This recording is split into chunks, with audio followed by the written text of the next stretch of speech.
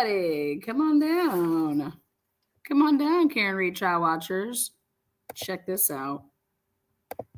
Tonight, the prosecution's final witness takes the stand. Could it be the most important one yet? I have no dog in this fight. I don't, quite frankly, care. What I'm doing is trying to do a good engineering job, which is looking at the data and drawing sound principles and sound conclusions from the data. An accident reconstruction expert goes over his findings. That impact did not break or crack that taillight. The takeaways on the injuries and the physical evidence found at the scene. Plus, the big moment stricken from the record. With a reasonable degree of scientific certainty, that is what happened. We go over that and more with our panel of experts. Canton Confidential, the Karen Reed murder trial, starts right now. They can't even get that right. That wasn't the part that was the worst about the worst. It was when he talked about the DNA. Good morning, everybody. Let's make sure, first of all, you guys get registered. We got 55 big ones for the opening bingo. $55. It was rolled over, no winner.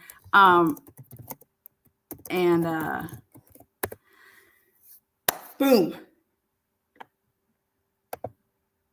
Let's just say you can't get it past one fast us. You can't get anything past us fast. You can't get past me fast. You shouldn't pass gas by me either. I will sniff it out and let the world know. What you want to do is get yourself a bingo card. It is so easy. Right now, you're going to go to the last live that we had yesterday. There's a link that's pinned. So I'm going to do it with you. So I go to my channel. Go to lives. The last live I did was day 21. If you click on that, boom, hear it. Then you go to the comment section, but you need to slide it over to get to the live chat replay section. When you click it over to go to the live chat replay section, wait, which part am I on? Oh, no. Don't go to that. Go to, oh boy, maybe I'm not able to do it because I'm the owner of the channel. We'll just fix it all.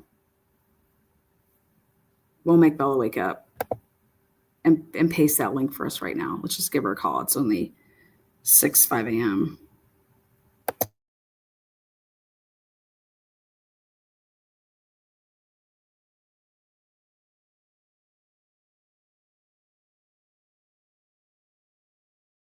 Epic fail. Epic fail.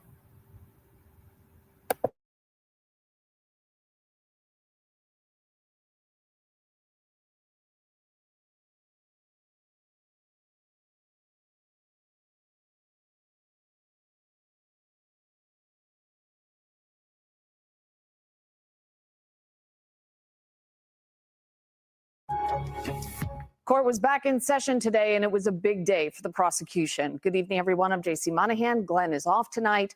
A crash reconstructionist went over his analysis of the data from Karen Reed's car and John O'Keefe's phone and gave his expert opinion on what happened the night John died. Let's get right out to Melody Mendez. She's joining us live from Norfolk Superior Court with the very latest on today's proceedings. Melody? Well, JC, you're absolutely right. That accident reconstructionist is a biomedical engineer. His name is Dr. Judson Welcher. He was on the stand all day today. He works for a company called Aperture. We've heard a lot about them before. One of his colleagues testified just last week. But here's the thing. Reed says he is the prosecution's final witness. Now, we can't confirm that because the attorneys for both sides are under a gag order in this case. But court certainly ended in a very interesting way today. Take a look. Dr. Judson Welcher began his work after the first trial ended in September of 2024, delving into the data from Karen Reed's SUV, John O'Keefe's iPhone, taking a visit to the scene at 34 Fairview Road, and even buying a Lexus SUV like Reed's to conduct testing. First, he acknowledged that there is no vehicle data that would show the impact of a pedestrian collision like this one. The Lexus is a 6,000-pound vehicle. Mr. O'Keefe's only 216 pounds. So it's not going to register. Today, Welcher focused on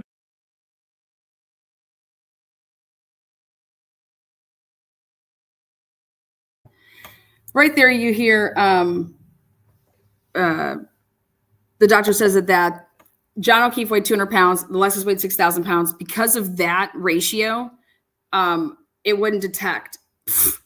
What? That's going to be highly contested. I promise you that. Right there, highly contested. It's going to come. Remember, Bev is not starting until 10 today. But we may be able, if they're going to talk to the lawyers and it's going to be on record, we'll go to that. But that's not expected to happen until 10. As far as having the jurors in the courtroom. So we're using this time to explain some stuff.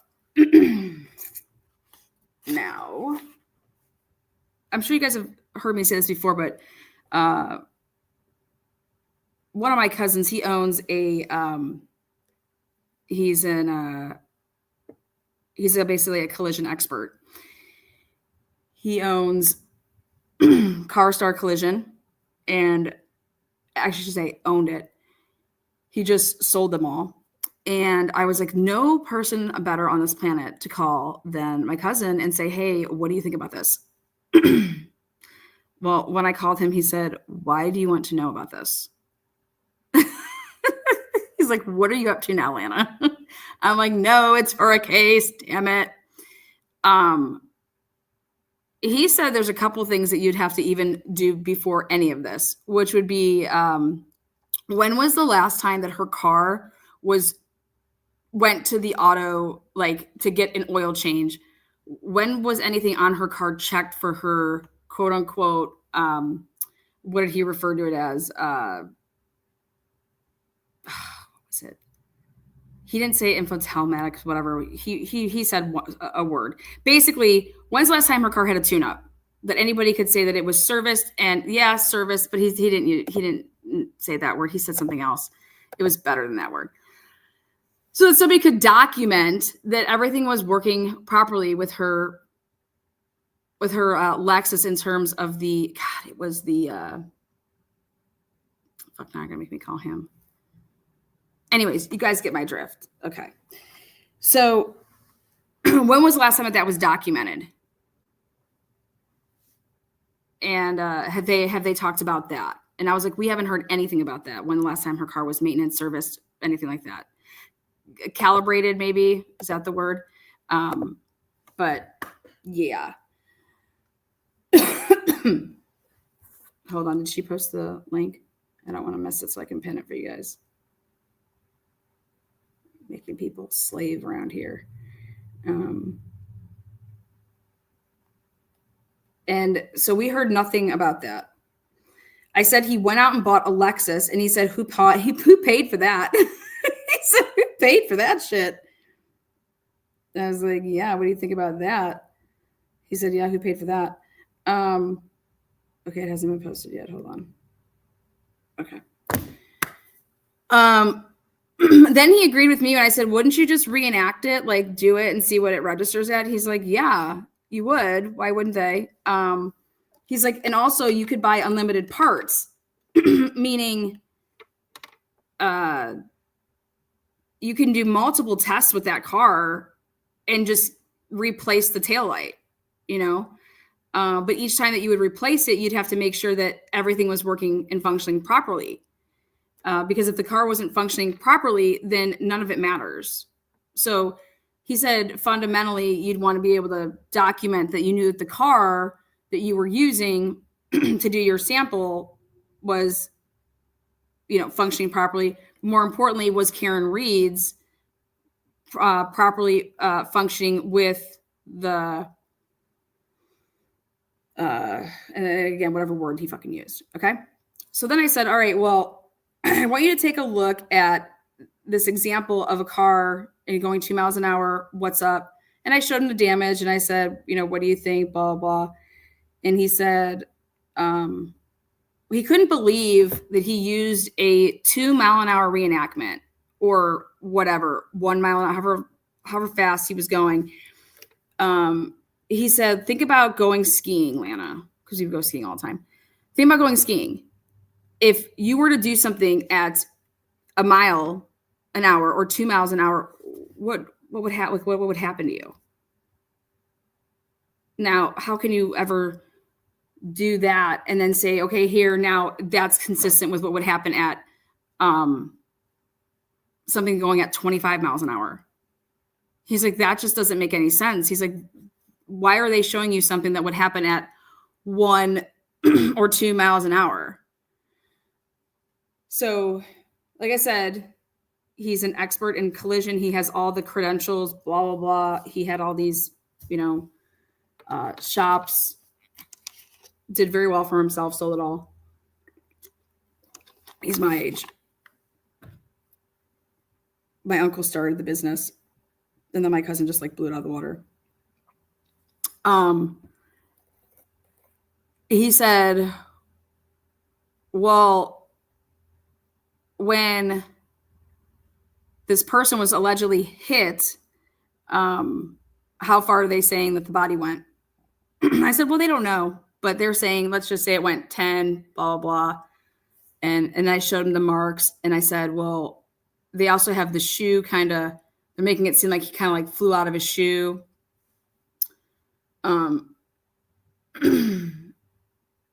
He said, interesting. And then he comes to the big one, and he's like, well,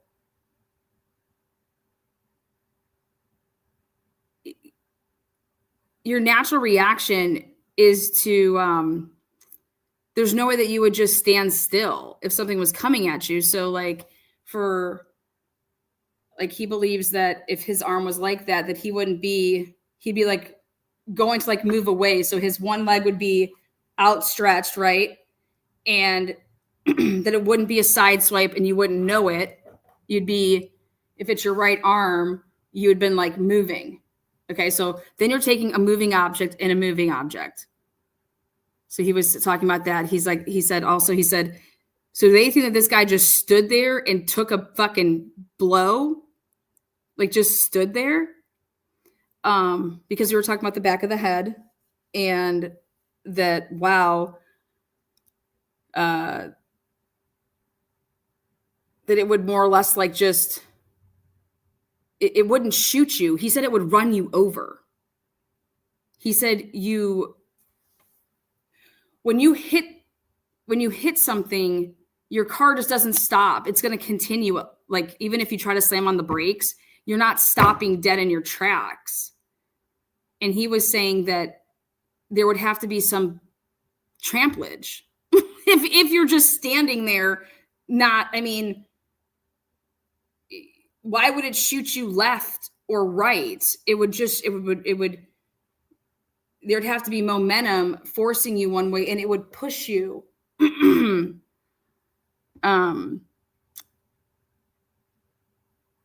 And then he said, but that doesn't account if you're actually facing on and you're moving like this and you get pushed, your hands are out.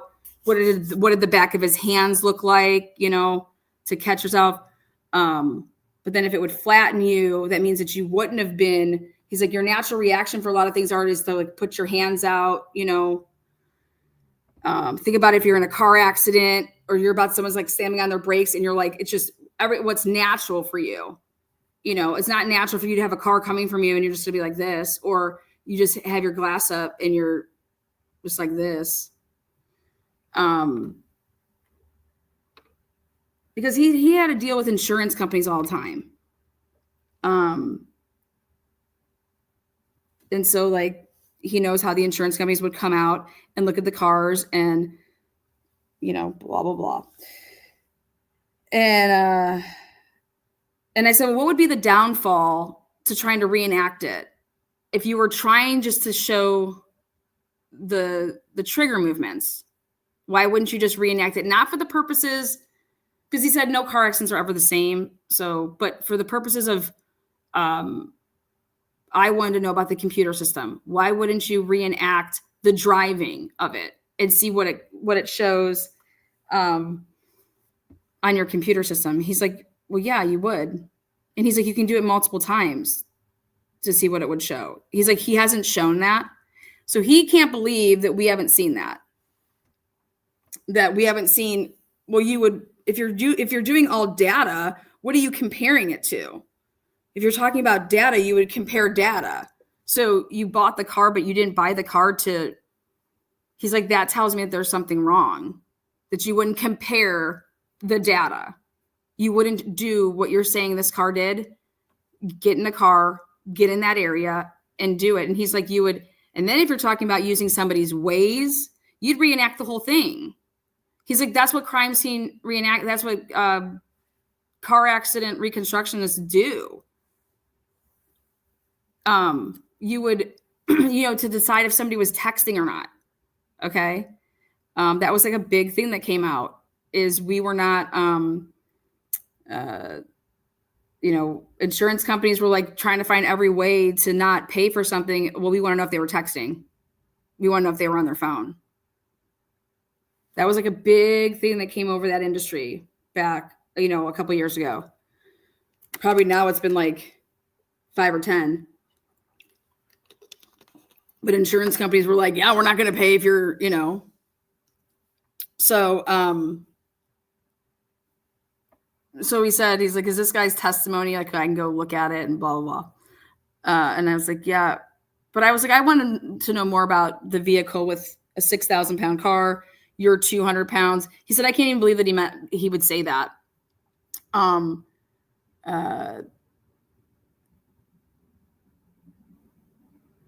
He said people can get ejected through, like if you're in a car crash, right? And you're in the driver's seat or you're in the passenger seat and you don't have your seatbelt on and you go through the windshield, like human going, through the windshield. He said, but there's reasons that happens too. When you're going to slam on your brakes, you're a human and you're going at the speed of the vehicle. And then you go to slam on your brakes, okay? And then you're going to continue on if there's nothing, if you don't have a seatbelt on, there's nothing stopping your speed, like your human speed. And then if you hit something, right? And that's either that's going to bust out or he's like, but you're a human in a vehicle that's going that fast. Just like if you were to jump out of a vehicle that was moving at 40 miles an hour, what's going to happen to you? You're going essentially 40 miles an hour. Like what the fuck? Like you can't, like you have to put it in perspective of all like life events when you would be going allegedly that fast. So here, John O'Keefe would be allegedly going no miles an hour. Karen Reed is, right? He said, well, did that girl have a seatbelt on? He's like, if she had a seatbelt on, when she would have slammed on her brakes, he's like, that seatbelt, that could have made a mark. He's like, did they ever check her? I would want to check. Did they ever check Karen Reed to see if she had a mark from the seatbelt, blasting him and she's slamming on her brakes, right? He's like, he's like, he wanted to know if she had a mark. I was like, that's interesting. No one's ever talked about that.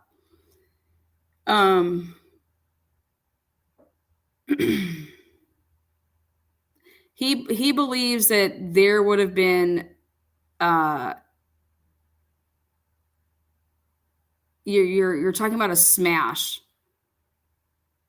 Something would have had to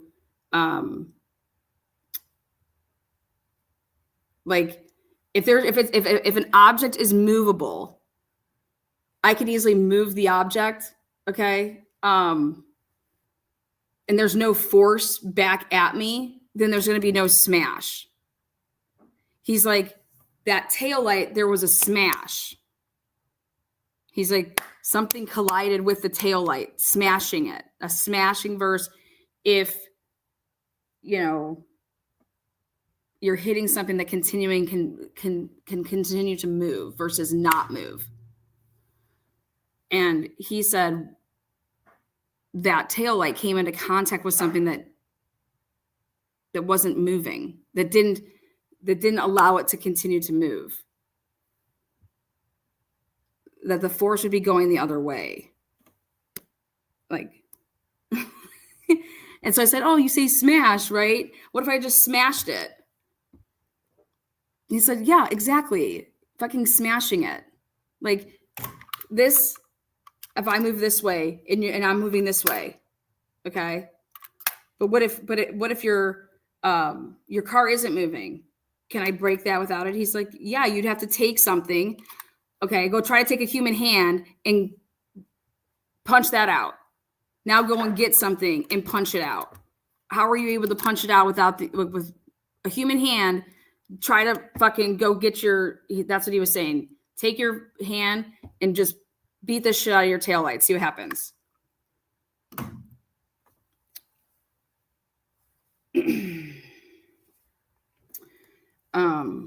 So we were going back and forth with, and he thinks that you'd want to replicate in, not on a street that's not the street. You want to replicate it right there. You want to back up. You want to do all those things. And if it's not to show the collision, it would be to show, if he wants to talk about data, then you're going to compare data. And so this brings me back to right here, Lana's amazing moment when I said, you guys, whoever went over to John O'Keefe's house, is why the Ring camera is all messed up. That was destructed between the time of Karen Reed coming back when Jen McCabe left it in the driveway versus it being in the garage. That vehicle was unattended to, and it was available to have anybody go there and smash it out. Because what this guy just testified to, that wasn't testified to in trial one. Now, mind you, these jurors have no idea because they weren't part of trial one, right? But they were just shown something that was not shown in trial one, which was that the backing up and hitting John O'Keefe's car didn't damage the taillight. But guess what that would mean? Ready? If it didn't damage the taillight, all right, and all of the people that said that they saw a damaged taillight, well, what damaged it? And you don't want people going back to that jury deliberating room thinking that that taillight couldn't have been damaged by backing up and hitting John O'Keefe, like something else would have had to happen. And then they're saying, well, yeah, she fucking hit him. You need to say no. Defense team needs to say no. Somebody went over there and hit out that taillight. You have to show that. You have to show that that's what gave them the damn idea, I think, is when she talked about that she backed up and hit John's car that morning. That's where they were like, oh my God, hey, Karen said this. What do you think about, going this route? And you have Gallagher going over there, but more importantly, ready for this?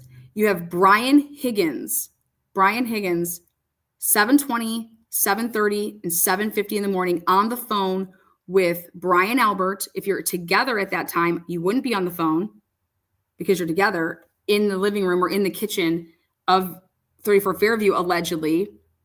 But here, they're on the phone. Where's Brian Higgins?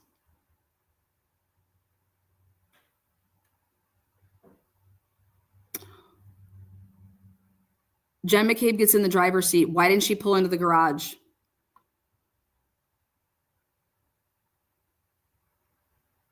They fucked with that phone. They fucked with that car between 5:45, like when they left to go looking for John, up until they took the wellness check to get over there to be able to put that on camera.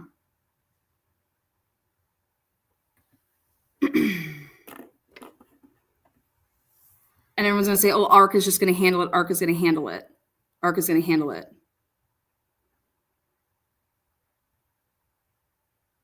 ARC is going to handle, okay.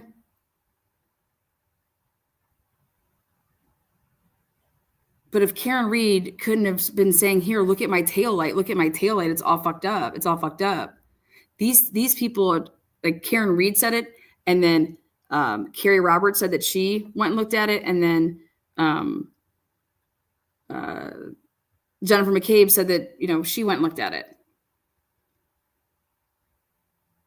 But there was no damage there, allegedly, right? From this guy that came out and said there's no damage there. Based on the height, based on this, we did this. That's not where it would have even hit.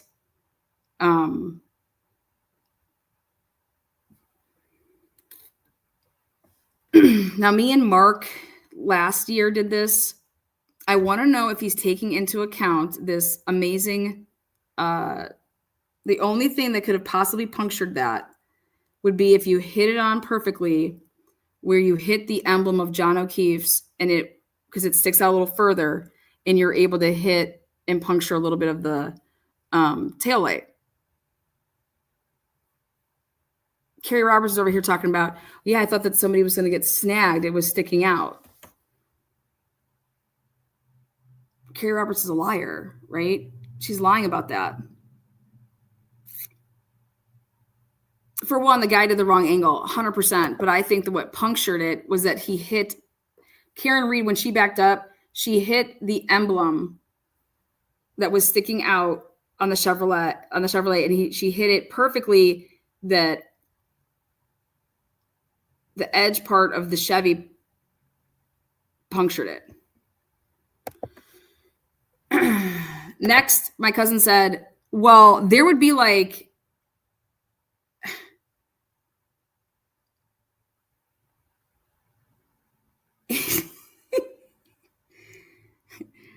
he said there would be, he's like, I don't want to be graphic or whatever, but he's like, there could be like flesh on that. There'd be like flesh on parts that you would expect to find. There could be like flesh, like skin tissue or blood. What emblem? The Chevy emblem on the back of the Traverse.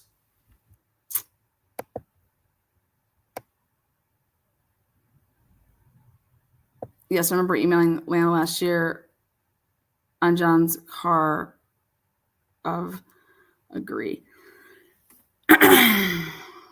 So also, I cannot wait for cross-examination. John's car was buffed out. John's car was completely, look at it, just went through like 7 layers of wax, and I mean, absurd. What's up, Willie? What's up? 2 trigger events in the SUV's data: a 3-point turn made before Reed arrived at the home on Fairview Road, and a second trigger event reversing outside Fairview. An approximate match, he says, for when O'Keefe's cell phone locked for the final time. He also testified that Reed's SUV did make contact with O'Keefe's SUV when she was pulling out of the driveway on Meadows Ave, but says that impact did not break or crack that taillight. He also studied O'Keefe's injuries, even trying to recreate the alleged contact by dressing like O'Keefe and having a car drive into him with grease paint on the taillight, leaving markings on his arm. The location and orientation of the laceration on John O'Keefe's right forearm and arm are consistent with the geometry and orientation of the right taillight. All culminating. And then finally, my cousin said, well, unless that had spikes, he said, there's no, like, the braking happens after the fact. Like, your arm, if that was if you're even trying to say that your arm, the inside of the light is what caused it, not the outside. It's when after it would have broke, that arm, with what they're saying, was exposed to the outside of, or the inside of the light area. So his arm would have had to come in contact with an already broken taillight for that to have happened. Am I being clear with that? Like, not a smooth surface like that. The taillight would have already had to been shattered. because you guys saw how they were trying to line up the interior of the taillight. With this moment on the stand. I've inspected the Lexus. I've looked at where it wasn't damaged. I've inspected the taillight. I got an exemplar Lexus. I ran. My cousin said that you wouldn't need to go get an exemplar Lexus, okay, to do what he did. You would need measurements. And so if you didn't go and get the Lexus for the purposes to replicate the data that's basically inside of the car, like your computer system, he said, then that doesn't make any sense. He's like, you wouldn't go get the Lexus to replicate that. The reason you would go get the Lexus is to look at the data inside and do what you're saying happened, and then look and see what the data on your exemplar Lexus showed you. You wouldn't do it like this. This is not how you would do it. He said, if this was allowed, he's like, I mean, can you imagine insurance companies just go out there and do this and send this into your insurance company when you hit a car, okay, in a parking lot at the grocery store? Just go fucking do this shit and send it in. Oh, it's all legit here.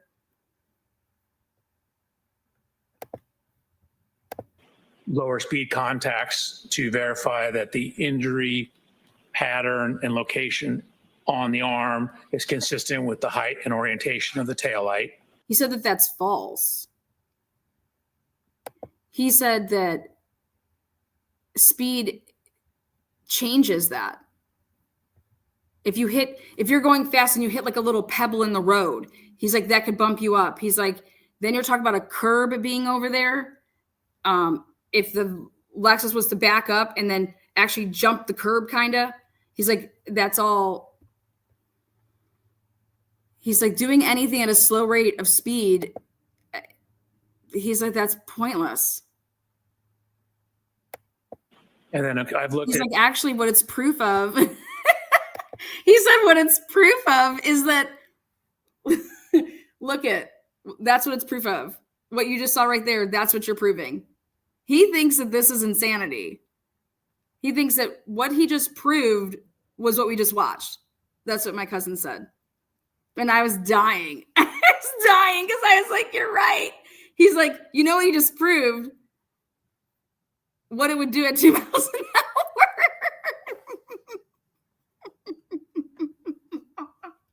We were busting up, man. It misreads interviews as well. Based on all the Misreads interviews aren't evidence. Misreads interviews aren't evidence. Sorry, but they're just not. You know, it's not evidence. evidence you considered, could you share with the jury what your opinion is to a reasonable degree of engineering certainty about whether the defendant's Lexus struck Mr. O'Keefe? Yes, based on the totality of the evidence, DNA, everything I talked about, Right there. that is consistent with that happening with a reasonable degree of scientific certainty. DNA. Couldn't believe he said that. Couldn't believe he said the word DNA. And I think Alessi couldn't believe it. I think Alessi was like shocked. That is what happened. So I'm going to strike that. I'm going to see counsel set up for this. All right, so you heard him say there, that is what happened. I cannot believe that they're playing. Listen to how fucked up the news is. I'm going to go off here. Earmuffs, young ones. This was struck from the record. And look at what Channel 10 is playing for the world to see. The struck part of the testimony. Are you kidding me? This is propaganda. This is absurd that you're going to play this, which is holy shit. This is struck from the record. It's the jury is to not concern themselves with this, to disregard it, ask for jury instruction on it. Okay. And this is the part that Boston 10 puts in their segment here. They just played inadmissible evidence, inadmissible testimony. Are you kidding me? And people watch this shit. That's why you got to come over here and watch the trial, or go to Andrea Burkhart anywhere but motherfucking here at channel Boston 10. This should be gone off the airways. I mean, unbelievable. And then she doesn't even say anything about it. She doesn't even know about it. She's just here to stand out in front of this court on the side of the corner of the road, where I don't know if they want us to, that's not the courthouse right behind you. Maybe that is actually, it's the side. Woo! Yeah, you're more credible because you're standing outside the courthouse. You ain't shit. That moment on the stand, that testimony is now at the center of some very heated debate. So you heard the defense object immediately, and you heard Alan Jackson didn't object immediately. That statement, that moment on the stand, that testimony is now at the center of some very heated debate. So you heard the defense object immediately, and you heard Judge Beverly Canoni immediately sustain the objection and then strike that from. Then why are you playing it? The record, JC, Sue, that was an integral moment in the courtroom today. Why are you playing it? They actually ended the day, Sue, you and I were talking about this at length. They ended the day at sidebar with attorneys for both sides arguing over whether that expert can even make a statement like that on the stand. No, it's not that statement. That statement he couldn't make. Obviously, it was sustained. It was, wow. Who do they put in here?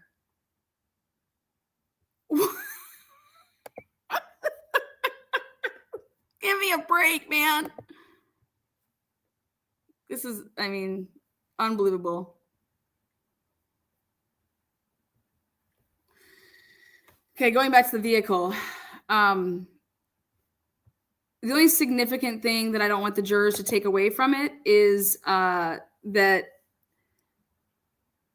to think that John O'Keefe or Karen's vehicle, I'm sorry, but you show me that they went over to that house or had opportunity and that the ring camera was destroyed because they busted out the taillight, and you show me that time frame again, and then you put in the fact that Gallagher went there, at 7:00. Why are you going to One Meadows? That Higgins is unaccounted for because he's on the phone with Brian Albert, and if you're at the house, why would you be on the phone with him at 7:20, 7:30, and 7:50? Where's Matt McCabe? Okay. I want the jury to hear that. I want the jury to know that it was Jennifer McCabe that did not pull the car in Karen's SUV into the garage. Anybody would have in a storm. Why aren't you pulling into the garage? Why are you leaving the vehicle out there? Especially if Carrie Roberts is going to drive. Jennifer McCabe left the vehicle out in the driveway on purpose. You want to show that. Proctor came in to clean up and cover for the fuckers. Okay. He obtained pieces from people to plant. I'm telling you. I am telling you. Because this was done this early on. These people better be recalled. Oh, good. We're going to have our thing. Okay, here, let's pin it. Pin it. I'm pinning it. All right, this is where you get your card at. Woo, woo. We have card time. All right, card time. So you go right to, let's see, live chat, pin. There it is, pin. All right. Go there, click on the link. It's going to come right up with creating your bingo card. Put your name of your screen name here where it asks for the name. Then, boom, it just created you a card. Take a screenshot of that. Then register your card at the Mind Challenge just by sending the screenshot. This registers you. And then we Cash App you $55 to the winner right here. It's a double bingo. First one to get double bingo gets Cash App the $55. The money has rolled over. And then there you go.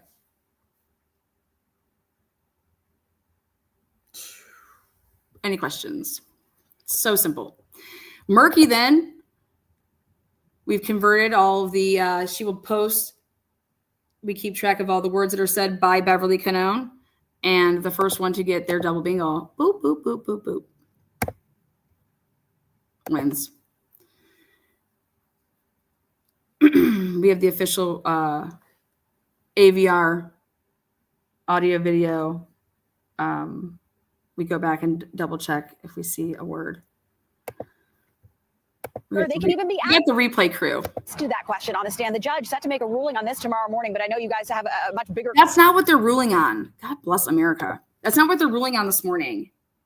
It's a bad link. The link won't open. Wait, what?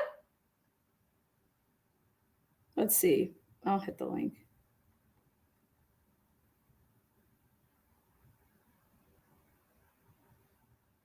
Oh. It is a bad link. Can you repost? Let me check. All right, we're fixing it right now. Sorry. Hang tight. You have to clear your cards. Clear your cards. Clear, clear, clear.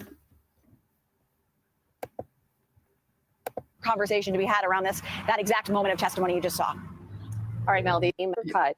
The data leads to the fact that Karen Reed's SUV hit John O'Keefe at that time and that night. Was there any reaction in the courtroom? So, JC, the jury doesn't know what they don't know about the law, and having the question asked twice in two different ways, having it objected to and sustained and then struck, and then having the sidebar, you know, this was supposed to be the prosecution's big moment. As you said, bringing it all together, all the questions, all the witnesses that the jury has seen, all the evidence that they're going to consider and saying, here it is tied up in a bow. Here's what happened. But the afternoon was start and stop and start and stop because Robert Alessi for the defense, he was up and down like a jack in the box.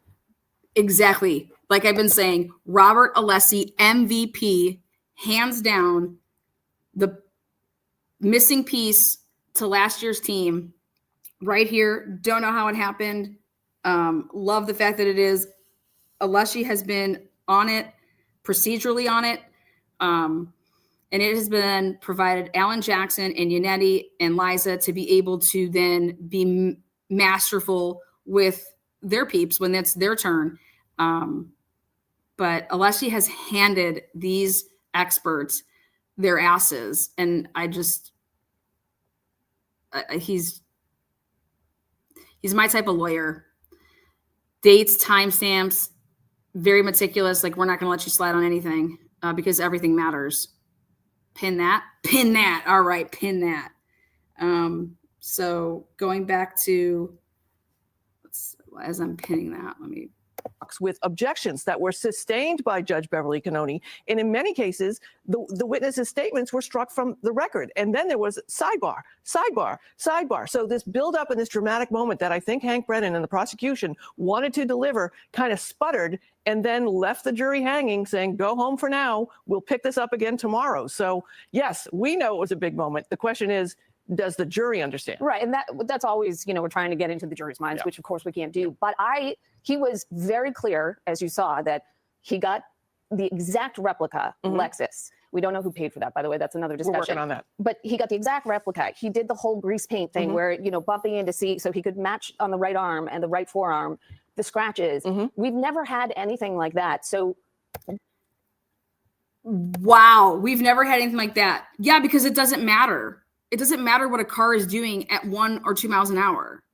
And more importantly, he bought the Lexus. You can do that with any vehicle.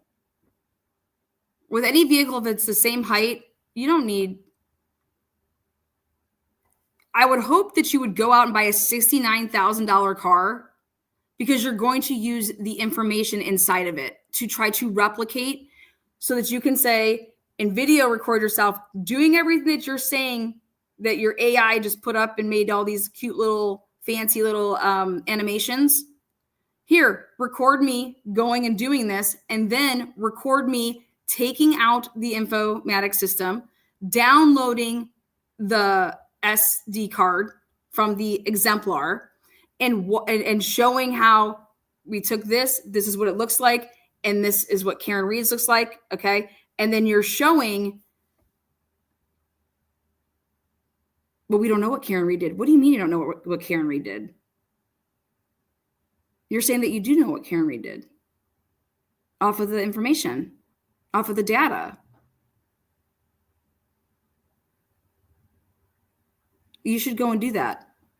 Isn't that what you would do? Isn't that how you would show that the data is accurate? And then put a crash dummy, stand him up, and run into his ass at 24 miles an hour, like you're saying. And let's see, and put a glass in his hand, and let's see what happens.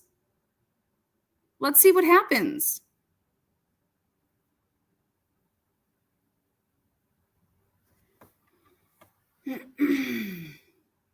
I mean, the prosecution isn't supposed to have a narrative. The prosecution is supposed to be out to prosecute for the truth.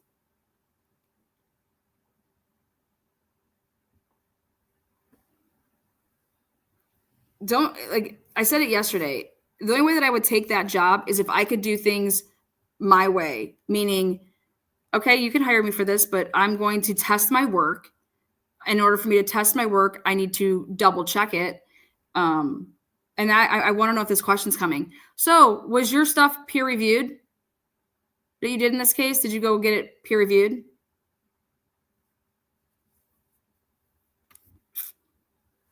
Why didn't you paid $69,000 for a car. Why didn't you pay a couple $1,000 for, I talked to Scott Roeder. They have sick ass, like human exemplars. Okay. That you can make into wild shit and have really wild lifelike crap. And have him standing up like that, put a glass in his hands and run into him. And it's not, I don't want you to do it for the markings. Okay. I want it for the data because you're here to testify to the data. So could you replicate the data? And you're going to tell me we watched all of this shit and then you didn't do what your little AI crap is, animations are telling you. You didn't then go replicate it and then pull out the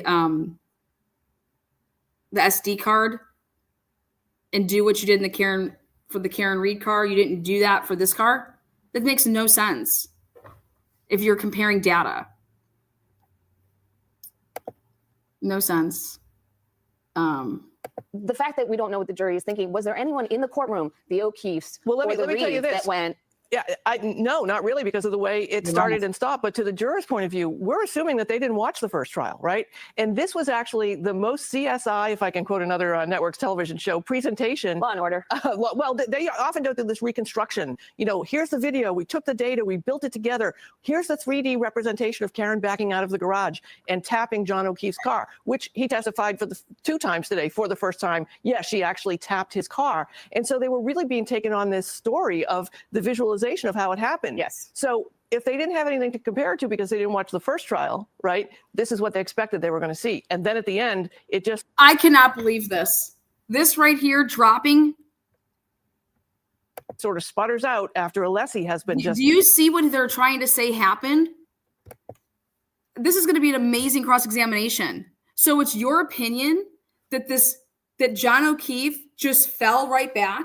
Because this is what my cousin was getting into. My cousin got into the fact that, Lana, you cannot stop that car on a dime. Okay? And if he falls back like that, you're going to run over him. You're going to run over that man. You cannot. So you think just what? Oh, she hit him and the car just stopped like that? That's what you guys think? No. And you could do that 100 times. You're never going to replicate that because it's not going to happen. My cousin said that's never going to happen. Okay. And if you think that he just fell back like that, okay, her car would have went over him. Okay. And he's underneath it to the point that she would have been past him. Okay. And he would have been, so then you're saying that he's in the street. He didn't fly anywhere. He'd be right there. You're not able to stop that Lexus right when you made contact with him. Oh, but it was a side swipe. He said a side swipe that's not a replica of a side swipe when you're having a dummy that you're holding like this and you just drop backwards. He's like, that's not a side swipe. He said this would never, He said this wouldn't even hold up in insurance court.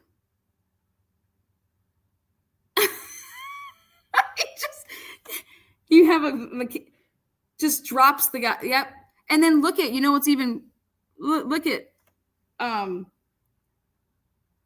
his shoulders. What was it? Your delts or thighs.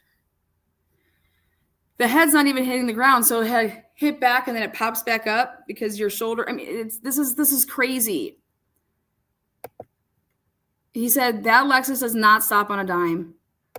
Very in a friendly and nice way, saying, Your Honor, I object to this. And Right. Beverly Canoni immediately sustaining it. So it was an odd day because knowing what we know. He said for all the data that they're showing, you'd want the SD. So hopefully, because Brennan said, this is our last witness. Brennan said there was one other part that he's going to talk about. And I don't know if it's going to be the fact that you took the SD card out of this and did it have the same triggers. But otherwise, you can't compare the data, and that's what you're supposed to be doing. I thought you got an exemplar. What did you get an exemplar for? To put blue paint on it? That's what you bought a $69,000 car for? I said it yesterday. I said, why wouldn't you just ask Lexus to use one of their Lexus dealerships have those what are they called? Courtesy cars. Okay. Nobody would have to go pay no $69,000 to do what they did. You'd work out a deal with Lexus to say, hey, this is what we need to do. Are you willing to let us just use your car to do this? Nothing happened to it. And you would save yourself how much money? I don't know, close to what, 55? Here, give Lexus $5,000 to use one of their vehicles that you're going to put what, 5 miles on?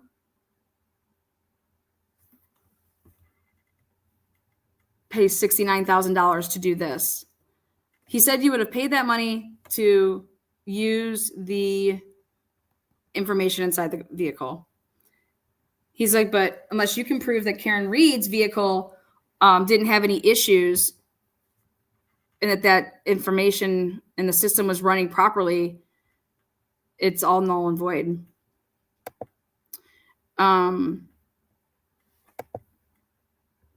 Here's the big moment, but the jurors all paying attention, all attentive, all but that one guy taking notes very aggressively. I'm sure they're going to put it all together, but I don't know if it landed the way that it landed for us or that it landed for people who are watching the trial. How did it land for Here's you? how Karen Reed reacted to today's testimony. This is what she said outside court.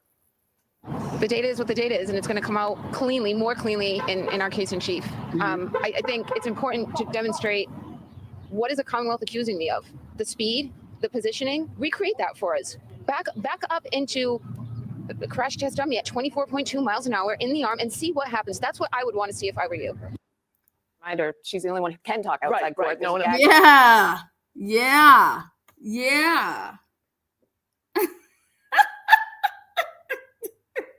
Exactly. Showing what we saw is what we saw. 2 mile an hour. Not even 1 mile an hour. A guy has paint on a Lexus and he stands there like this and he moves like this. Well, my cousin, who I'm going to put a lot more stock into, who does collisions like every single day, morning and night, he said, you put your hands out. He said, everybody puts their hands out. He's like, you're putting your hands out when you're about to get in a car accident. Something's being thrown at you. You don't like, he's like, if anything, he's like, what about in here? Like, and then he said, your body would be twisted then, and you're falling on your side then. Like, what do you, oh, I'm like this. It's insanity. That's insane. Come on, man. Come on, Bev. Come on. Anyways, I don't know what they're talking about as far as what we know or what we saw or how we felt that hit. The only thing that I say is the 12:32 and 4 seconds to 12 seconds. I care more about his phone never moving again. And that to me is his phone never moves again. How's that possible? What does that mean? What are the possibilities? And the defense needs to hit on that. But we saw a reenactment of a guy in a parking lot at 1 or 2 miles an hour with a painted Lexus that you paid $69,000 for, but you're not going to look at the informatics system to see if you could actually replicate, and then it would be a trigger point with a 3-point turn. And then when you're saying it replicate her shit, pull then the exemplar data out and look and see if it matches. That's what I thought that they did. Unbelievable that they did not. Who pays $69,000 for that? That's how, I mean, wow. Yes, Lana, it's a double bingo. Again, one winner for $55. Yep. And it is, you can only use the free spot one time. So we're going to go on over to the courtroom. Let's see if Bev is up and at 'em.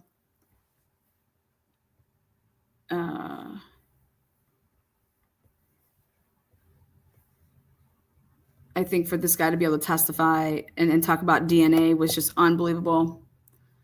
That was just so unprofessional. And that was like a fuck you moment is what I think he did that on purpose.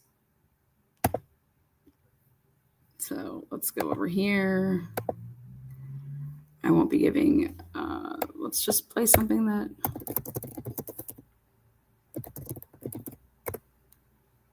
We're going to go with Court TV.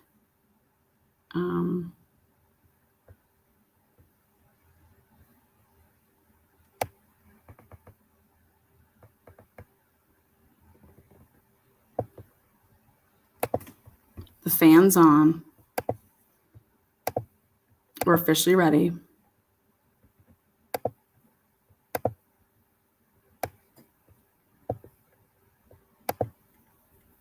There we go.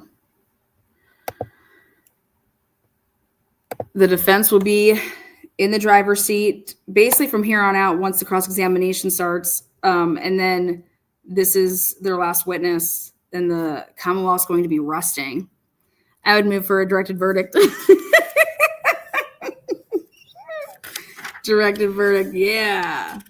Yeah.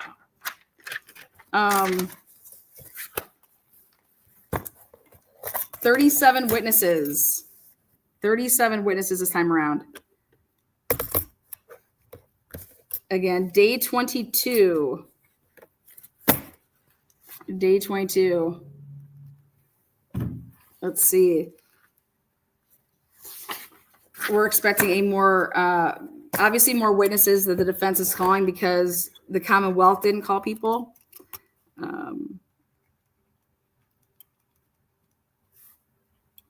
Wednesday, all day today.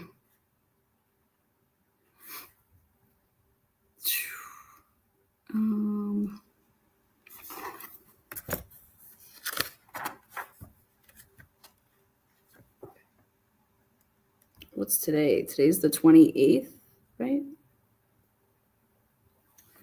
Wow.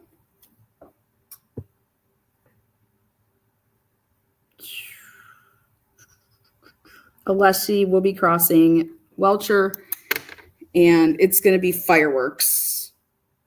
I'm expecting Seraph, Mulaney, Good, Lank. Those four.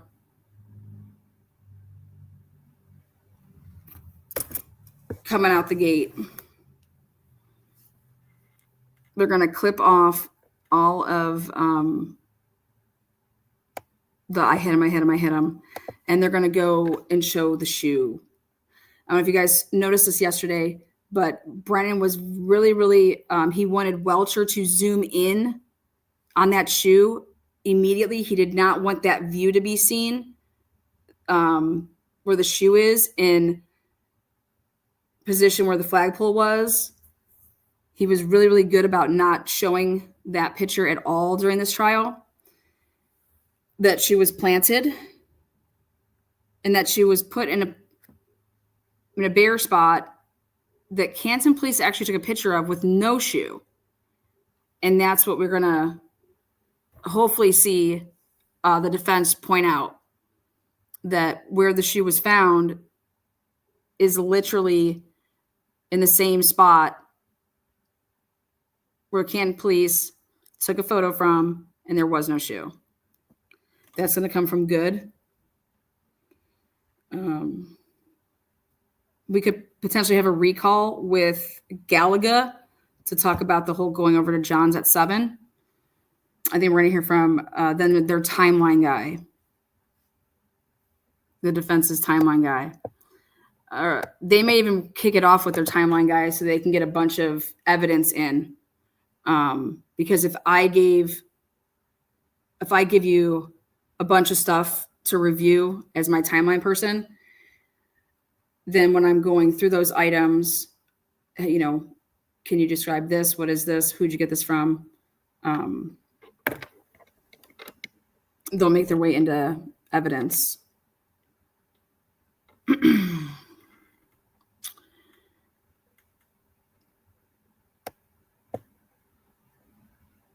Do I think that they will call Proctor? Yes. Yes, I do. They said his name more than 15 times in opening. Yes, they have to. They have to. Do I think it'll be as long as it was the last time? No.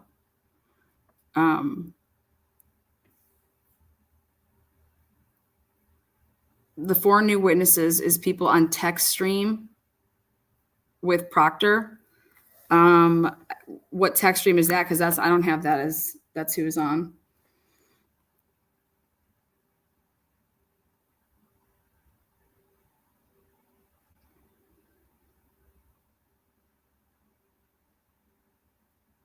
I don't know why they'd be calling those people. Unless they have reason to believe that Proctor is going to be pleading the 5th.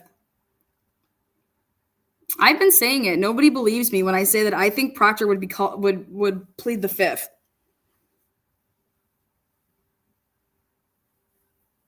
Which would make sense then, and that's why they have to put those people on, because then they can ask those people about the text messages.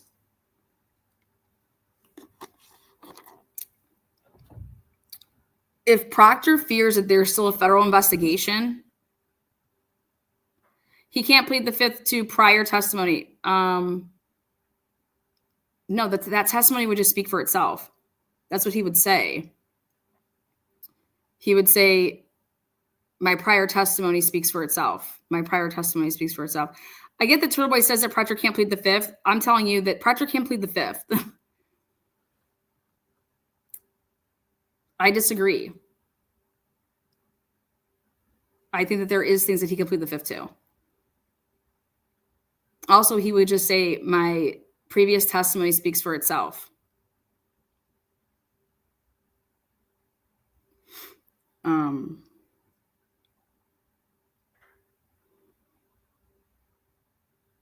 If he has reason to believe that the FBI and the federal investigation is not over, also, if he has reason to believe that he could come up on charges, if they're going to ask him anything to do with like other cases, or has he done this before, like stuff like that.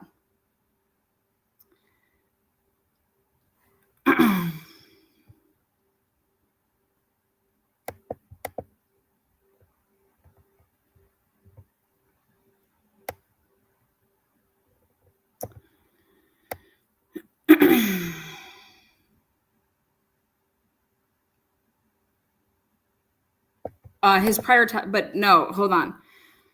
When he says my prior testimony, they can use his prior testimony. Like they'll be able to use transcripts. So he's going to try, they're going to try everything that they can. He's not going to sit up there and just, yes, I I don't follow it religiously, but I've been reading up on stuff because of the parallel detectives. Somebody asked me about the Brian Walsh case or whatever.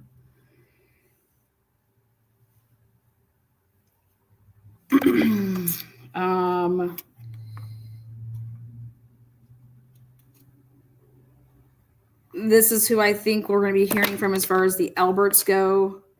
Brian Albert, they're going to call. Caitlin Albert.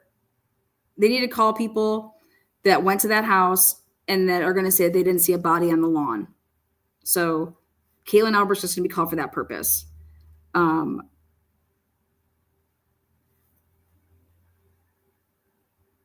Obviously, Nicole Albert's going to be called for the purpose of Chloe, to acknowledge that her sister had called her. I think they're going to even ask some questions like, Brian wasn't home, was he? That's what I would go with.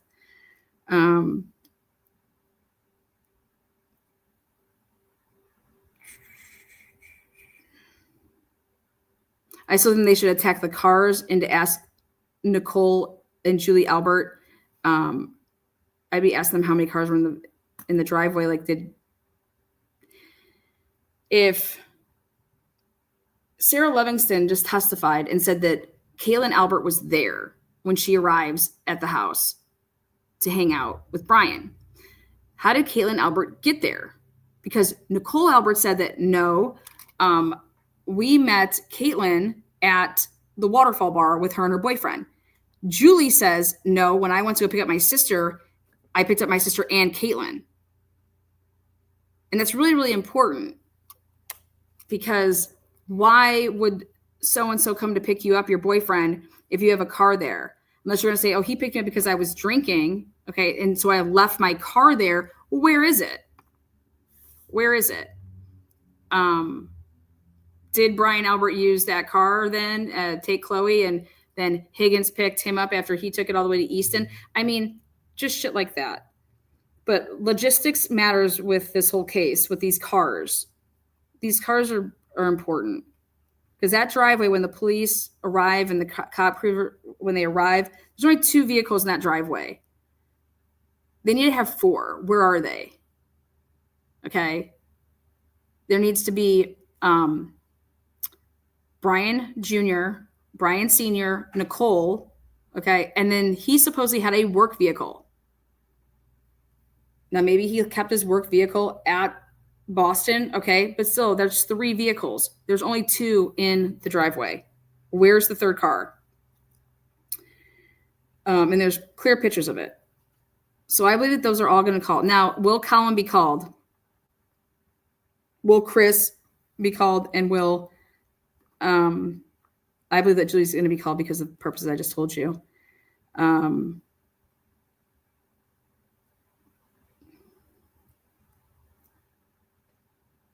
think the answer to all of that is yes, that all those people are going to be called. I'm looking at the defense only witnesses here. I think that for the first time, you're going to hear from Kevin Albert from the Canton Police Department. I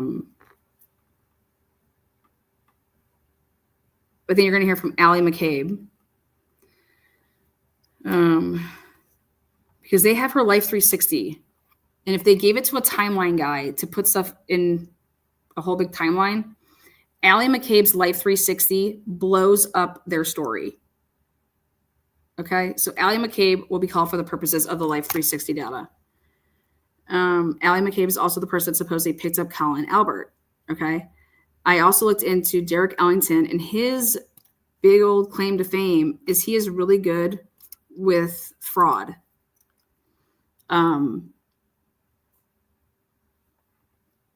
Sniffing out the fraud that happened in this case, which was presenting screenshots. Screenshots. Can you fucking believe it? Of all things, screenshots. I believe that you're going to hear from Nicole Keelis to talk about how lovey-dovey Karen and John were, and Karina walked out with them and witnessed like where everybody was situated in vehicles to leave to go head over to allegedly 34 Fairview. Maybe Nicole Keelis has also heard other names being tossed around, like going over to Oakdale. Obviously, I think they're going to call Lucky. They're going to call Tristan Morris. Anybody that went over that house, they're going to call Julie. They're going to call Richie, who was actually driving the truck for the Nagels. We want all these people saying they did not see a body on the lawn. And they're going to be like quicker, but you have to have all those people. It's a huge part of your defense. Is that all of these people that came to that property and left, no, not a single one of them saw a body on the lawn. Also, the big testimony that you're going to get is from Richie, the driver of the truck with the Nagel and the Maxon girl. He is going to testify that nobody waved him on, or that he didn't let somebody go, and that he tailgated into the property or onto the street of Fairview, the Lexus. Richie's testimony from last trial was no, nobody was there and flashed their lights at me to go, or that I flashed my lights at them to let them go. That never happened. When I just turned on and came up to the house, and there was an SUV that was already parked, which is huge for the defense, because the Maxton / Ryan Nagel version is we would have seen if John got out of the car and walked in, because we were tailgating in and right behind them on Fairview, and we didn't see anybody get out of that SUV. Here, Richie's going to say, we didn't tailgate anybody into anywhere. When I came up Cedar Crest, I just turned left, and here's the street, or, we're on the street, and then I pull up and there's an SUV. And then that's going to, the defense is going to show that, okay, so you wouldn't have been able to know if somebody got out of the vehicle and went into the house, right? Because you didn't get there when that SUV arrived. And he's going to say, yeah, correct. No, we didn't get there when that SUV arrived. That SUV was already there. And when you arrived, there wasn't a Jeep, right? There wasn't anything blocking you, right? No, there wasn't a Jeep. Where's the fucking Jeep? Where's Higgins' Jeep? And then when you left, he's going to say that there was only the one person in the car.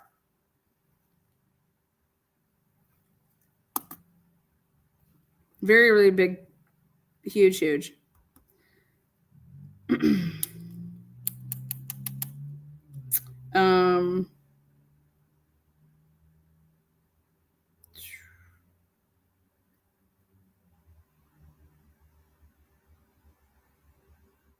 I think they're going to call Steve Nelson to the stand, and they're going to ask Mr. Nelson, how many times did you meet with all of these people? Because he's the victim's advocate, and it's just a matter of what he's allowed to testify to. I think Jen McCabe's getting recalled. Matt McCabe, fucking hello. That's what I'm here for. I'm here for the Fatty Matty show. I cannot wait for Matt McCabe to grace us with his presence.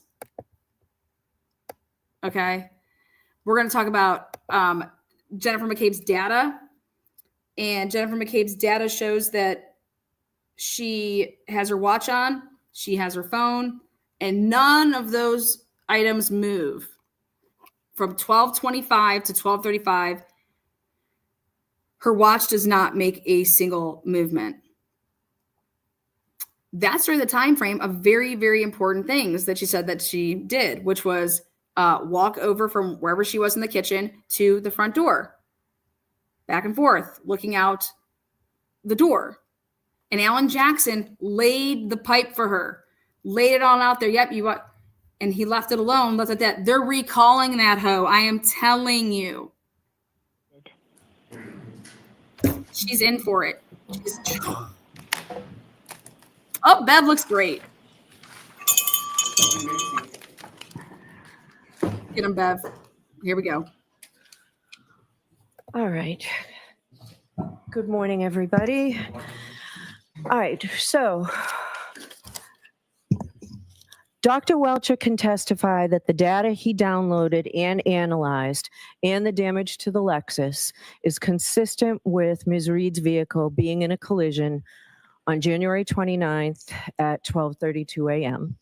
because he's a qualified expert and his opinion is based on reliable methodology appropriately applied. In addition, Dr. Welcher can testify that Mr. O'Keefe's injuries are consistent with his having been struck by a Lexus that is physically identical to Ms. Reed's Lexus, because this opinion is based upon, among other things, his experimental work that came into evidence without objection as to scientific methodology and application. However, he may not testify that Ms. Reed's Lexus collided with Mr. O'Keefe because that conclusion is not based on the application of reliable scientific methodology. The problem here is not that the opinion concerns the ultimate issue, because in Massachusetts, that's not a bar to admissibility. Rather, it is that Dr. Welcher, the expert, is drawing an inference based upon more than scientific method. His opinions set the stage for argument and a permissible inference to be drawn by jurors through the application of their sound judgment to the opinions that they find credible.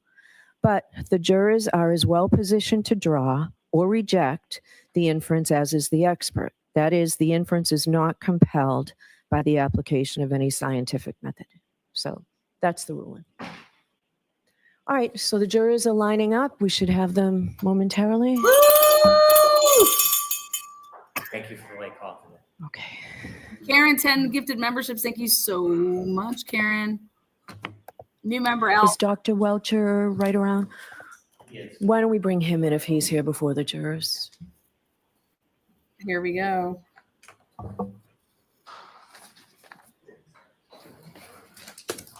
I love this name, Scott.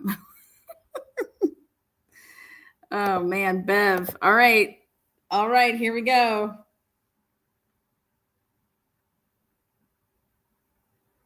This is a lot of the case right here, guys. This is very, very big cross-examination that's coming up. I think Hank's going to ask a couple last questions here, and then it's going to be version. We provided a copy to the defense. Go time. With all the redactions. Okay. The Are you in agreement with this, Mr. Alessi? I haven't gone through it, but I have no reason to believe that I wouldn't be in agreement. So Okay. I can just go away with anything else.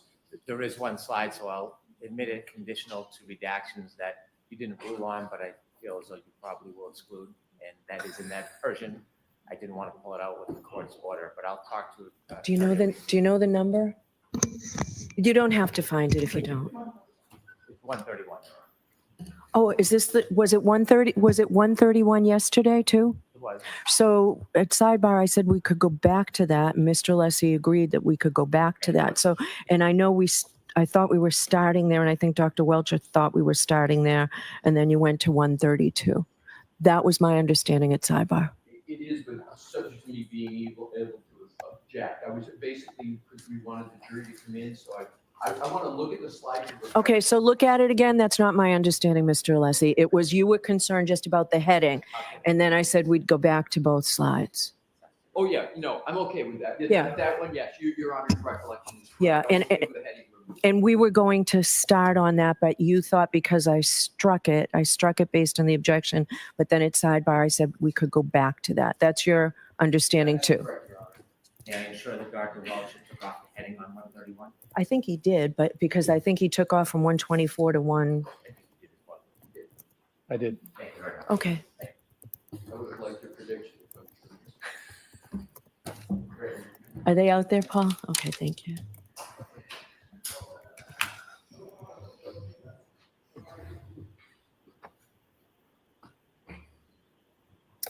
Yes, the SD card, guys, where the information is stored, the SD card. We want to know the chain of custody on this SD card.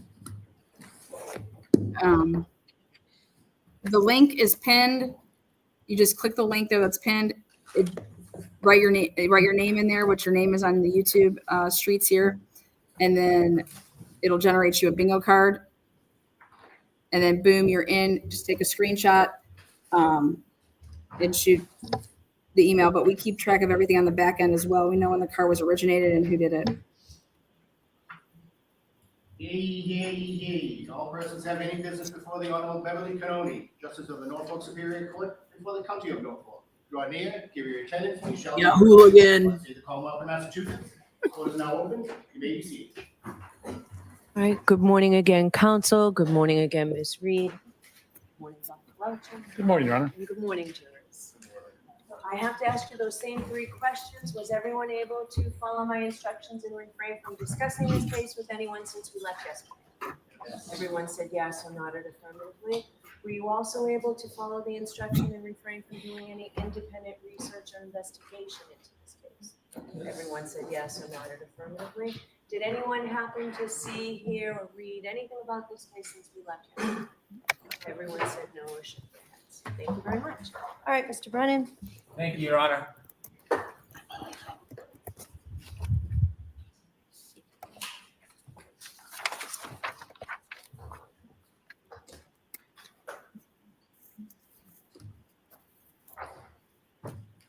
Morning, Dr. Welcher. Good morning. When we left off yesterday, I was asking you about some of your opinions. I'm going to ask you those questions again, but before we do, I'm going to ask you 2 other questions. The first is I'd ask you to turn to your PowerPoint, slide 110.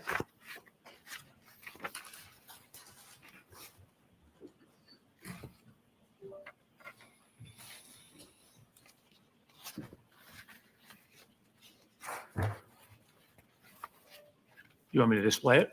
Please. I'm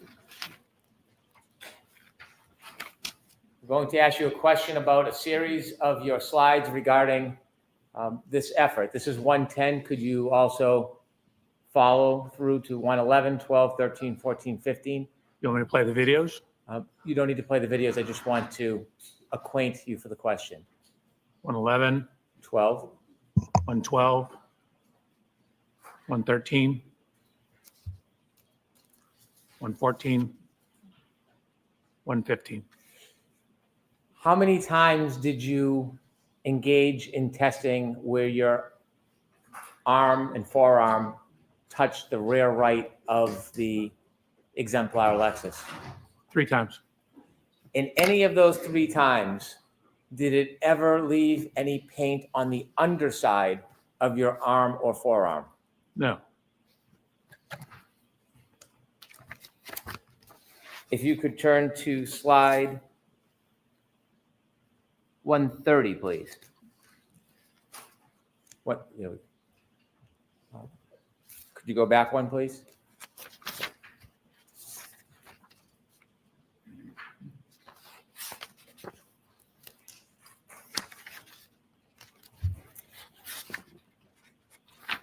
Perhaps it's 131, Dr. Welcher. There we go. Could you explain the significance of this slide, please?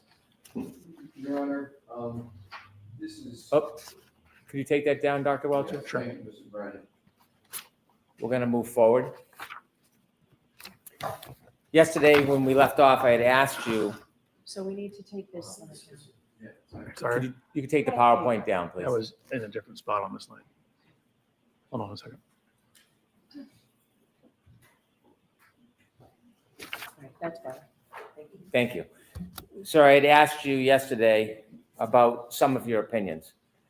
I want to ask you about some of your opinions relative to that last effort that you made regarding testing between the Lexus and your arm. Correct. You had mentioned earlier on in your testimony that you reviewed a number of pieces of information and offered that you relied on some of those pieces for your opinion. Can you share with us, for this part of your analysis, what pieces of evidence or information did you rely on for the opinions I'm going to ask you? Relative to the testing on the arm contact on the taillight? Yes. So it was the physical evidence at the scene, the photographs of Miss Reed's vehicle, to a certain extent, my analysis of the Ring doorbell and the One Meadows event, the nature and Your Honor, pardon my interruption. I just want to know if you're reading from something or not reading. Looks like he's counting on his fingers. Are you reading from something? No, I am counting on my fingers. Okay, thank you. So I am counting on my fingers. The Ring video doorbell, Mr. O'Keefe's height the type of shoes he's wearing, because I need the same type of shoes, my exemplar inspection, where I matched up the heights, the locations of the lacerations, and then the text stream data as well.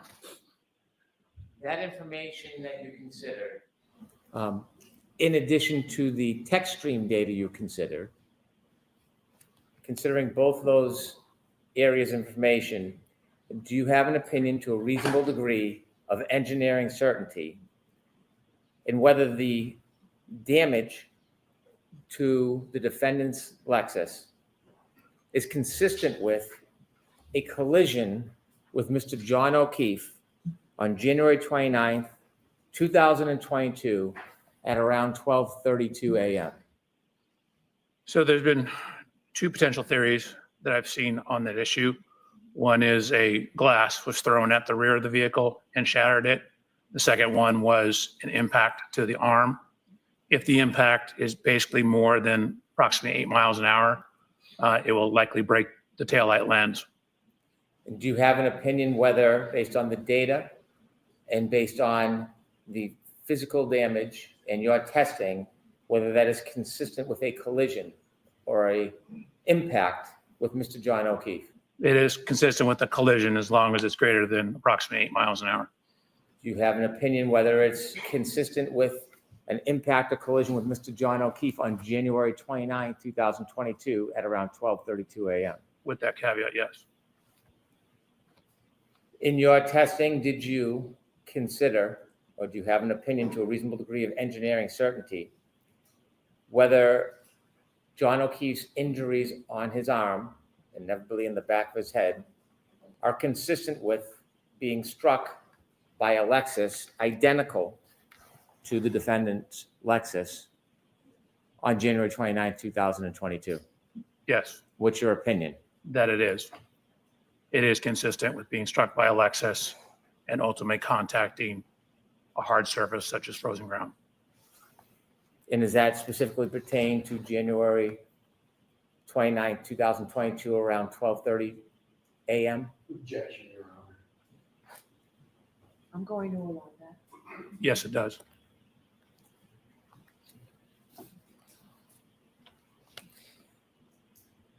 To finish, I'd like to ask you a few more questions. You've written some papers on side swipe collisions or clipping. Can you describe for the jury and explain what a side swipe collision is or a clipping and how that may or may not differ from a direct hit on a pedestrian impact? Sure. So what generally differentiates, say, side swipes or clipping contacts compared to, say, an inline impact or, say, a T-bone impact is what refers to that the object that you're hitting isn't accelerated up to the speed of the object that's coming in. So, for example, if I rear end a car, that car will be accelerated up as a result of the contact, and they reach what's called common velocity, and then they separate. And so in a glancing hit, you can have a glancing hit and you don't have what's called complete momentum transfer, meaning the momentum from the car, because it's a glancing hit, doesn't completely transfer to the object being struck. For example, you can drive down the road at 100 miles an hour and clip the mirror of a parked car and you'll break the mirror off, but you're not going to go from 100 to 0 instantaneously. You're just going to keep going because you don't have all that momentum transfer. So when you have glancing contacts, you can have much higher speeds without a lot of damage to the car because you're only in momentary contact and it's a glancing type hit. You mentioned about potential damage to a car. How about potential damage to the pedestrian? It's the same thing. So when you have a glancing hit to a pedestrian, this is referred to as a fender vault.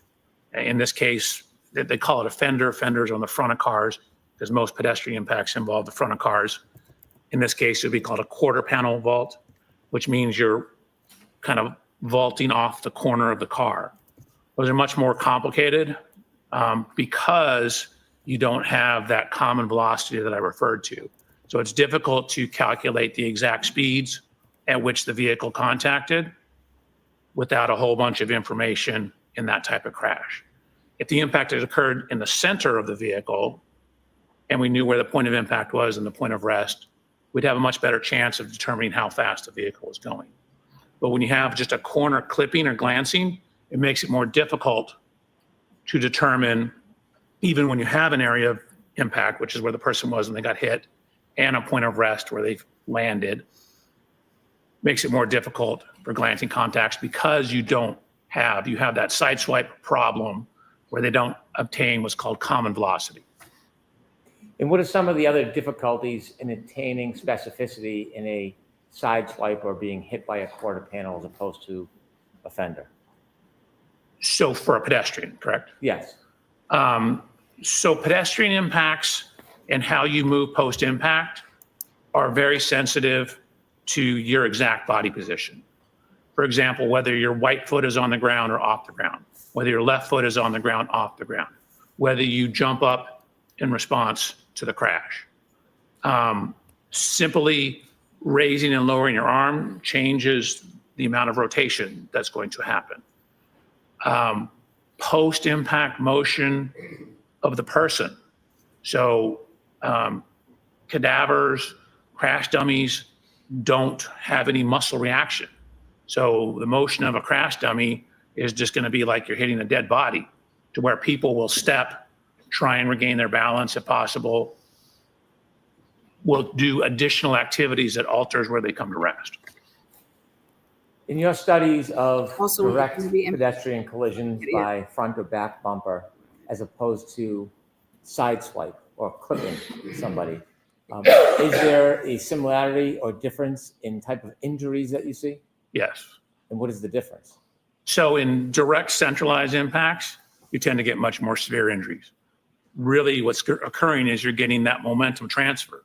So it's more, you're accelerating the person up to the vehicle. They can wrap onto the side in front of the vehicle at higher severities. Their head will hit the hood, their head will hit the rear of the vehicle.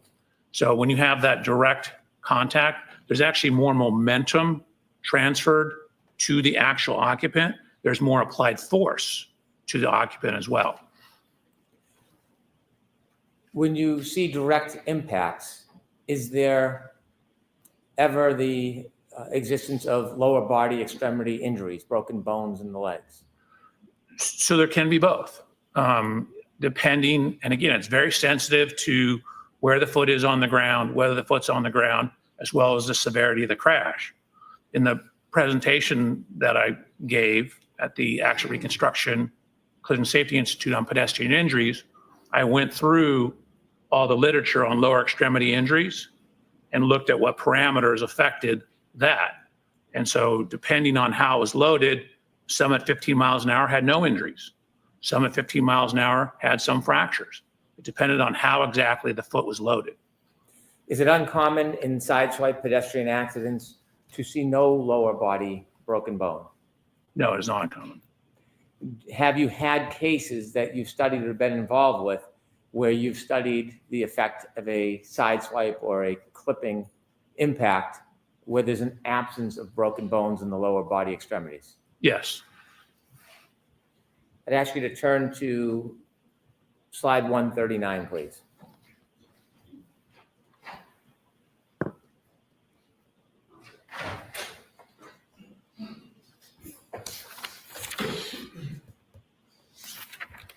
Oh, sorry.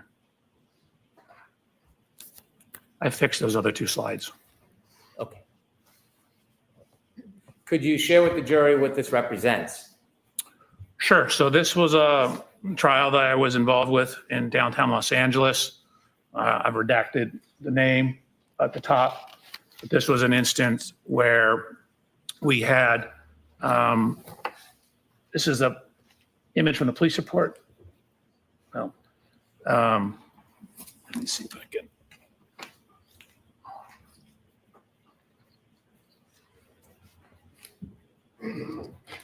So AOI in this diagram stands for area of impact.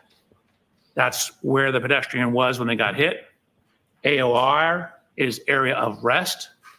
And you can see we have information on exactly how far the pedestrian was thrown. Then on the right-hand side, we have photographs showing the impact to the pedestrian. This was determined by experts on both sides of this case to be between a 25 to 35 mile an hour impact. And then what you see is a close-up on the bottom slide of where there was DNA transfers, hair and tissue samples on the vehicle from the individual that was hit by the vehicle. Next slide, please. And what does this represent?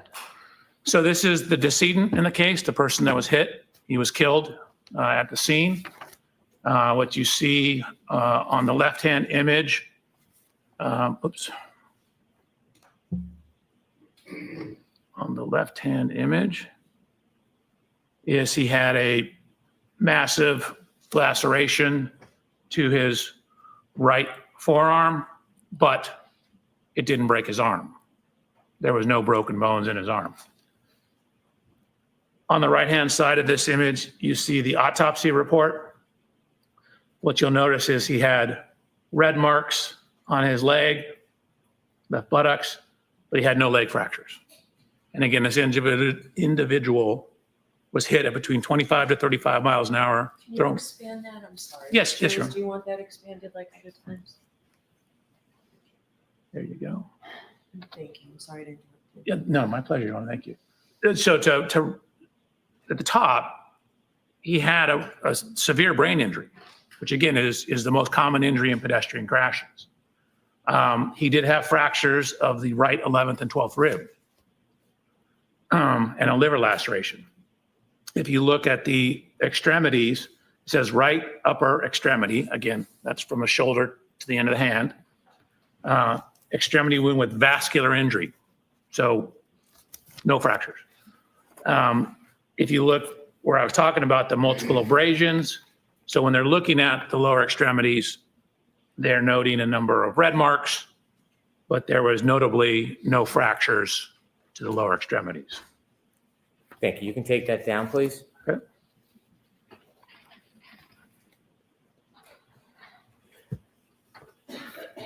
Dr. Welcher, regarding your analysis of the data and the evidence in this case, do you have an opinion to a reasonable degree of engineering certainty whether the absence of lower body brakes to Mr. O'Keefe is consistent with the defendant's Lexus impacting in a side swipe or a clipping Mr. O'Keefe?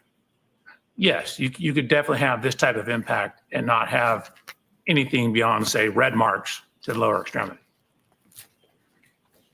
Thank you, Dr. Welcher. My Your pleasure. Honor, I would move into evidence subject to redactions. Dr. Welcher's PowerPoint presentation.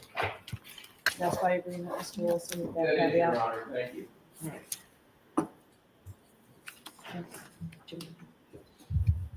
Okay.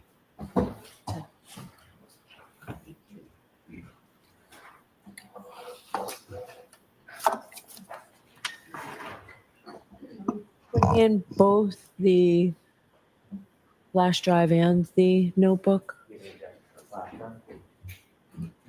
On representation, it's consistent with the same as that I know. So let's put them both together now and decide later. Okay. Those two slides are incorrect on the flash. Yeah, that- Okay, so we'll switch that. that was- Thank you. Look at her. Oh my God, Bev. Look at her smile. Look at her. She's all smiles today, girl. Okay. What Give it up exhibit for number Bev. is it? Take it, girl. 206. Thank you. Exhibits 206 A and B. She was full smiles there.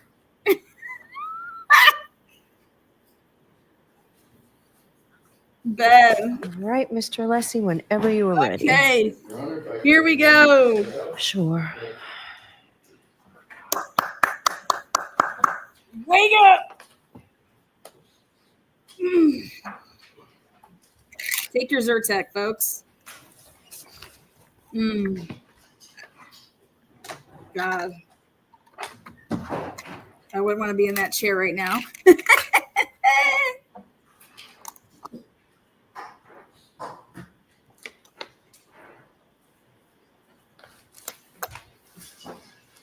Let's go, Bobby. Batting cleanup.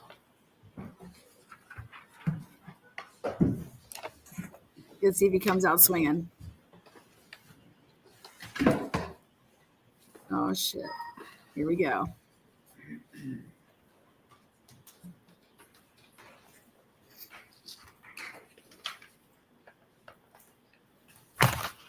Morning, Dr. Welcher. Good morning. We haven't been formally introduced. Your whole name? Robert Alessi, sir. Robert Lessie. Nice to meet you. Nice to meet you. Threw him off a little bit. He did it on purpose. Dr. Welcher, the area in which you engage can also include, and I believe you used the term on direct, forensics, correct? Do you engage in any forensic activity in your profession? Yes, the general umbrella of you basically coming in, giving scientific evidence in court applies to forensics. So my main job is accident reconstruction and biomechanics. And so that's what I do. Sometimes it doesn't involve court. When it goes to court, that's generally forensics. Right. So you're here today. That is my question. You're here today, at least in part, with regard to forensics, correct? Because forensics is the Latin term for it is basically you're going to have some type of court or jury presentation. It's for law, correct? Would you agree with that? It's for law, forensics? I mean, exactly the way you asked that, no. It's for engineering and it's for biomechanics. It's in the court of law, I think is what you're asking. That's exactly it. Okay, yes, certainly for the court of law, yes. It ends up to a court of law, and in forensics is a common term. Yes, sir. So it relates to, or it's used in, or it's suitable for a court of law, the analysis. You'd agree with that? It's a general principle? Yes. Not a trick question. Okay. And so in forensics, what you're doing, among other things, is you're applying the scientific method and principles in a criminal matter, correct? Yeah, you're trying to apply as much as possible. Right. And so the primary goal of forensic science is to uncover the truth and to provide objective evidence that can be presented in court. That is generally correct. Again, there are elements, for example, this analysis that are relying sort of on subjective evidence, like the testimonial, the witness statements. So it's not solely based, but ideally you'd want it as much as possible based on objective data. So you would agree that truth and objective evidence is part of the presentation in terms of information for forensics in a court of law? Certainly objective information. Truth sometimes, again, can be subjective. Oh, so you don't believe truth? You believe sometimes truth applies and sometimes it doesn't? If you know for a fact it is true, but if you take someone's deposition testimony, you have to look at it relative to the evidence, and it's either consistent with the evidence or not. Okay, so now let's go to your direct examination that you just went through. Please. Hopefully this is fairly straightforward. You have testified to, and it's varied a bit, a reasonable degree of engineering certainty. Is that correct? Correct. You've also, have you used the word sometimes to reasonable degree of scientific certainty? I might have. Right. So I don't know. In terms of your role as a biomechanical engineer and accident reconstructionist, is it important to engage in a critical analysis of the data? Critical analysis? Yeah, I think it's important to have a critical analysis. You want to try and look at it from all sides, consider all possibilities.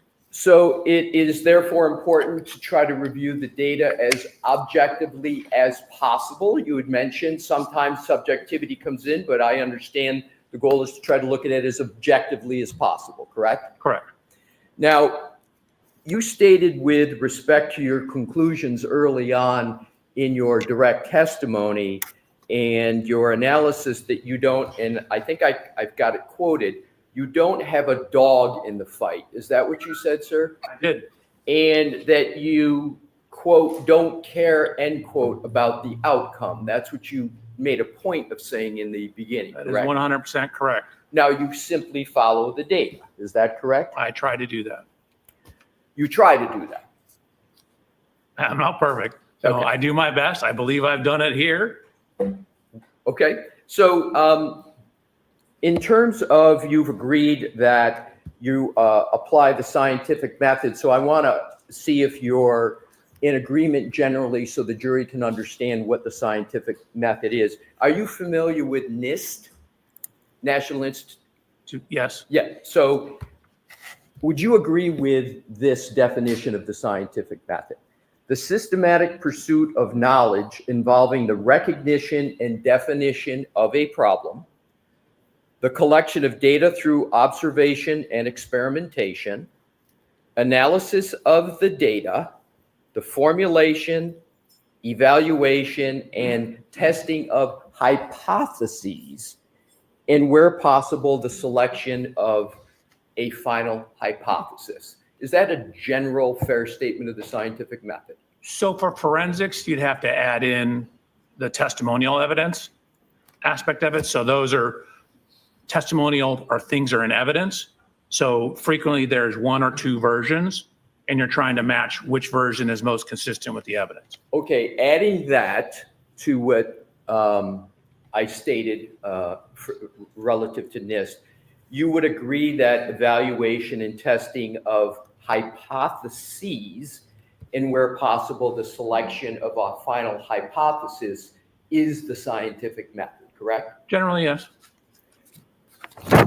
What did you test other than? Is it correct that a proper biomechanical injury analysis utilizes a sound scientific methodology that's been subjected to peer-reviewed and a publication that's been generally accepted in the engineering community?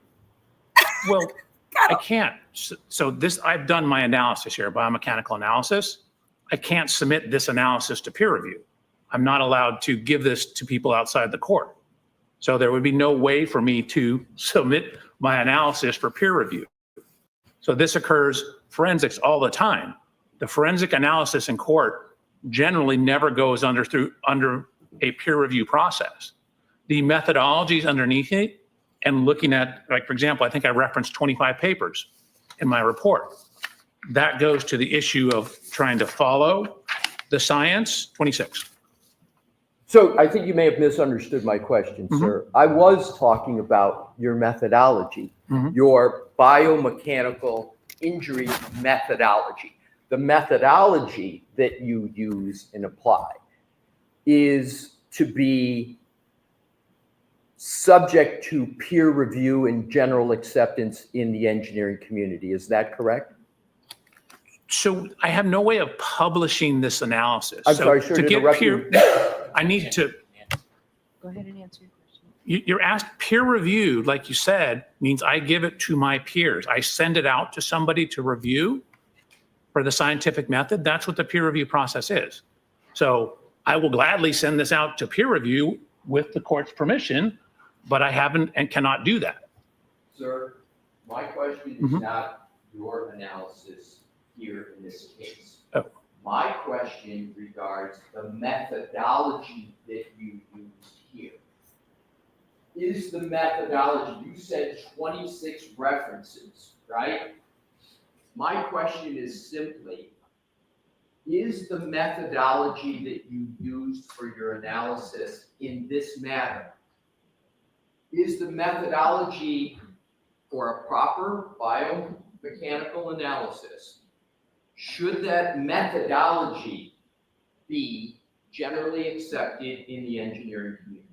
I think with the forensic application, yes. Okay, that was my question, just the methodology. Thank you. You're welcome.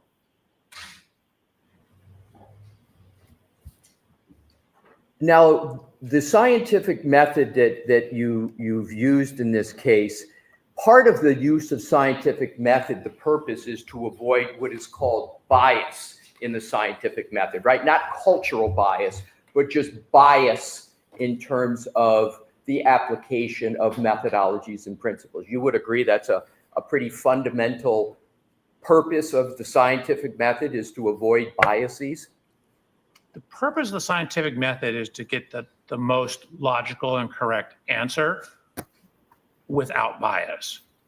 Exactly. To do it with, apply the scientific method without bias being part of the application of the method, correct? That's hopefully what you can do. That's hopefully what you can do. That is the goal, right? That is one of many goals, yes. So are you familiar with the term confirmation bias? I am. And that relates, confirmation bias is part of a larger term. Are you familiar with cognitive bias? Generally, I'm not a human factors expert, though. Pardon me? I'm not a human factors expert. All right, biases are, don't you agree that cognitive biases are not just for one category? You would agree it applies to medical analyses, it applies to doctors doing studies, engineers doing studies, and other scientists doing studies? So I'm not a cognitive expert. I think I would generally agree with it, but I don't want to step out of my lane. I'm not an expert on cognitive. I can talk to you about confirmational bias, if you like. Let's talk about confirmation bias.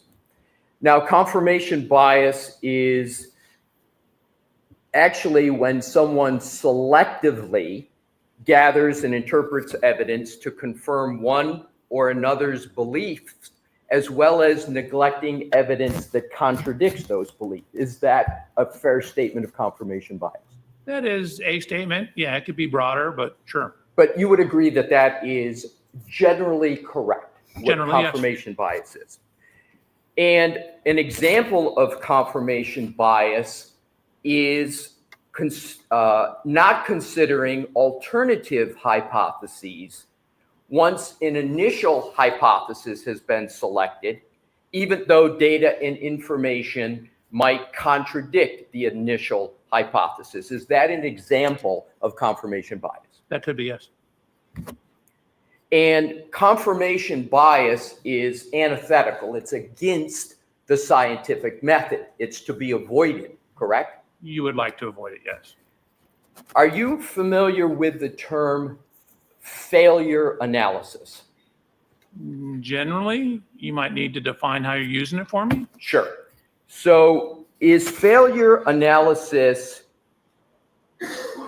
the enablement of a scientific examination of an alleged incident by beginning at the undesired consequences? Is that a fair use of that phrase?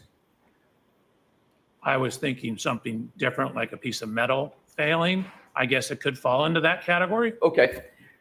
And would you agree that the first question, or one of the first questions that are to be asked by a biomechanical engineer when conducting an analysis of, say, an injury is, how did this happen? Is that one of the first few questions that you ask? No, that's usually the last question. Oh, so for you... So hold on a second. Okay, generally, what you want to do is gather data. You want to know what injuries there are, what evidence there is, like, for example, on the vehicles. And then the very last thing you want to know or define is, given all that information, how did it happen? So that's the end. I think you may have misunderstood my question. So I wasn't talking about the method or the process. I was talking about when you get to answering questions, whenever that is in the process. Isn't one of the questions, and maybe one of the first questions, how did this happen? No, that's not one of the first questions. One of the first questions is, where's the damage? What are the injuries? What's the evidence? What black box or text stream data do we have? What physical evidence was at the scene? So that is certainly not one. It is a question, but that question is at or near the end. What? Isn't every one of the questions that you just mentioned part of the data gathering? Correct. But when you're gathering data, For what? you're always asking yourself What are you questions along gathering the it way. for? Like, what is this? Where did it come from?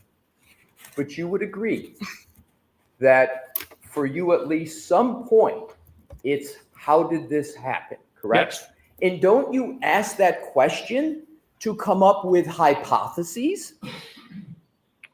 I generally have many working hypotheses as I'm working on the case.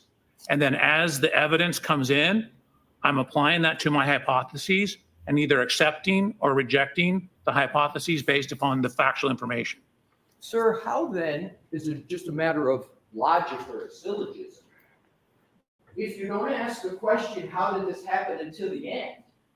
How do you then not get your hypotheses up front when under the scientific method, you should be having different hypotheses up front? How is it that you ask the how did it happen at the end and not go through hypotheses in the beginning? Can you help me with that logic? Sure, I guess I misunderstood. Like I was trying to give you an answer to how it happened. So when you're answering how it happened, or you want to be able to answer that question, you want to make sure you've looked at the totality of the data, accepted, rejected, things as they came along to be able to answer that final question, how did it happen? But along the way, like for example, a right eye laceration, you want to know how that happened. So you look for the evidence of how that may have happened. So you would agree then that questions of how it happened, formulating and identifying hypotheses does and can happen toward the beginning of the analysis. It doesn't happen at the end all the time. Would you agree with that? So the ultimate question of how did it happen happens at the end. The questions about the elements of what occurred to make it happen, those occur at the beginning, middle, all along the way. You would agree that creating hypotheses occurs more toward the beginning 100. than toward the end of 100. the analysis. Is that correct? You have to limit. There are probably more hypotheses in the beginning, but I am continually forming, looking at hypotheses, either accepting or rejecting them. When do you do that? So you would agree that the creation of hypotheses We learned this in 4th grade does occur more toward the beginning of the analysis. in science You would class. agree with that? There are more towards the beginning. The process occurs throughout the whole Yeah, investigation. because you're I'm eliminating asking shit. about the hypotheses, sir. You would agree that the hypotheses occur more toward the beginning than the end, just the hypotheses. So I don't know if you and I are saying different things. More hypotheses in the beginning because you have more questions in the beginning. You continue to form hypotheses as the data presents itself. So you don't stop the formation of hypotheses. It's just as you get more evidence, you window down the number of questions. What hypothesis do you have? Maybe I can, just this last question and make it clearer for you, sir. You would agree, not analysis, which you added, as I heard it to the last part, just hypotheses. Mhm. You would agree that even though hypotheses can be created and changed perhaps all the way up to the end, Mhm. you would agree that it's important in the analysis to create at least some hypotheses, plural, in the beginning, correct? Yes.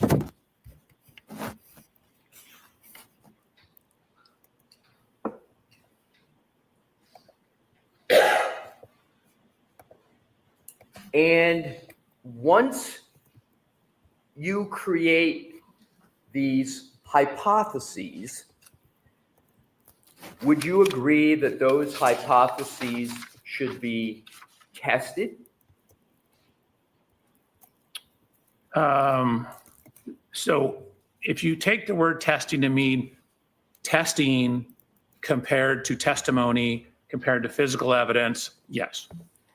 And when you test those hypotheses, isn't it often the case that particularly in your line of work, the one that most consistently produces the same injury will emerge as the mechanism of injury? I guess it depends on the scientific evidence behind it. Again, sometimes we get very unique injuries. So my question, sir, is this. Mhm. Isn't it the case that when you have multiple hypotheses, Well, hypotheses. the one that most out of all of them, it's a relative thing, the one that most consistently produces the same injury emerges as the mechanism of injury. Is that a fair statement? I think generally, again, it's on a case-by-case basis. You have to look at the science and the facts of what you're basing it upon. I think as a general premise, what you're saying is accurate. Okay, but there's exceptions. Fair enough. But as a general principle, Sure. with some exceptions, that's a fair statement, correct? Yes, sir. We're going to have several topics, sir, and what I'm going to try to do to make it a little clear is I'm going to say when I'm switching topics. Oh, good. So what I'd like to do now is switch topics. Okay. You're aware that the Massachusetts State Police has troopers who specialize in accident reconstruction, correct? Yes. And there are troopers within the Massachusetts State Police Collision Analysis and Reconstruction section whose sole responsibility is to engage in accident reconstruction. Do you know that? I do not know that. Do you know that there are troopers within the Massachusetts State Police Collision Analysis and Reconstruction section who engage in accident reconstruction? Just based on what I've seen in this case. Right. Based upon what you've seen in the case, that's a fair statement. And I just know that those people are doing it. Are you familiar with a Massachusetts state trooper named Joseph Paul, P-A-U-L? Yes. And I'm familiar with his reports. I don't know the man. Okay, familiar with Trooper Paul through his reports in this case, correct? Correct. And are you aware that he was assigned by lead investigator, former Trooper Michael Proctor, to be a constructionist in this case on January 29th of 2022, as evidenced by that report or those reports of Trooper Paul? Do you know that? Well, you put a lot of things in there. I know he issued a reconstruction report. I don't know who told him to do it. So the first party question, I don't know, but I did see a reconstruction report from him. You were retained. And so do you recall, is the date January 29th of 2022? Is that a rough time period of him being assigned, or you don't know when he was assigned? Don't know. That might have been in his report, but I wouldn't have paid attention to when he received an assignment. Do you know when the date of the first report of Trooper Joseph Paul in this case? I can pull it up. I do not know off the top of my head. You know that the date of the incident in question is January 29th, 2022, correct? Correct.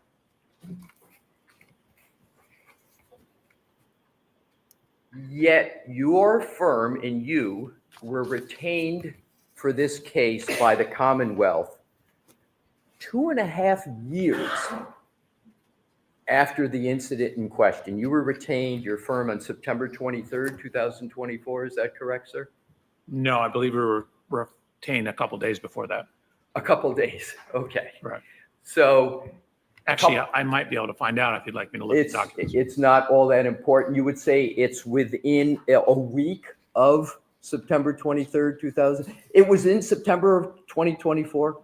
I believe it was in September, yes. Right. I would So want to double check. that's 2.5 years from the date of the incident in question, if I did the math right, correct? No, I never thought about it. Yeah, approximately. And as we just discussed, and you stated on your direct examination, you have no dog in this fight, correct? Correct. On November 5th of 2024, your firm Aperture was paid $44,500 by the Norfolk County District Attorney's Office to conduct work that was at least similar to the work of Trooper Paul, correct? I have no idea. I don't get the billing or the statements.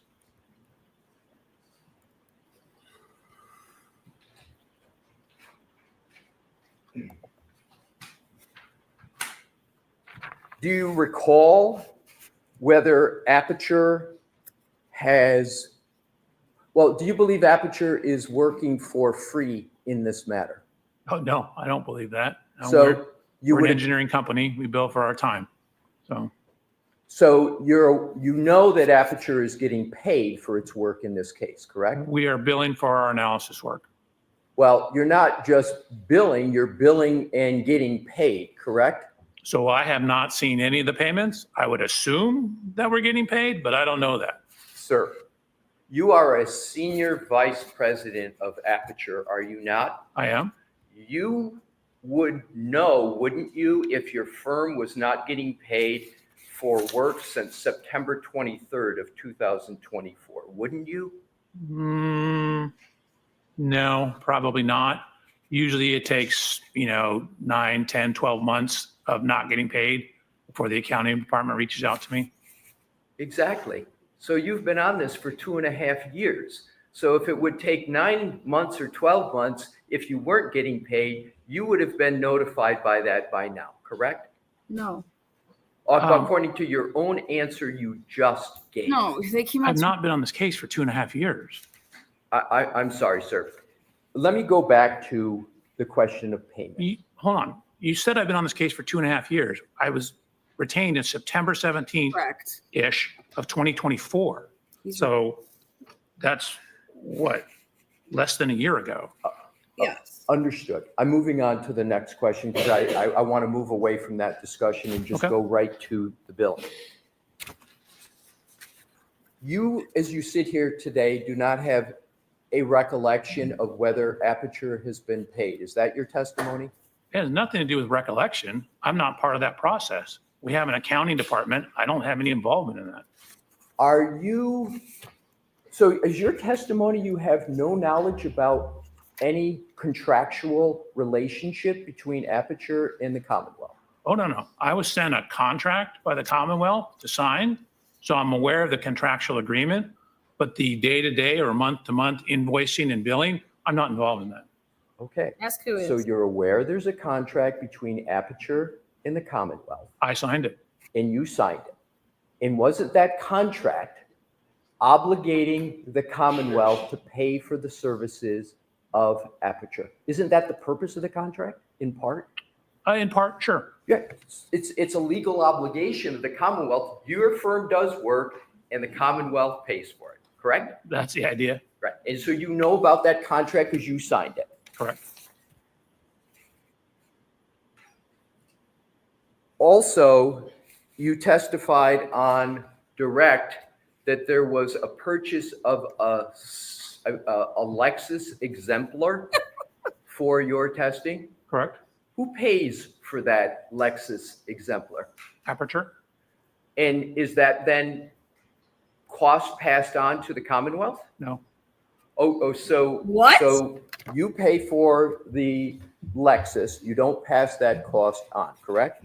So what we're doing is we paid for the Lexus. We're keeping it till the trial's over. We're selling it and charging the Commonwealth the difference in the price. Exactly. That was where I was going, sir. So, But they're only paying the difference. So, and in theory, if we sell it for more in California, then we'll reduce the bill. okay, I don't want to speculate. I just wanted to see what the obligation was. So The obligation is the difference. Exactly. They So the obligation fronted is the 70 difference. grand. Are you aware that on April 5th, 2025, the Norfolk County District Attorney's Office amended your contract? Are you aware of that, sir? I am. And isn't it the case that that amendment authorized the amount of $325,000 to be paid to Aperture? Isn't that what that amendment contract states? I believe that's correct. So the Commonwealth is obligated to pay at least $325,000. And is that correct? That is you're asking me a legal opinion now about a contract. That is my understanding of how contracts work, but I'm certainly not an attorney. And on top of that, are you aware that Aperture has been already paid $44,010 for its work? Are you aware of that? The second time you asked me, no, I'm not aware of anything we've been paid. Nobody believes this. And as you stated yourself, those amounts reflect, as you say, less than 6 months worth of work? That's not what I said. Well, no, my question is, you've been on the case, you said, since September of 2024, when we were talking about dates. You said that was about 6 months that your firm's been retained. Did I have your answer correct about how long you've been on it? I guess it's closer to 8 months. All right, so 8 months. So for 8 months of work, about $400,000. Is that correct? So there's 3 offices working on the case. There's the Boston office, there's Mr. Burgess's office, and there's my office in Long Beach.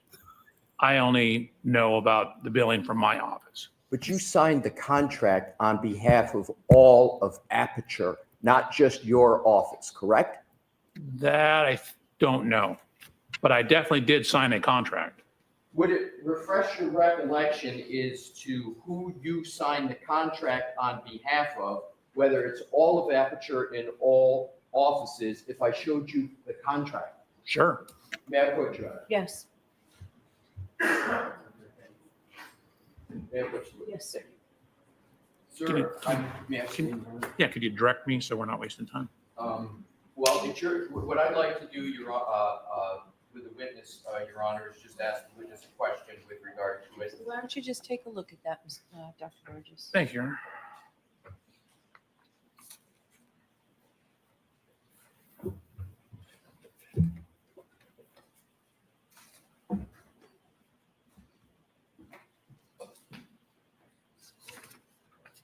And then when he's done, Mr. Lessie, you can take it back to the podium. Yes, Your Honor. Thank you.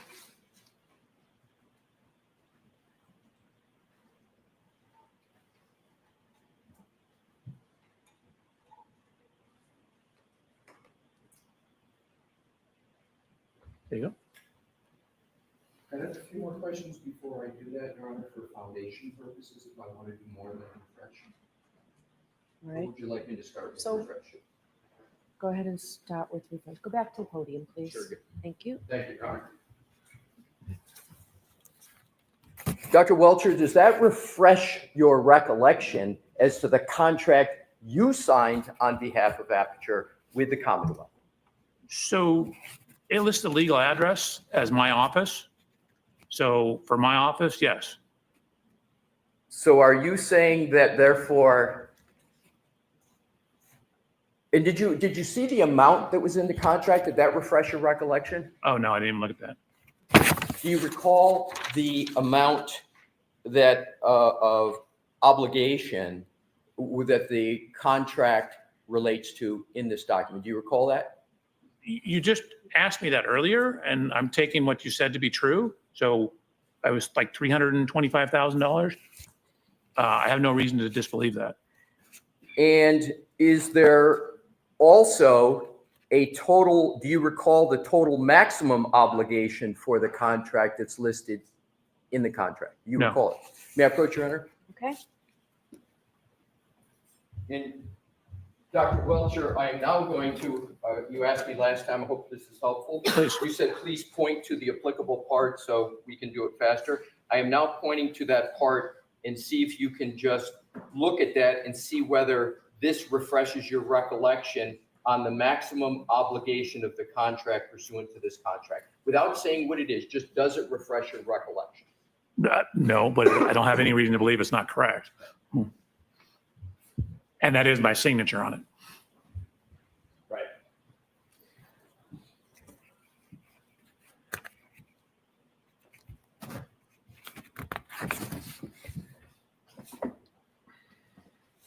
And we got started on this conversation tying it to, well, we got started on this conversation with regard to a statement you made earlier in your direct that you didn't have any dog in the hunt. You recall that statement in the beginning of your direct testimony. You misquoted me. I don't have any dog in the fight. You don't have any dog in the fight. Correct. Thank you. Now, switching topics. Okay. You submitted an updated PowerPoint presentation, the one that we that you went over on your direct examination. You created that presentation quite recently, correct, sir? The updated one was where I had redacted or taken out slides. So in terms of taking out slides, I did add one alternative path a couple weeks ago. Okay, my question, sir, is this. The updated presentation, we'll get to the changes later, but the updated presentation, you created just how many days ago? I'm going to say weeks ago. Weeks, 2 weeks? I don't actually know without looking at the documents. Well, was it more than 3 weeks ago that you created it? I still don't know without looking at the documents. Do you know when the trial started in this matter, sir? I do not. Assume the trial started approximately April 22nd of 2024. Okay. Did you create your updated presentation before or after April 22nd of 2024? I don't know.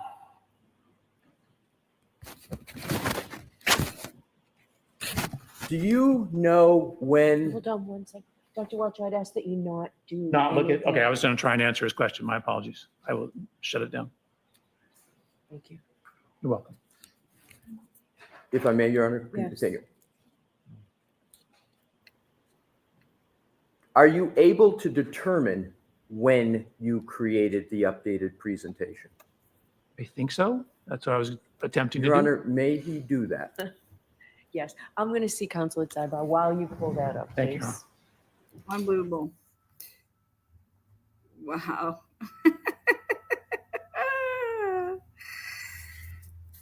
God, their case in chief is going to be so good. They're calling Trooper Paul.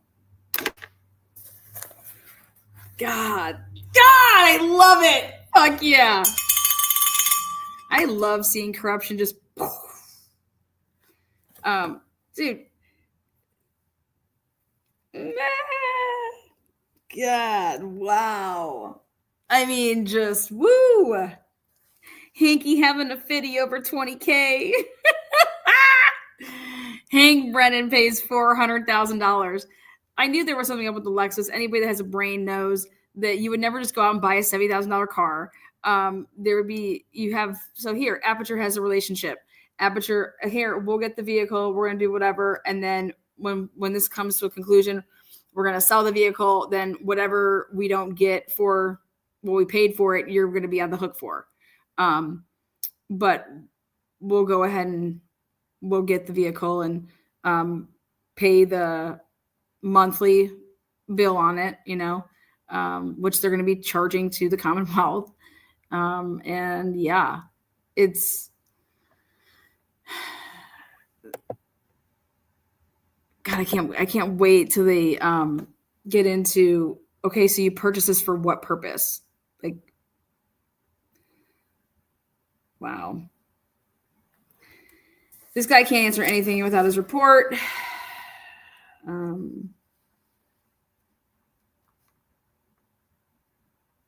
He doesn't even know when the trial started, which I find hard to believe that you wouldn't be notified that, hey, the trial has started. Make sure that you're not watching anything to do with the trial, right? Because they're all on a sequestration order. So how the fuck does this guy not know when the trial is starting? You're supposed to tell your experts, you're supposed to tell your witnesses. Welcher, what I'm going to ask you to do is get whatever information you need for Mr. Alessi's last question. Mr. Alessi, I need you over there. So, Yep. and once you get that answer, I'm going to ask you to shut your computer down, or at least put down the cover. Thank you. All right, so you can answer Mr. Alessi's question. Thank you, Your Honor. Could you give me the question again, please? Yes. When did you create the updated presentation that you reviewed in your direct testimony? So that addition I made was taken out. It wasn't in my direct Sir, testimony. If you can just hear my question, it's this. The version of the presentation that you put on the screen When did you create that version? I'm just looking for a date. So to answer your question about the version on the screen, I created that yesterday when the judge asked me to take off some of the headers. So yesterday. Okay, good. Now, the version before that you created yesterday, when did you create that version?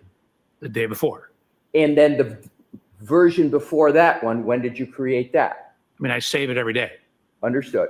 So every day. So you've changed the presentation every day since when? No, I don't think I've changed the presentation every day. That's my question. My question is, how many times have you changed it within the last 2 weeks, your presentation? Let me try and cut to the chase here. Sure. That slide was added on May 13th, and then it was taken out before I presented it here. So it was not in my presentation here. Right. So thank you for that answer. So You're here's welcome. the question.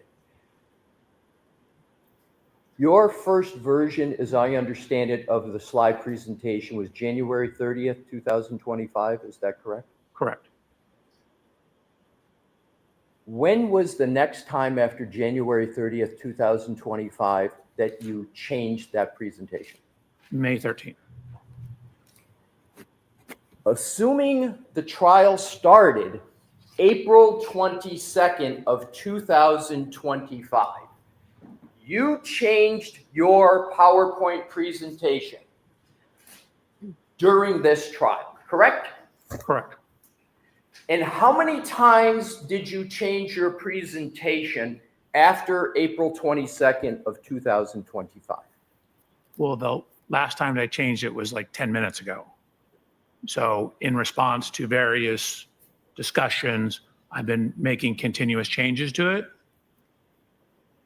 I want to make sure you finish your answer, so I didn't interrupt. No, I'm not sure how much granularity you want to that answer. Right. So you created on January 30th, 2025. You made your 13th. Pardon me? Oh, the original one. Sorry, Yeah. January 30th, modified May 13th. Right. If I could finish my question, and I might be able to shortcut this. Thank you. So you created the original one on January 30th, 2025. You made your first amendment May 13th of 2025. And then before you sat for your testimony, which was yesterday, correct? That was the first time you sat for your testimony. That is correct. I was here yesterday. Days get foggy when we're in a courtroom, but it was yesterday. How many times had you changed your presentation from January 30th, 2025 until when you first walked in the courthouse yesterday? Do you mind if I count? Not at all. So there was the May 13th change. Half of that was in response to objections from the defense. I had to add all the paths to where everything was. Then when I got out here, Mr. Brandon asked me to take out references to evidence about statements that I was not allowed to present. So that would have been within the last 3 days. And then I've modified it a couple times today based on rulings from the judge. Okay, let's break that down. You said half of the changes you made on May 13th related to what? Because I want to know about the other half. Sure, there was two changes. I added the extra path of 138, and then I was told that the defense was having problems with my PowerPoint, so I had to go in and add the paths to every single slide about where the evidence came from, because they were saying I didn't provide everything, and I had provided everything. All right. So that was the second half. Got it. I want to go to the first half, sir. Sure. And I'm going to try to shortcut this. Please. And if I'm not clear, you just let me know. I want to talk about the first half. You called it, I didn't hear, it was like, did you say path? Path. P-A-T-H? Correct. The path Miss Reed was driving. Right. What you made the change for May 13th, that first half, that wasn't something that was triggered by the defense. That was something irrespective of the defense, correct? It was based upon her statements. Is she part of the defense? Wait, all right, so what? that's what I wanted to get to.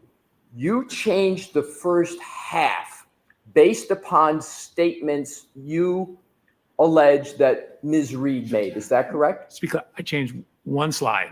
There was 130 slides originally, or something like that. So half of the changes on that day, which was one slide, I added one line to the bottom of the previous slide. Did you consider that change significant? No. Well, then why did you make it in the middle of trial if it wasn't significant? Why didn't you just leave it off and then discuss it in terms of testimony? So A, it ultimately was left off. B, because it was insignificant and I didn't need to have it. So the way it got presented was exactly the way it was before May 13th. So it didn't change anything. Who told you to put on But it was significant enough for you to make a change to your presentation, correct? So my goal is to be as accurate as possible. So when I saw the path that I gave, the way she could drive, I gave the possible paths. That was one of the possible paths that hadn't originally been included. So in striving to be as accurate as possible, including as much information as I could, I wanted to make sure I included that. What path? So you were striving. The clip that you used to make the change, you say you made the change based upon a clip you observed with regard to Ms. Reed. Is that correct? I believe that, yes, that is correct. I knew it. Do you know that clip has been in existence for months? I don't believe I got it until April. Wait, you got it in April? So a clip that has been assume the clip's been in existence for months. You just got the clip. Dr. Welch, I have to ask you not to Sorry. refer to I'm that. trying to be helpful. Close your Yeah, computer. let me close it. Sorry. I was trying to answer his question. What Well, I'm question? going to ask you to close the top. Yeah, that's probably a good idea. Just flat down. Thank you. Thank you, Your Honor. So assume the clip that you said was the basis for changing your PowerPoint on May 13th after the trial started had been in existence for months. You just got that clip, you say, in April? I believe so, yes. What was tell me the circumstances by which you got the clip. Did you ask for it? I was told there was a new interview. Okay. Who initiated the conversation about the new interview? I don't know if it was Mr. Brannon. It was someone associated with the prosecution? Yes, I wouldn't have known about it. Exactly. So somebody affirmatively communicated with you when about this clip? I need to look, but I remember it being about mid-April, Mid-April. if I'm thinking of the correct clip. What were you asked to do, if anything, with regard to that clip? When I got the clip, I wasn't asked to do anything. What did you do with the clip once you got it? So they then indicated there was this suggestion of an alternative route.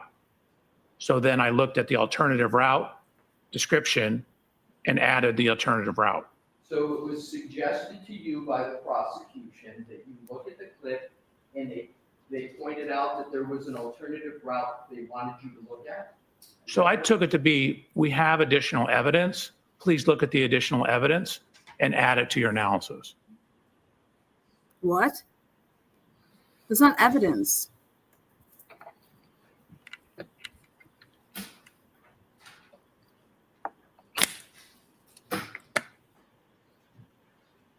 On the topic of additional analysis by Aperture, while this trial is going on, are you aware of Mr. Burgess submitting a report dated May 8th of 2025 in this case? Yes, I received that report on May 8th. Right. And so you were aware of the creation of that report on May 8th because you got a copy of it, right? Correct. Were you aware that Mr. Burgess was intending to submit that May 8th report to the Commonwealth? Yes, we had had a discussion before that he had found new information that changed the timing. Oh, he had found new information. What is your basis for saying he found new information as opposed to the information always existed? It's just it was pointed out to him that that should be looked at. What's the basis of your understanding that he found new information?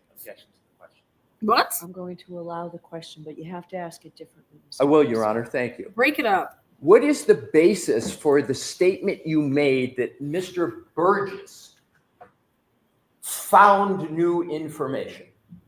I guess it was his meeting in our discussions. He indicated that he had found new information.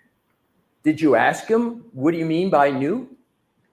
No, I took it at what it said.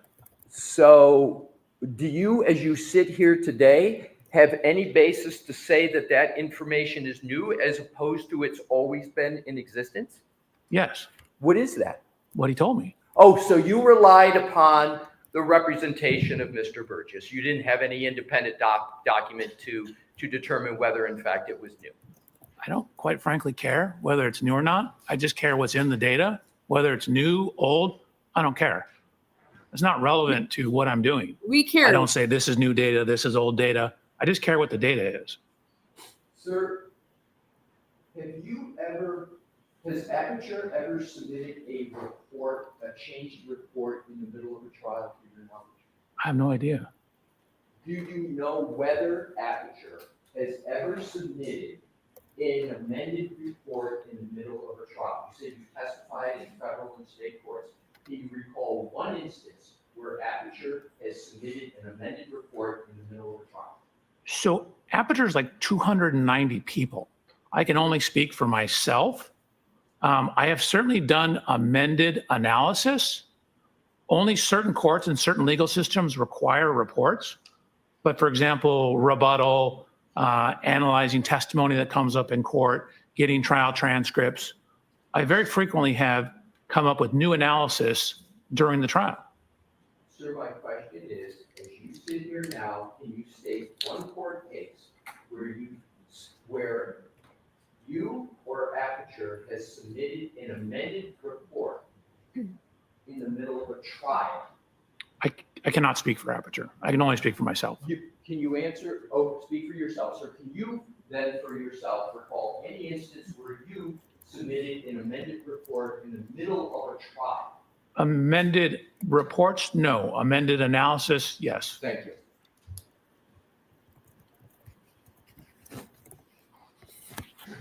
You're welcome. Mr. Alessi, is this a good time for a break or 5 more minutes? It's a good time, Your Honor. Okay. All right, folks, why don't we take our morning recess again? Dr. Welch, Okay, perfect. Great. Love to do the rest. Murky, here we go, really quick. These are the words. No, sigh, her heavy sigh, and it was on the free spot, obviously. Admitted. Thank you. Yes. Commonwealth. Speak up. Mr. Brennan. There's a couple ones that I have a question about, but again, these are only words that Bev can say. So no, sigh, the free space, admitted, yes, speak up, Mr. Brennan, Commonwealth, thank you. I don't know if no 19 or 61 yet. No bingo. We're still in it. Carry on our wayward son. Wow. Woo-wee.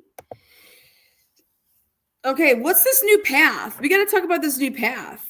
This is amazing because what's this new path? There's only been ever one path. There's only been ever one path, and it was, he's talking about April. What was the date that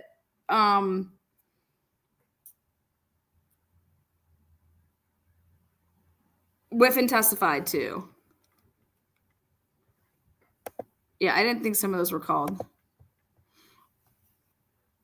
Okay, so let me take a look one more time. Ian Whiffen.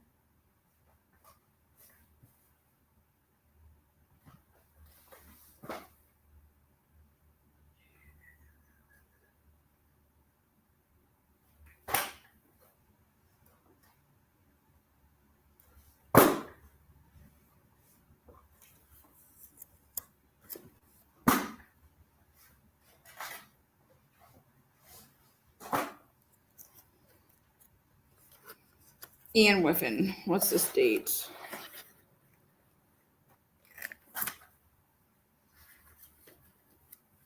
Day 5.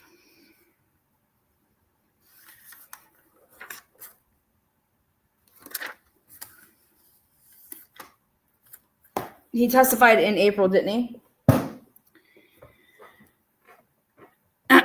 Wow. You guys, there's only ever been one path. You guys know that, right? There's only ever been one path.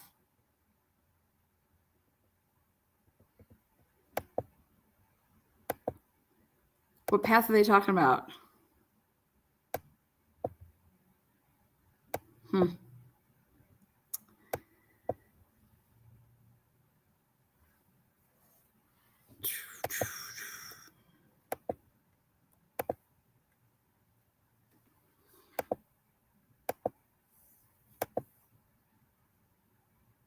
Lana, you just gave my house a concert. I had the TV blasting. Oh, were they like, oh my God, Lana's singing and she sounds like the real thing.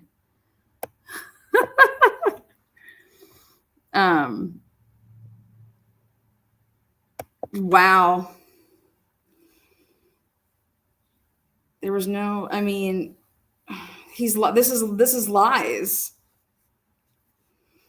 This new path would be Ian Whiffen's testimony in April. And it says, go add it to line, just put it in there. What you made a change to was what, like, and you're saying it was from a Karen Reed interview. It's because Karen Reed said in her interview that, and he used that clip. They're trying to get their lies. They're trying to handle their lies right here. You understand? They're trying to handle their lies. I mean, $400,000. $400,000. I would say you have a dog in the fight, but hey. And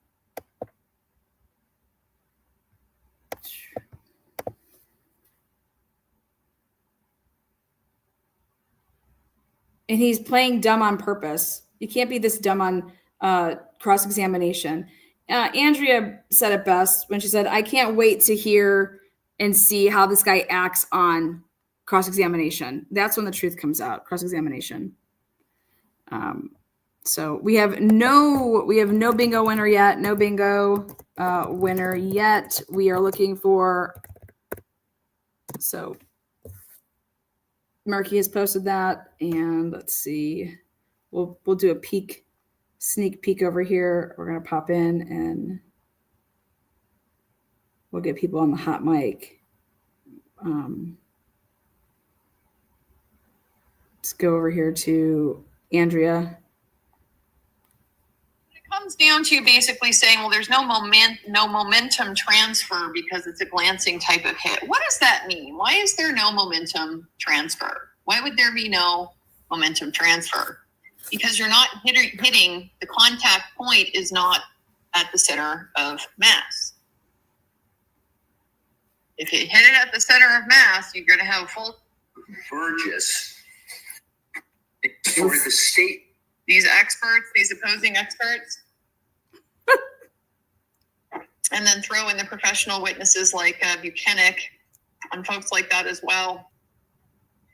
Everything is clear and helpful on direct, but then you get to cross and suddenly you forget everything and everything depends and, there you go. And everything is qualified. Well, we'll quibble over the scientific method. and how to define that. Exactly. Moving on then. Let's see. We'll do a pop in over at Defense Diaries. Ready? The version of the presentation that maybe they might be on delay. Let's take a spot over here. We'll check Twitter. Give us a Twitter read. 20 hours ago. We're gonna go more recently than that. We gotta go like something now.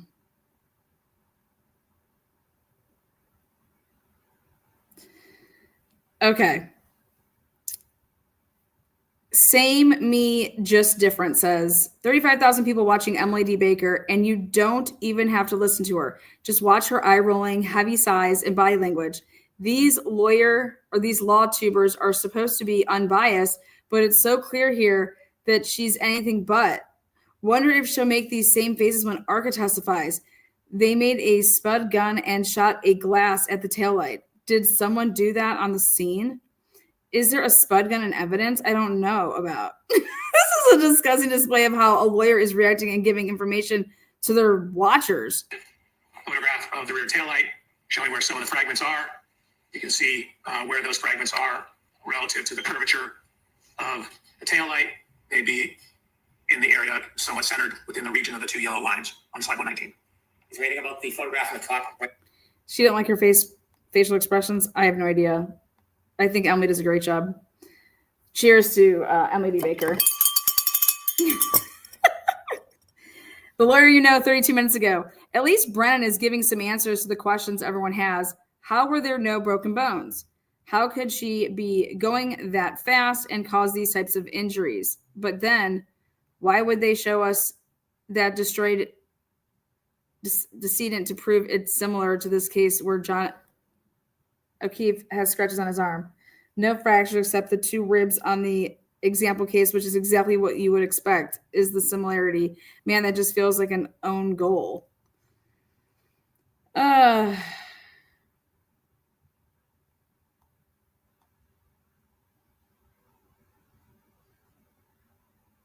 The young jerk said, just heard from a friend of Peggy O'Keefe that Jennifer McCabe and Peggy are no longer good buddies. These are so funny to me. Oh my God. John DePietro show. What an afternoon in court yesterday. Hank Brennan has blown the Karen Reed trial out of the water with a demonstration that's for the ages. Are you kidding me? This guy, I want him on the show. Get John DePietro the fuck down here. Call him up. What an ass clown. And he's showing the 2-second collision.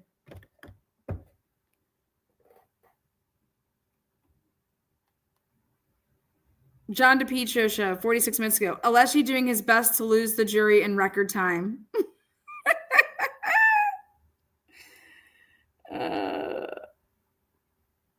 Matt, I don't know who this is, but Cross is coming 15 hours ago. However, the Commonwealth has now presented strong evidence to sustain a conviction for second-degree murder. The vehicle being in reverse at a speed of 24 miles per hour will be tough to explain away. As the defendant stated today, the data is what the data is. God, they can just spin anything.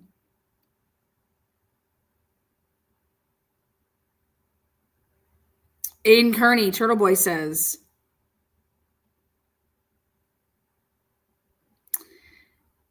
this is more retarded than anything Trooper Paul said. I have no words.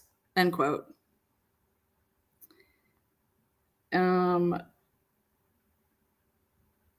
Julie Carpenter. Okay, we'll go with Bedrow. This expert is giving off the same vibes as Buchanan did. Purposely difficult, extremely defensive, impatient, unaware, and arrogant. But for someone who has no dog in the fight, he has no reason to be like this. This is very bizarre, and the cross hasn't really even started. Yeah. Pretty much.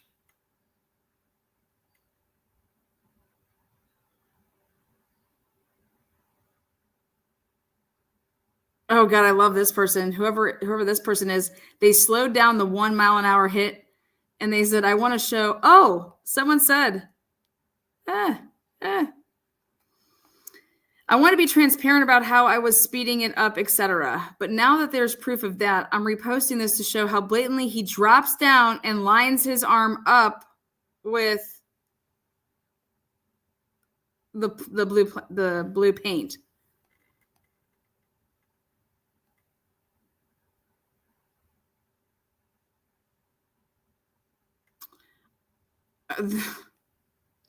These people.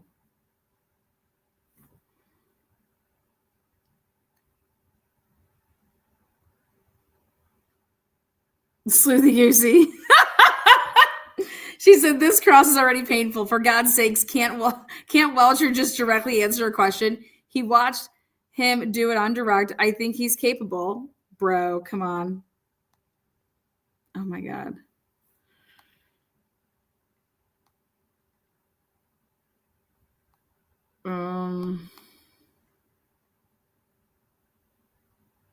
Where's Jennifer Coffinoff? She always has ridiculous shit. Oh my God. Olivia says, well, this is a level of creepy I wasn't anticipating. Not only did the Commonwealth's accident reconstructionist Judd Welcher buy the same whole damn car as Karen Reed, he also bought the same make and model jeans, sneakers, t-shirt, sweatshirt, and hat that John O'Keefe was wearing. Jesus. Oh, and then he doesn't open up the SD card, show how if he took the same path as Karen Reed and did the same movements, what does the data show? Like the SD card. Oh my God, just awful. DB, I must say, Dr. Welcher's method acting is really something to behold. I know he's nervous for Cross, but his one shortcoming is about to be exposed. So his height. Oh, that's what I'm guessing. His shoes, who knows?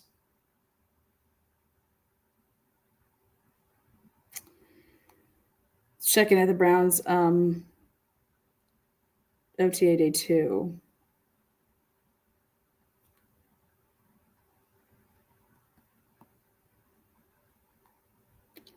Looking good, Browns. Looking good.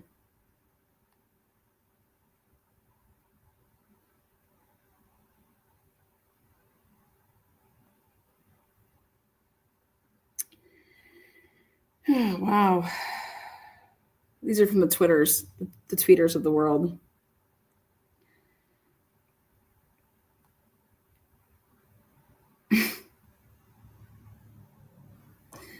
Turtle Boy. Last year, Trooper Paul gave direct testimony, unchallenged, stating unequivocally that John O'Keefe was hit by a car. The next day did not work out well for him. Tomorrow is going to be a bad day for Judd Welcher. Well, if we can ever fucking get there. Okay. The mistrial misfit said, did Welcher just ask Alushi for his full name? That was priceless. The confidence this hack thinks he has will be fun to watch.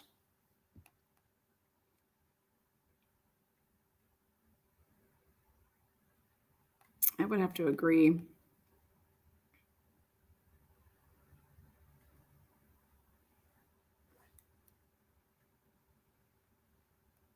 Welcher was the best expert. Let's ask Dr. Welcher questions. I'm sure it was the complicated question of how far can he go in his opinion. I disagree. Dr. Welcher was the best expert, really opinion witness, we call it, that has testified in this trial. And they need to, on cross, there's going to be pressure on whoever it's going to be. Mr. Alexi, I imagine it would be Alessi, yeah. Yeah, a lot of pressure. This witness is highly damaging. And the ultimate opinion testimony, you could see it's going to come in tomorrow because Massachusetts law requires that it be admitted. And my ESP tells me that Mr. Brennan, he's annoyed at the defense for putting up such a stink about directly on point law requires be admitted. I hope they advise the judge at sidebar that there is contrary authority, but blah, blah, blah. They're required to do. There we go.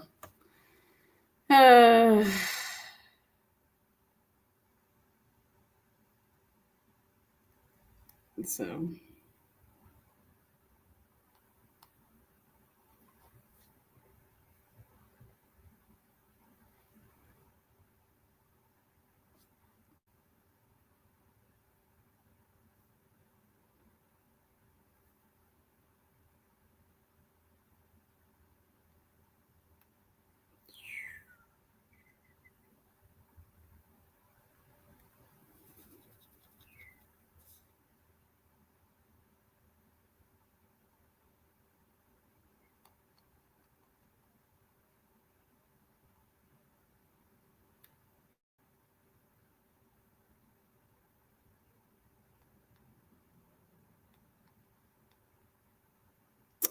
Is that link not working?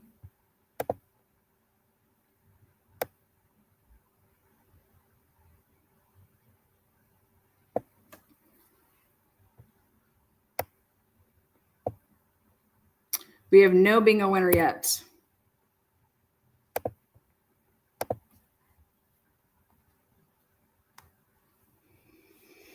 Oh boy, oh boy, oh boy, oh boy.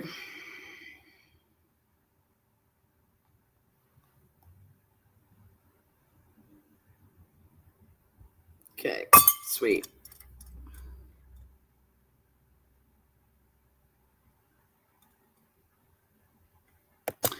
Yeah, I found out who made the 911 call in the Kappa case. I put it out there. I did a live on it. We are just waiting here for Bev to restart. You know, she just, woo. Breaks for days, breaks for days.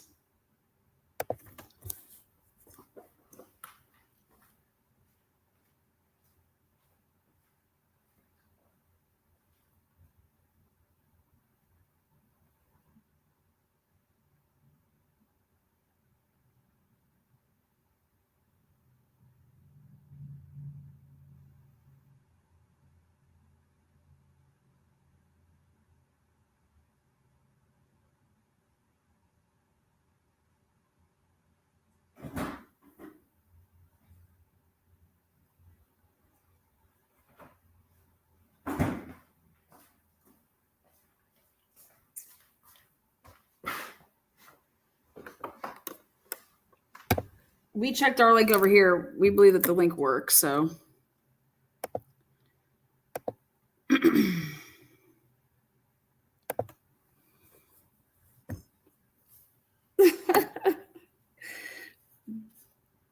Bev.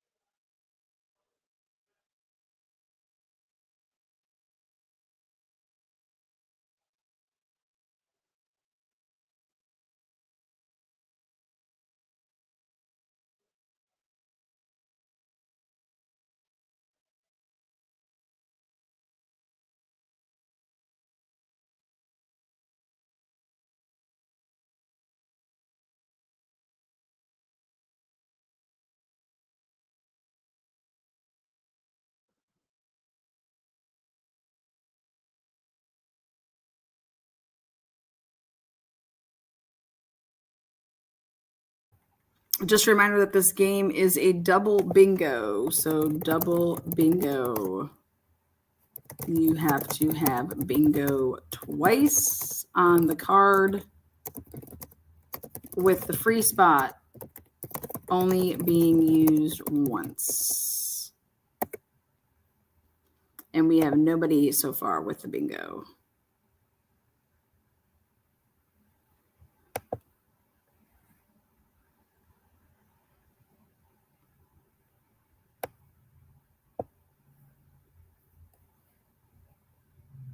What's up, Southern Sass? How you doing? Hopefully you're doing well on this great Wednesday. Yep, that's not correct. I double checked. Casey Smith does not have bingo. It's a double bingo. Casey Smith may have one bingo, but you gotta get two. Well, I will. When? If I can ever get a card to load. It's not loading? Why is it not loading? Let me take a look at my card. I just do them for tests. Let's see. If I go and play bingo and I click the link.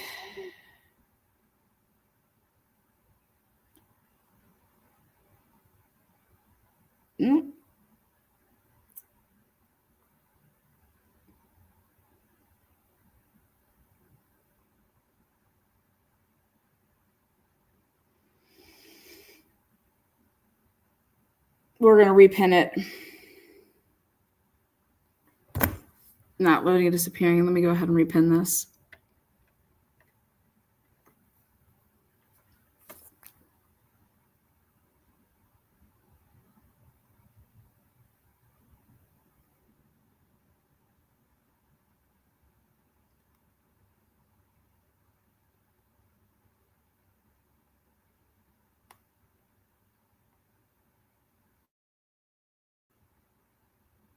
Yep, Casey, I received yours. It's just not a bingo. The winner is a double bingo. So continue on. I'm going to repost the link. So it should, I don't know why your guys' aren't loading.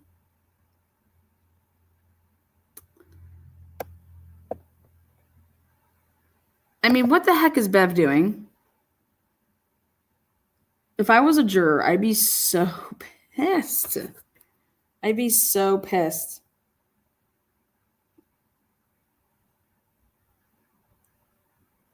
All day, just wasting time. All this wasteful time.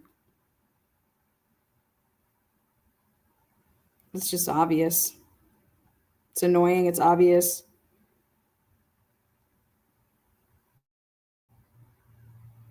Not prepared.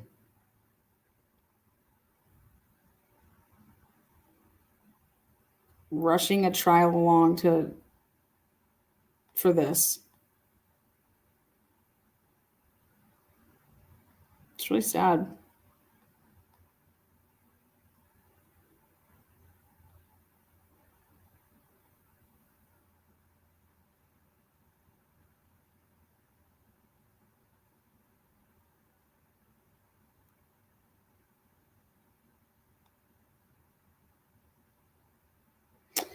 All right, it's that time. What is everybody doing for lunch today? The lunch talk, the lunch bunch. Oh, here she comes. Here she comes to wreck the day.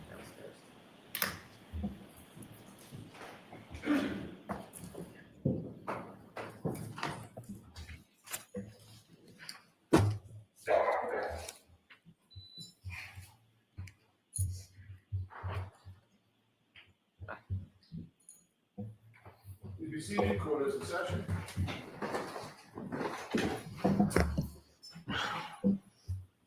All right, whenever you're ready, Mr. Lessie. Thank you, Your Honor, and if I could please address an administrative matter that I wish I didn't have to address.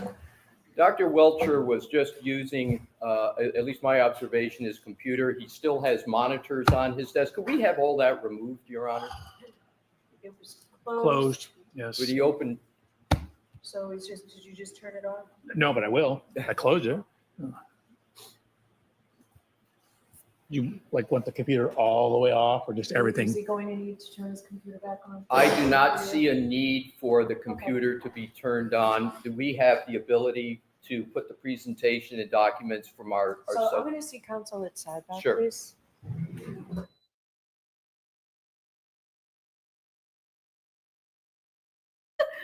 What is going on, man? Come on. Get it together. He's fiddling around. I don't know what he's doing.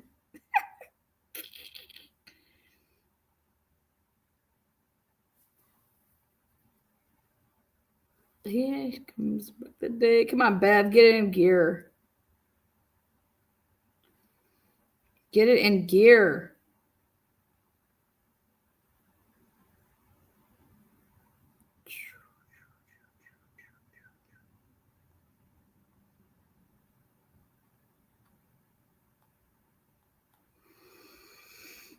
Lunch break, I'll ask you to remove those monitors, okay? I'm sorry? During the lunch break, I know it takes you a while to set up in the Yeah. morning. I'm going to ask you to take all that down during the lunch break, okay? Thank you. All right, here we go. May I, Your Honor? Yes. Thank you. Dr. Welcher, we left talking about the amendments you made to your PowerPoint presentation. And in terms of the amendments, are you aware that the defense counsel received your amended PowerPoint presentation at 3 p.m. on Memorial Day? Are you aware of that? No. And you began testifying the day after yesterday, correct, sir? Day after Memorial Day? I testified yesterday. Yes.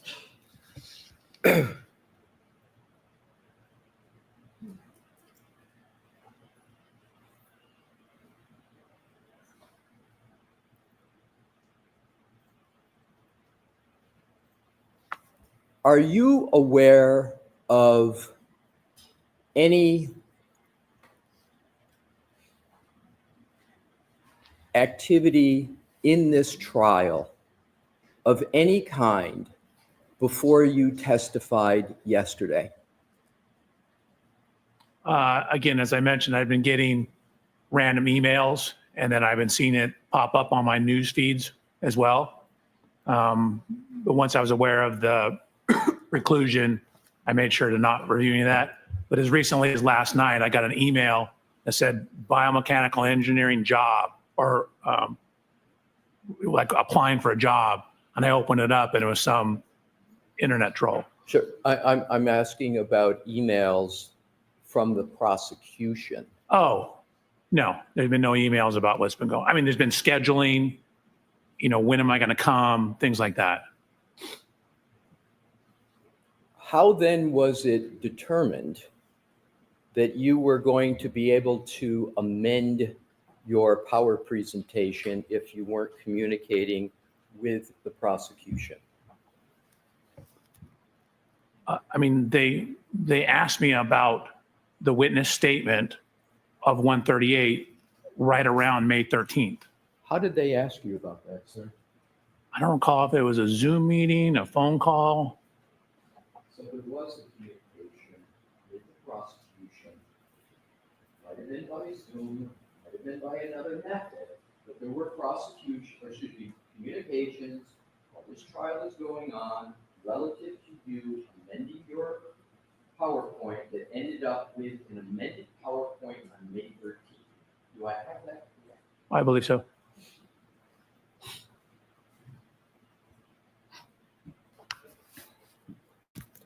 Going to switch topics. Okay. One of the goals of Aperture's analysis and reconstruction was to determine the location and timing of certain text stream events, correct? Correct. EDR data. I'm sorry, my role. Your role, yes. EDR, and just for clarification, EDR is Event Data Recorder, correct? Correct. So I'm going to refer to that, as you have before, as EDR, Event Data Recorder. Sounds good. EDR data does not show the location associated with a text stream event, correct? In this particular vehicle, it does not. Yes. And the EDR data for this particular vehicle, namely the Lexus SUV, also does not provide the time associated with a text stream event, correct? Not at the time of this event. So the answer is no, correct? That is not correct. So let me ask the question slightly different way. The EDR data does not provide the time. The EDR data for the Lexus SUV that you've been talking about does not provide the time associated with a tech stream event, correct? That is correct. Instead, every tech stream event is associated with a particular key cycle on the vehicle, right? Correct. There can be multiple tech stream events in a single key cycle, right? Correct. And every time you start the car, this one you push the button, that's a new key cycle, right? That will cause a key cycle. And the EDR data indicates the number of seconds into the key cycle that the particular event occurred, correct? The EDR data, no. So EDR data gives you no information about the number of seconds into the key cycle that a particular event occurred. You're confusing EDR data and tech stream. I'm not, sir, I'm just Oh, you're asking not? a question. So if it's yes or no, I'm fine with that. EDR data will, depending on the vehicle, sometimes it has information about GPS date and time. Sometimes it has ignition cycles, which are a little bit different than key cycles, which is why you frequently have different ignition cycles versus key cycles in EDRs compared to tech stream. So let me ask it a different way. Okay. The tech stream data indicates the number of seconds into the key cycle that a particular event occurs. Yes. Is that correct? That is correct. In order to properly determine the location and the timing of a tech stream event, it's important that you correctly identify the trip that is associated with a particular key cycle, correct? I think I'm going to say yes, that tech stream tells you the trip. I'm just asking if it's important that you correctly identify the trip associated with a particular key cycle. And do so by determining, in order to properly determine the location and timing of a tech stream event. So the tech stream tells you the trigger event and it tells you the key cycle. So I'm not determining that, I'm reading that from the tech stream data. Okay, so in order to properly read, to use your verb, the location and timing of a tech stream event, it's important that you correctly identify the trip that is associated with a particular key cycle. Is that a fair statement? I think that's a fair statement. If you associate the wrong trip with the wrong key cycle, then your estimate of when the tech stream event occurred will be wrong, correct? It can. I mean, you need to take the totality of the evidence in the tech stream with the mileage, the overall timing into account. So are you saying, sir, that if you have the wrong trip with the wrong key cycle, you can get the correct tech stream event? No, not necessarily. Again, you have to take the totality of the data. My question is with regard to if you have the wrong trip with the wrong key cycle, then your estimate of when the tech stream event occurred will also be wrong. Isn't that just a matter of logic, sir? So again, the tech stream event tells you the trip and it tells you the time. If you're saying I'm, say, associating that with the wrong infotainment information or vice versa, then that would be wrong. But the tech stream data tells you how much time is associated with each trip. There's no difference there. If you associate the wrong trip with the wrong key cycle, then your estimate of where the tech stream event occurred will be wrong. Is that correct? You can't associate the wrong event with the wrong key cycle because it keys in the key cycle with the event. What? How are you If without a date and timestamp, how do you? Let me try it a different way. That's wrong. Your analysis or anyone's analysis in conclusions regarding the timing and the location of the text stream data are only as good as your ability to correctly associate a key cycle with a particular event. Is that an accurate statement? No. Oh, so Again, you need to take the totality of the data. So that is one element. You need to look, for example, at the mileage. You need to look at the timing of the events. So this is considered a tool in the analysis process. You need to look at the totality of data to see how it matches up with the physical evidence. So are you saying that you can have an incorrect key cycle with a particular trip, but you can still get accurate timing and location of text stream data? So again, you don't get incorrect key cycle with the trip. The trip and the key cycle are coded in by the text stream. If you are attributing an event to the wrong trip, which has a fixed key cycle, that could be a problem. Exactly. So if we could go, if Your Honor, if we could publish a slide, please, that is in evidence. Okay. Thank you. What are we looking at? Pardon me? What slide number? I've got slide 9. Mr. Wolk, yes, I've got the correct one. Thank you, Your Honor. So I'm going to use the acronym VCH that you've used on your, do you recall using the acronym VCH on your direct testimony? Yes, sir. And VCH stands for Vehicle Control History, correct? Correct. You viewed the vehicle control history on September 23rd of 2024, correct? In addition to the PCS data. You viewed the vehicle control history on September 23rd, 2024. Yes? That is yes. You took photographs of the vehicle control history, including key cycle 1167? Correct. And in this screenshot, we can see 4 text stream events. Actually, can you zoom in on the key cycle? Oh, sure. Because I think when I got to, no, scroll. So when I got to it, you can see it was that key cycle 1264. The blue highlight was the last file that was written on key cycle 1167. Right. So to answer your question, I got it at 1264. So if we can go back so we can see the 4 text stream events, I just want to reestablish the foundation here. In this screenshot, we can see 4 text stream events that are associated with key cycle 1167, correct? Correct.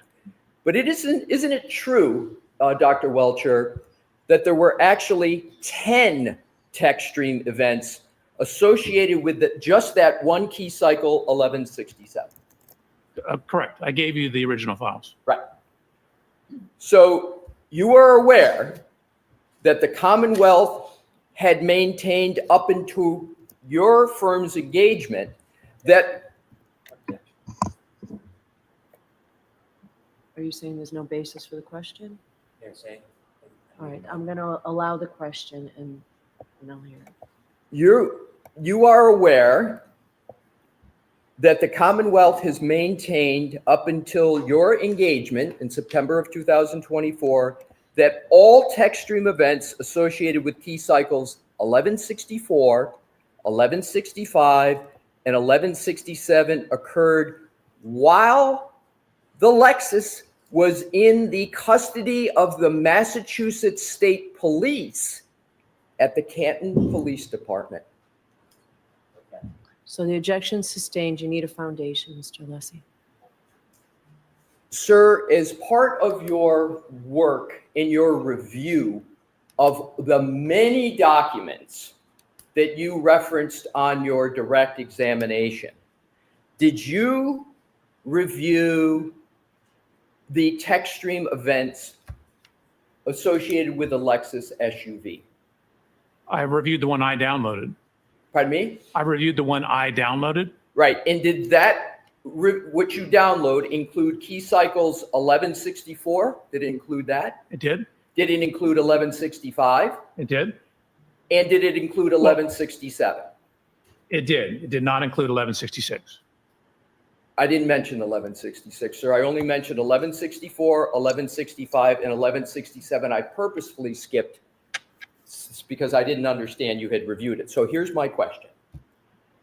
You therefore, based upon the fact that you reviewed them, and you said it's important to understand timing, etc. That's very important in your forensic analysis, correct? Yes, sir. So let's go to the timing question and you understand where the Lexus has been at various points in time. You testified to that in direct, whether it was at the Canton Police Department, whether it was being towed, correct? In addition to having Mr. Burgess analysis of the data. In addition to Mr. Burgess analysis, so in that analysis contained locations of where the Lexus had been. It contained where it had been and also include date and time, when it was turned on, when it was turned off. Exactly. So not only did you have all the locations, you had dates and times associated with the location where the SUV, the Lexus SUV had been, correct? Correct. Now to the question. Based upon that review, that knowledge, that understanding, those bases, you're aware, and you've reviewed, by the way, Trooper Paul's reports, correct? I have. There were 2 reports of Trooper Paul. There was his original CARS report and then a supplemental report that were listed in the documents you reviewed. Do you recall that? I don't recall that, but I'll take your word for it. I don't want you to have to take my word. Do you recall, sir, No, I that there don't. were do you recall that there was a report of Trooper Paul? Yes, Okay, and you read that report, I assume, sir. I did. And it would be important for you to read that report and read it carefully because it addressed the subject matter that you were addressing, correct? No, I did my own independent analysis. As a matter of fact, it'd probably be more important that I don't do that to avoid confirmational bias. But you did read Trooper Paul's report. Of correct? course. So you therefore are aware that the Commonwealth has maintained up into your engagement. Yeah, I'm going to see a sidebar on this.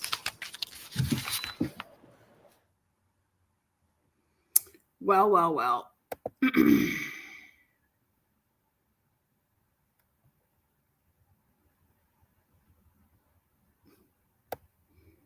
He's going to have to go from the beginning. For fuck's sake.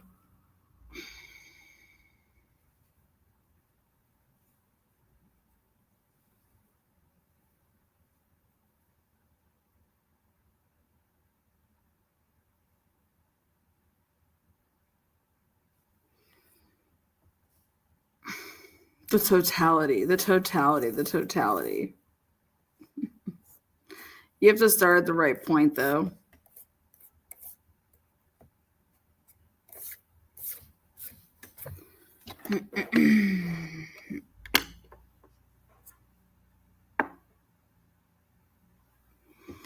The totality.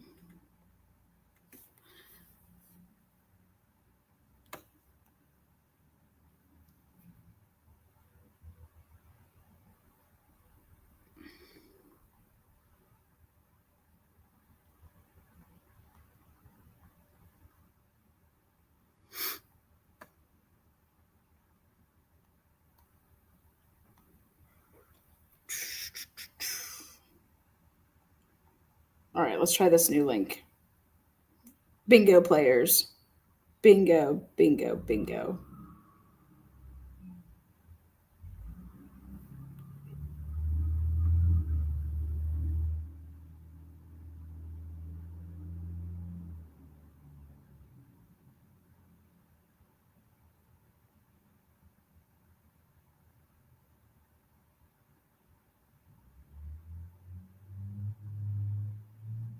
Nope. Nope. Unpin. Nope.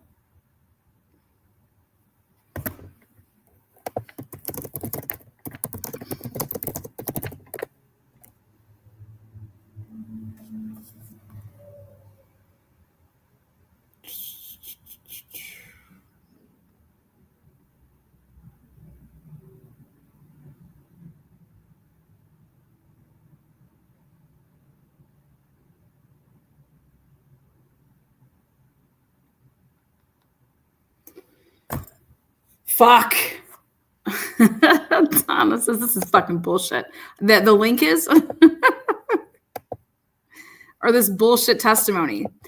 This is all happening because Bev lets this shit in. Like, change your report in the middle because, oh, hey, can you change your report? Like, who the fuck would contact from the prosecution? I thought that that's not even supposed to be happening. Like, there was supposed to be no witnesses talked to by either side. Absolute bullshit.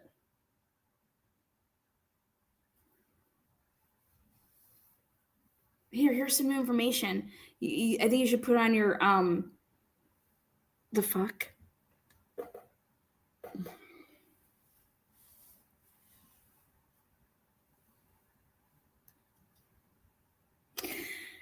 Bottom line is this guy relied on everybody else's work, okay? He relied on Burgess, okay? And he relied on things that, I'm sorry, I wouldn't think that would be considered evidence.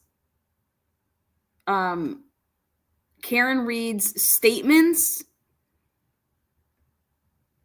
B-roll film of interviews. How is that evidence? What? But that's what was needed. And when Karen Reed spoke out about that they passed up Fairview, that's putting her in the vehicle with John O'Keefe with the Waze.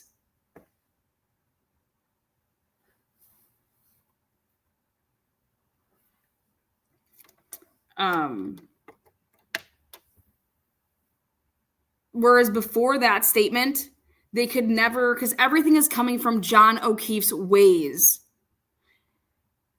In terms of what you're trying to match and say that the data is matching John O'Keefe's Waze. That's what they're using to then say that he's in the Lexus and that she was dropping him off at 34 Fairview. Whereas I was saying, if you would have never said that, how do we even know that you dropped him off at 34 Fairview? How do you know? How does Karen Reed know that she didn't drop him off at a different street, at a different house?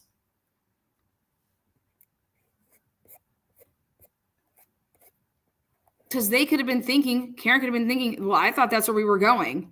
And then when he got out to go check out and see if, like, then she hears about this whole crap about John and Waze. And I want to hear more about that. But,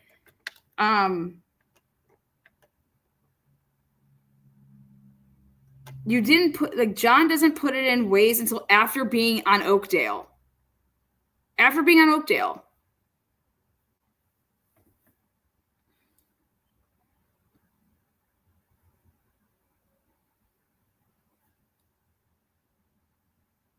But Karen is the only person that, or the statement that she made to the news people, whoever she did it with. YouTube has the issue. Great. It's a YouTube issue. So YouTube's having an issue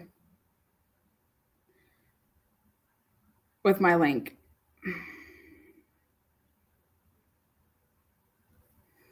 Probably somebody reported it. Someone probably didn't like the fact that I caught them cheating yesterday. Because we so smart over here. We so smart over here. I'm going to come and cheat and bingo. Get the fuck out of here. Yeah, don't even talk about it.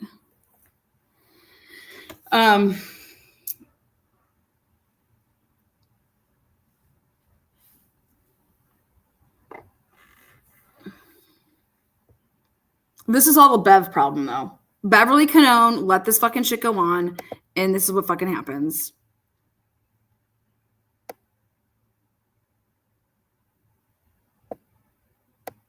So, just so we're clear,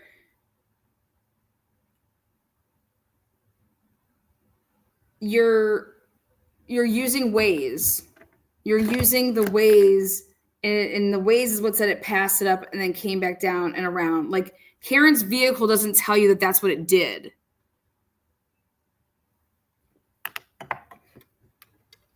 And if she's even talking about you're going to have to lay this foundation, like, wait, what are you talking about? his stupid little PowerPoint here is saying what information he took and why. What do you mean? What do you want me to lay down? I don't need to lay down shit.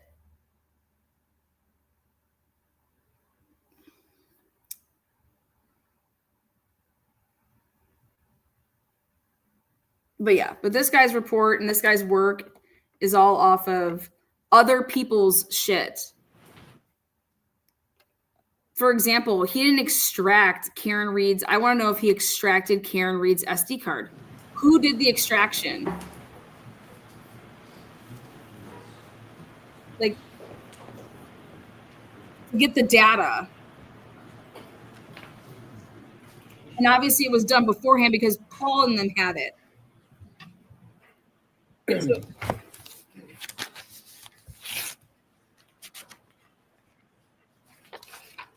Trooper Paul had it.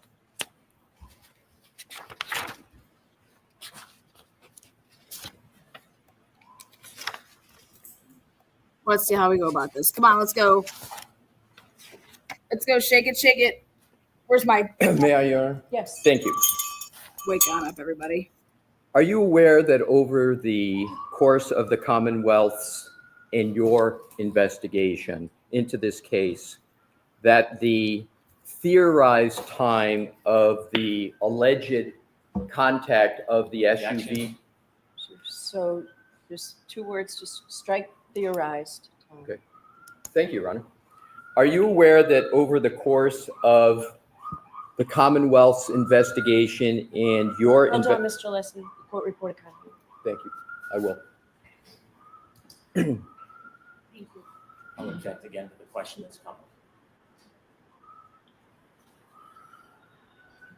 Can I Go begin ahead my and question? ask an appropriate question, Mr. Sure.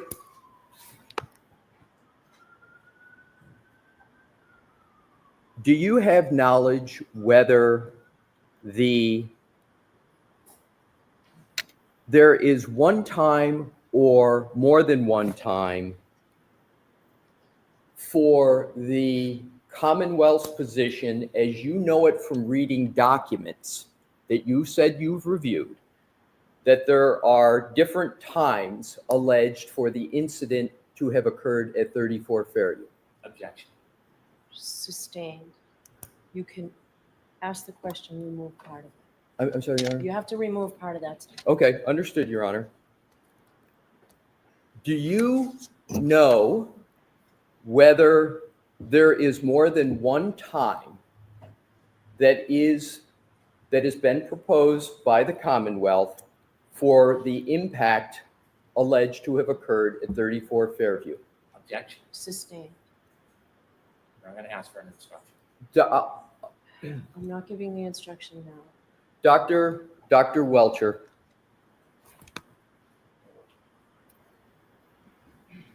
in terms of the analyses that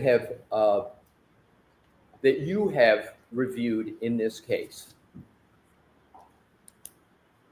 is there one time that you understand there to be for a hypothesis for the time of the impact at 34 Fairview? Objection. I'm going to see you again, folks. I'm sorry about this. What the fuck? You guys.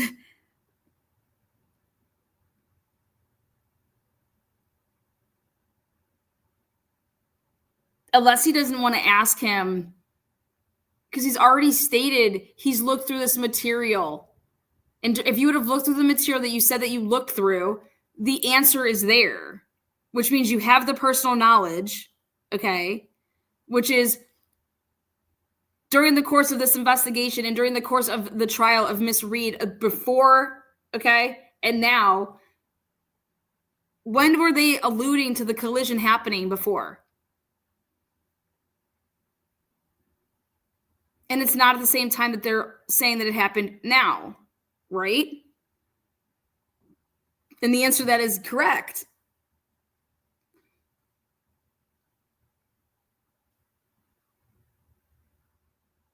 And so Brennan's issue, he's taking issue with the question.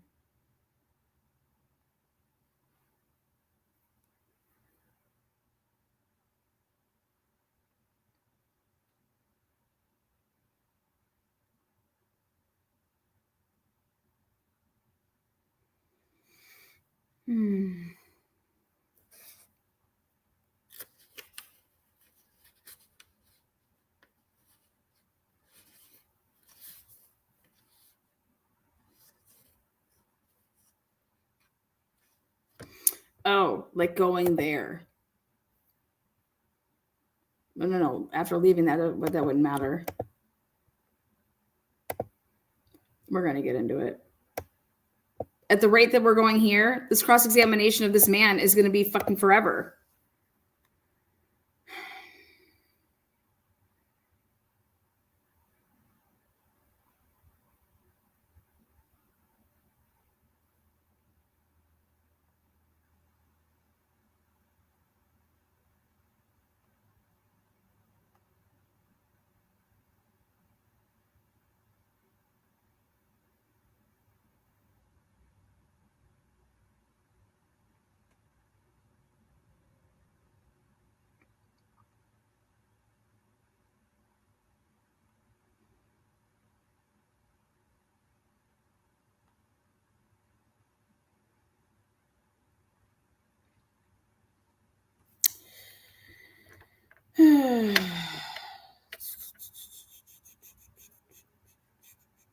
That's why what I was getting frustrated with is you're going to have to start from the beginning. And it's going to take a long time to get there. And if Hank, you know, we're eventually going to get there. So do you want to stipulate to this? But if you want to object, that's perfectly fine. Then I'll start from the beginning and I'll actually like show a shit ton more, which let's talk about the fact of you didn't extract any data, did you? You weren't there for the physical extraction of this data. So you have no idea where it came from, right? You can only go off of the reports that you've been given and to believe them, right? But Burgess, let's talk about this new shit. He's over here saying, oh, Gaffney didn't get all the data. But that's what Alessi did on the cross of him. And they said, so there was no more data though, right? Which you thought it was missing. There was no more. And they got Burgess to say like, yeah, there was no more data. Okay. So then you're going all off of the fucking data from the first trial. Right? Which none of y'all motherfuckers extracted, right?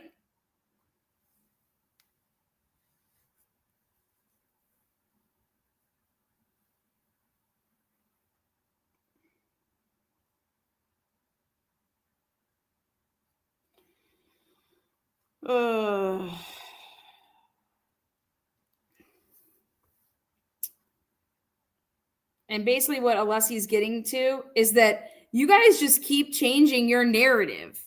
You guys just keep changing this to fit, something new. Well, can't Karen Reed change her thought and think, oh my God, maybe I wasn't at 34 Ferry this whole time. Maybe I was at 33 Oakdale. And who gives a shit about what she said in an interview in 2024 or 2023? I'm sorry, but I don't give a fuck what Karen Reed says. And if I'm a juror, I don't give a fuck what Karen Reed says. I'm going to go off of the evidence. And here, for this guy to literally say that he is using a Karen Reed interview of what she said as evidence is absolutely ridiculous. Absolutely ridiculous.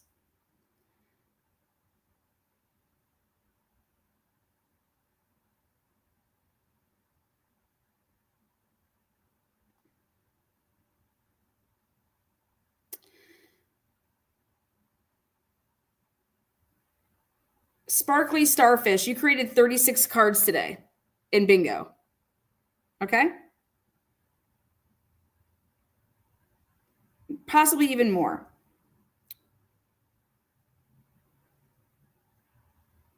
$36 cards created. Sparkly Starfish. Why?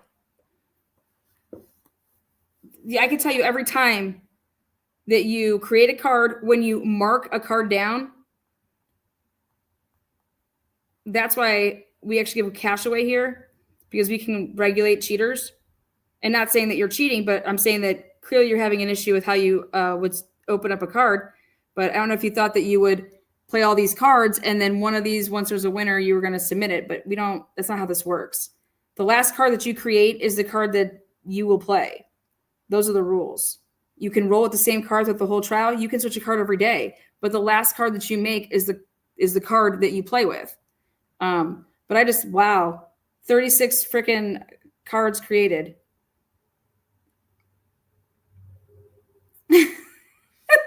That's insanity.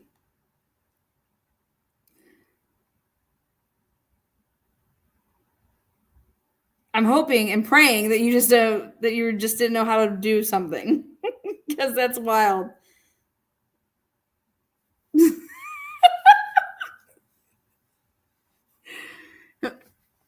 Nope. How do I go back to open it?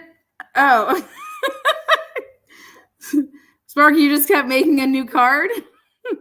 And see, that's how I know how to regulate it.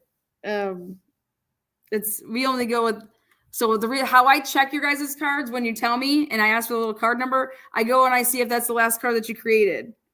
Because I know that you couldn't lose your last card, you know? It's okay. I don't think that you're trolling either. And it's fine when you lose a card, you just go get another one. But don't worry, blondes have more fun, Southern sass. Let's not kid ourselves.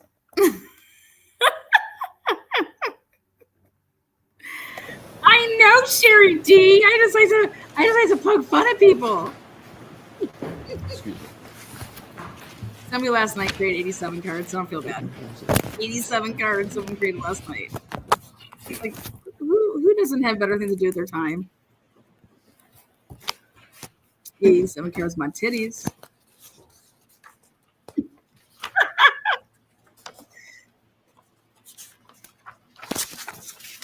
Yeah, Your Honor? Yes. Thank you. I'm going to move to, for the moment, we'll come back to the other topic a little bit later. As we discussed earlier, you've got on various documents, you're a biomechanical engineer, but I've also heard you make reference to biomedical. Can you just tell me what you consider yourself, sir? Is Sure. Is biomechanical engineer something you consider yourself to be? Sure. My degrees are in biomedical engineering. The discipline within biomedical engineering that I practice is biomechanics. Right. And so is it accurate to say that you are a biomechanical engineer? Yes. And you say that much in your report, correct? And the CV and resume I gave you. Right. Now, in your report, and Your Honor, I have no issue if he refers to the page of his report. Do you have a paper copy or do you need your? I do. If you, sir, could turn to page 9 of your report. Okay. And on page 9, you state, as a biomechanical engineer, I have no opinion on any aspect of, and I think you're referring to Mr. O'Keefe's, medical treatment or medical diagnoses. I have conducted an accident reconstruction and biomechanical engineering analysis of this matter. Did I read that correctly? Did. In that statement, I assume, given you wrote it, is a fair representation of your professional role in this case? Yes. And you go on to add on page 9, my biomechanical engineering analysis is determining the effects of physical forces on the human anatomy. Did I read that correct? You did. And on your direct examination, is it correct that you stated as a civil engineer, you made an analogy, you assessed the cables and beams of a bridge as you would assess the cables and beams of a bridge, you assess the human anatomy. You made that analogy, correct? The analogy that bones are my bridge elements, cables are muscles and ligaments. Right. And you stated that it's the job of a biomechanical engineer to quantify the force acting upon a person to determine the cause of their injuries, correct? That is part of what we do. It's part of, but it is therefore something that a biomechanical engineer does, correct? Given sufficient data, yes. So you know do you know what a force calculation is, sir, when I refer to that term? I believe so. What do you believe it to be? Well, force is usually a physical measurement, but you can also use Newton's second law, which is force equals mass times acceleration. That's exactly what I wanted to get to. Newton's second law is, and sometimes referred to as the second law of motion.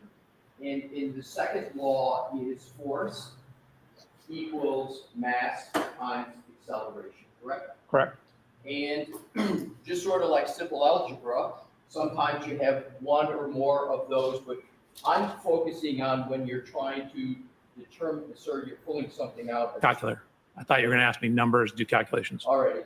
We're going to do that. We need to do it with the court's permission. Sorry. So if you feel you need to do that, just let me know. You can just leave it right All there. right. So I just want to get the principles down first. So Newton's second law, force equals mass times acceleration, and force is oftentimes what you're trying to calculate in a force calculation, correct? Calculate or measure, yes. Yeah. And Newton's first law is the law of generally inertia. An object at rest tends to stay at rest. Object in motion tends to stay in motion. We're not talking about that in force. We're talking about Newton's just second law, correct? You asked me two questions. Newton's first law is generally, as you said, it could be at rest or at constant velocity, but yes. Okay.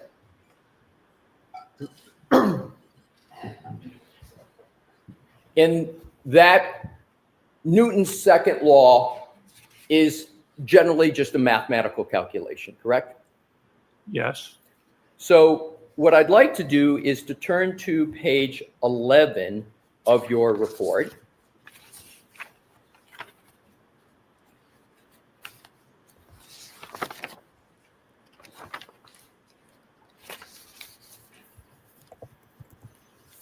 And on page 11, you discuss the force calculation in conjunction with the part of your report where you discuss your experiment where you dropped a test dummy backwards, correct? Yes. Correct. You determined that a fall of 69 inches, at that fall, Mr. O'Keefe's head would have accelerated with 458 G's of force? That's what we actually measured. Right. In the test. And can you tell the jury what is meant by G's? So G's is a measure of acceleration. If you usually acceleration is measured in feet per second squared. If you divide it by 1G, which is 32.174 feet per second squared, that gives it to you in G's. People often heard about fighter pilots losing consciousness at 6 or 7 G's, basically because your blood's getting sucked away from your head, not because you're being impacted. But G forces, or G's as they're more properly called, is a measure of the acceleration. It's just whatever the acceleration is divided by what we all feel when we're standing here, which is 1G of gravity. And you estimated Mr. O'Keefe's head weight of approximately 15.7 pounds. You used a percentage. Is 15.7 about right for the mass of the head? So if we apply Newton's second law, we keep F force open as the unknown. We take and apply the mass, which is 15.7, multiply it by the acceleration. You end up with a force acting upon Mr. O'Keefe's head of 7,200 pounds. Do I have that right? That's right out of your report. So that math is all correct. Falling backwards onto a hard surface from his standing height will give you approximately 7,200 pounds of force. And that 7,200 pounds is the previous unknown F in the Newton's second law equation, correct? Correct. So now we have an answer for F, 7,200 pounds. Now you then go on to note that the applicable scientific literature states that a fracture to the occipital bone, and just to review, the occipital bone is the back of the head right here, right? Correct. So you then, as I understand it, you go to the scientific literature And you concluded that a fracture to the occipital bone can occur with an average force of 1,634 pounds from a fall distance of 40 inches, correct? I'm sorry. How many inches? 40.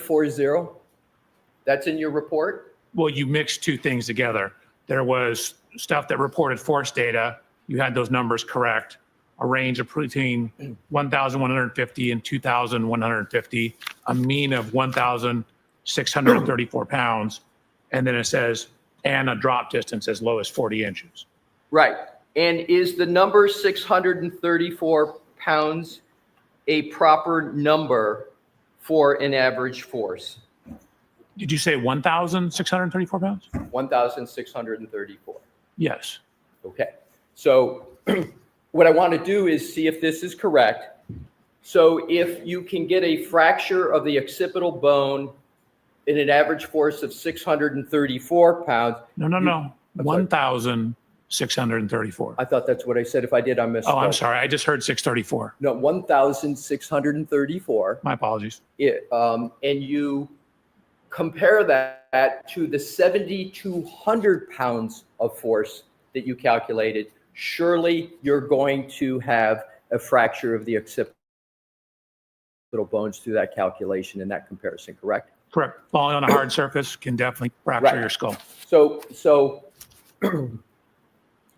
I'm not getting at the manner. I'm just applying Newton's second law. Newton's second law doesn't look at manner, does it? It just looks at force equals mass times acceleration. Newton's second law doesn't look at the surface, does it?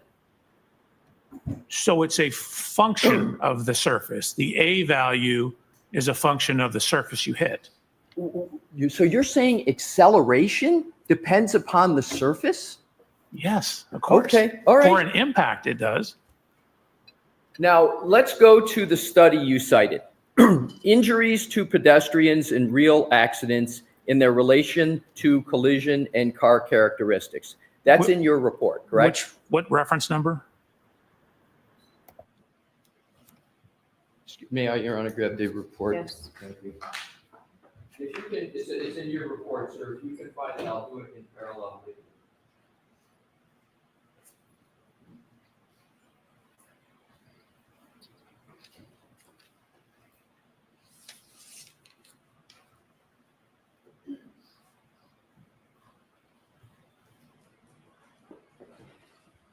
Is it number 25? That's the one I think it is. I just want to check your report. Would you like me to actually pull up the paper? No. Okay. Just want to get to the.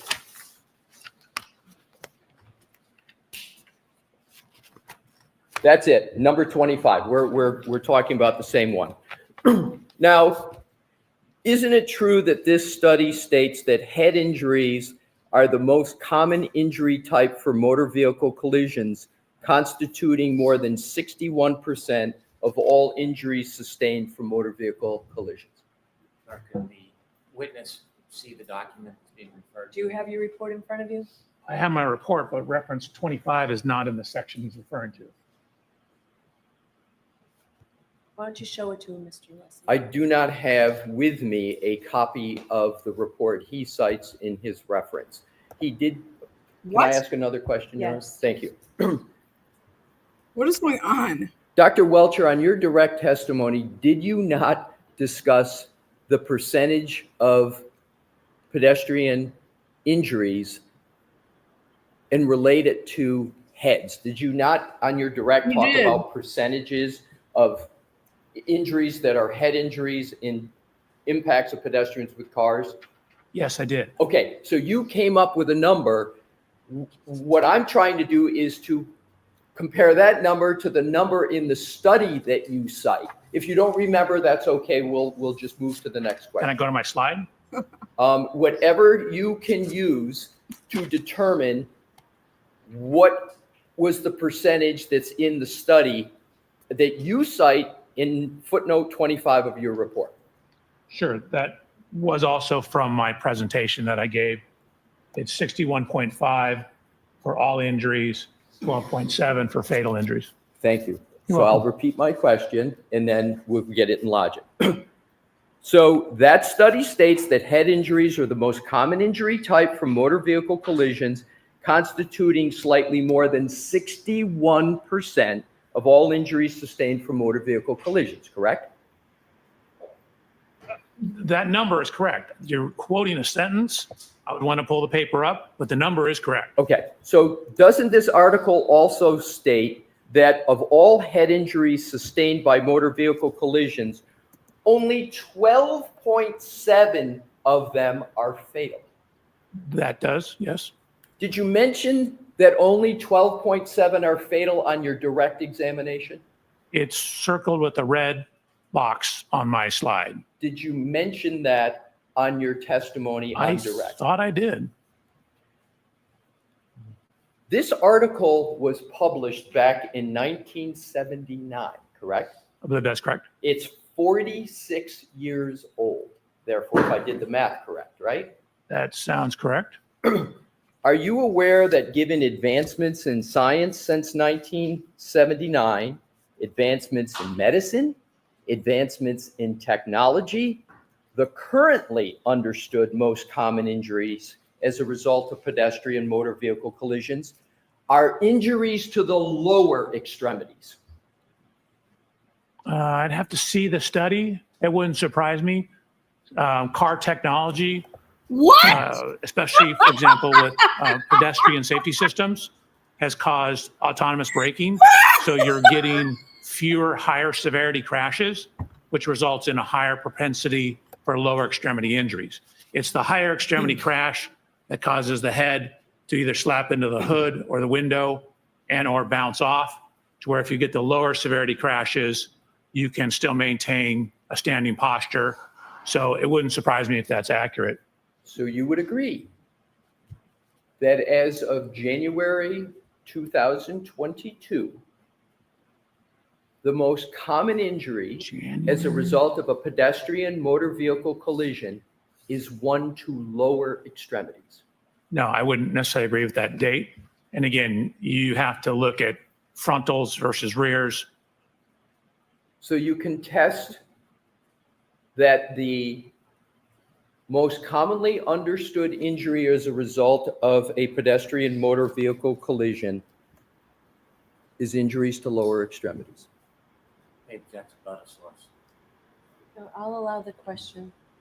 So I'd want to see the data. Again, most cars, for example, this Lexus has a pre-collision system in it that will start to apply the brakes if it senses a pedestrian at the front of the car.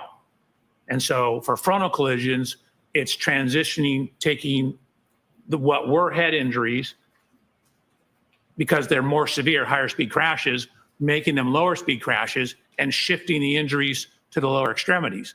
Just like airbags shifted the head injuries away from the severe ones, and we started getting more or higher ankle and lower leg injuries. So the change in the technology, but for backing, that may not be the case, because you have different geometry on the vehicles and you have different safety systems. I'll try it a different way. Mm-hmm. Do you have knowledge, Oh my God. as you sit here today, Oh my God. whether the most common injury from a motor vehicle accident is to the lower extremities? I'd have to look at the literature. I have the article I gave you. So the answer is you don't know the answer to that question. Is that correct, sir? I don't know it off the top of my head. All right. Newton's second law analysis that we went through, force equals mass times acceleration, where we came up with the 7,200 number. You didn't discuss that calculation on your direct examination, did you? I don't think so. We didn't discuss a whole bunch of those things that were that wasn't necessarily an opinion. That was a sub-opinion or basis for my opinion. You didn't discuss that Newton law calculation on your direct examination, did you, sir? So in a way I did, because I said my drop testing shows that you can do this. So I didn't quote that number, but we are going through the specific numbers now. But I absolutely did say, as a matter of fact, I showed a video of my drop testing and talked about how falling onto a rigid surface, a hard surface, can cause a skull fracture. Did you discuss on your direct examination applying 15.7 of the head weight to 458 Gs and come up with a number of 7,200? Did you do that on your direct examination? Those specific numbers, no. Thank the general you. concept of the drop testing and what it showed, yes.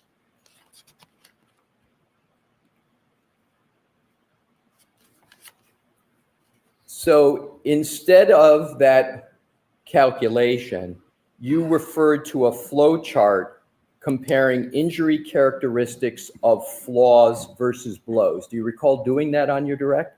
So you asked me two questions. You said instead of, so that's no, it's not instead of. They're two completely different topics.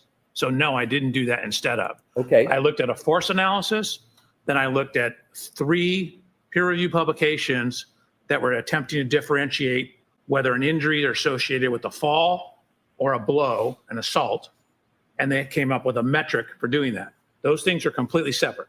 Let's ask it this way.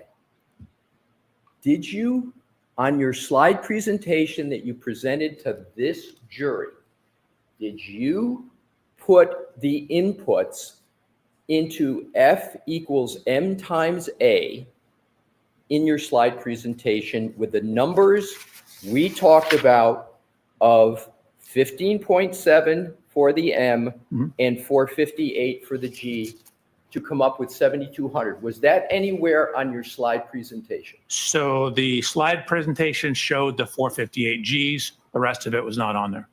Thank you. You're welcome. You also indicated that the laceration above Mr. O'Keefe's right eye is consistent with the shape and height of the fin on the top of the Lexus SUV. Do you recall that? Correct. It's actually properly called a spoiler. And so you would call it a spoiler instead of a fin? Correct. Fair enough. We'll call it a spoiler. He called it a wind. You visited the scene at What is 34 going Fairview, on? correct? I did. You stated that you like to visit the scene while you're working as an accident reconstructionist so you can get a better understanding of the data? I would use the word like, but we want to go to the scene to see the scene. When you visited 34 Fairview, did you go into the garage at 34 Fairview? No, I actually didn't set foot on the property. You didn't set foot on the property? No, I stayed in the street. It's my understanding there were new owners. You can just ask them. Did you consider the scene limited to the road? So the access I had was to the road. The laser scanners and the photographs will extend further, but I didn't have access to the interior of the house. Oh, so you didn't access the entire scene, correct? In my opinion, I did access the entire scene. I didn't physically step 7 feet onto the grass to the point of rest, but I stood and photographed where that was. I didn't want to trespass.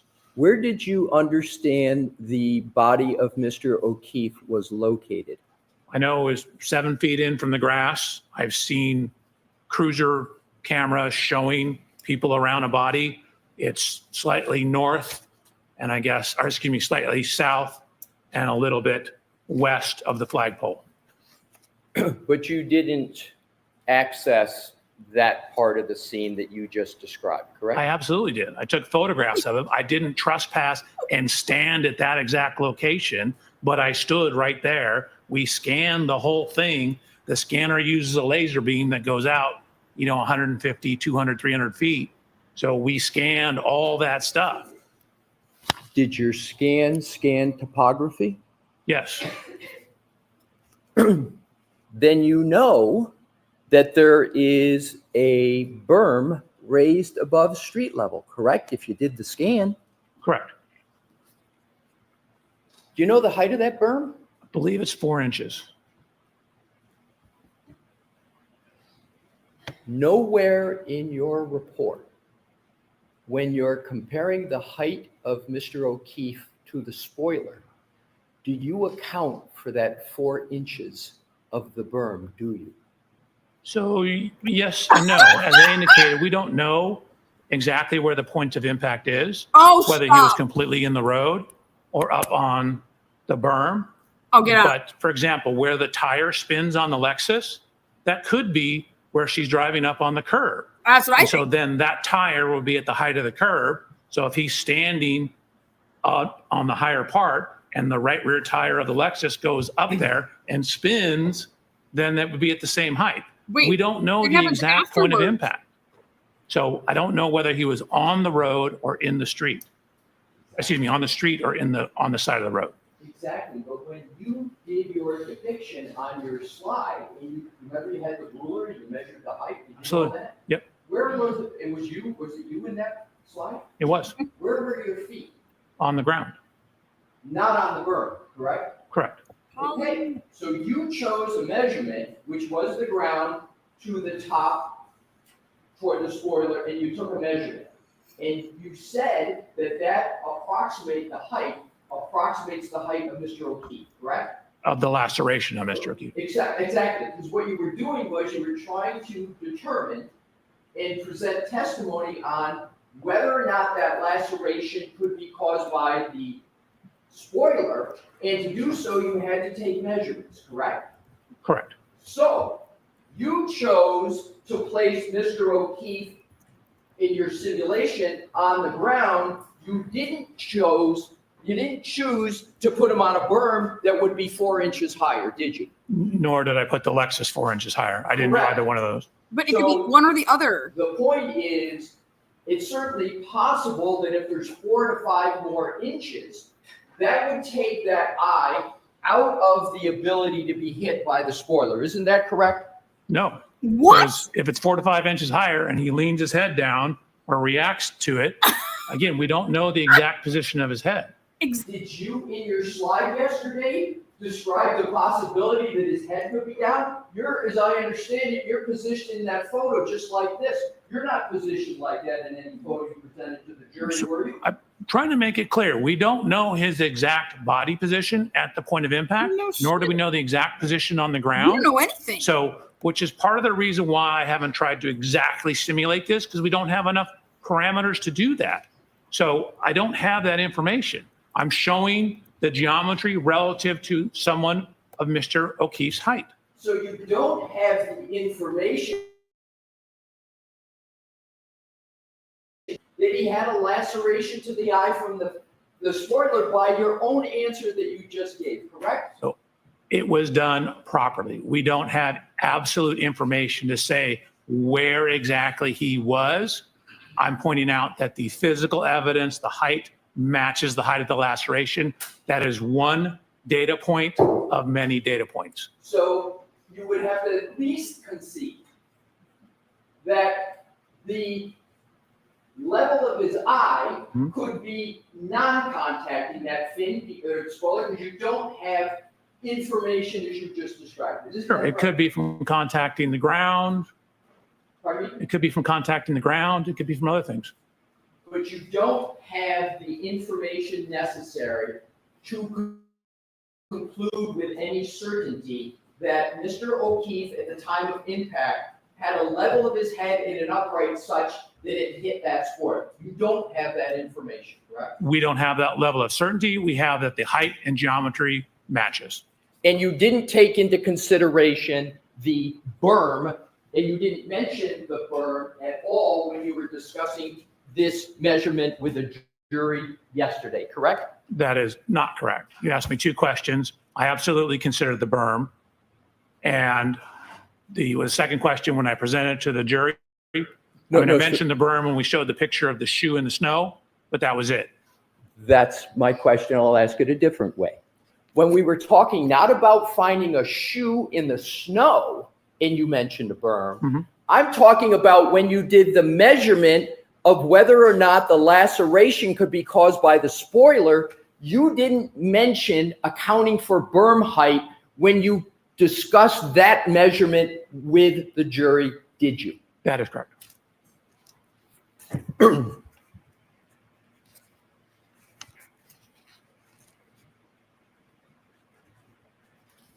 Likewise, you didn't present any Newton's second law analysis regarding the front of Mr. O'Keefe's head with respect to whether his head was contacted by that spoiler, did you? Correct. Again, it was a glancing hit. We wouldn't be able to do that. Oh, so it's a glancing hit to the front of the head is your hypothesis? This whole pedestrian impact is a glancing hit. So you can have your arm to the side like this, with the back of the vehicle coming like this, and you could glance the right eye with the arm out. Is that what you're saying? That's what my picture shows when I'm standing next to the car. I could probably find the slide for you. So you didn't do a force analysis to determine how much force would be applied assuming a contact with the right eye, did you? That's correct. And force analysis is what biomechanists do, correct? That's what a biomechanist does? That is part of what they do. So I lined up his anthropometry relative to the known height of the vehicle. You attempted to line it up. That's one method, but another method is to apply Newton's second law like you did to the back of the head when he fell, correct? Correct, if we had more information. Mr. Leslie, why don't we break here? Thank you, Your Honor. Okay. So jurors, your lunches are here. We'll see you in 15 minutes. Mr. Leslie, you're just kicking his ass. Let's just take a break here. Well. Everybody has to take a little breaky.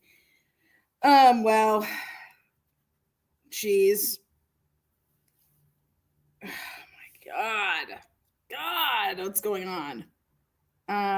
Let me take a look. See. Okay. I just need the name. So somebody that has a bingo. We have those words put on hold here. But I just need to see the card number. And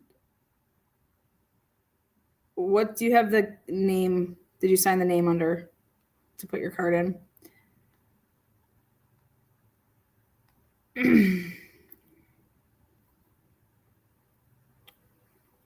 So we're waiting on that. Give the man a cookie and some milk. Yeah, something like that. Hogwash, sir. That's all. Like,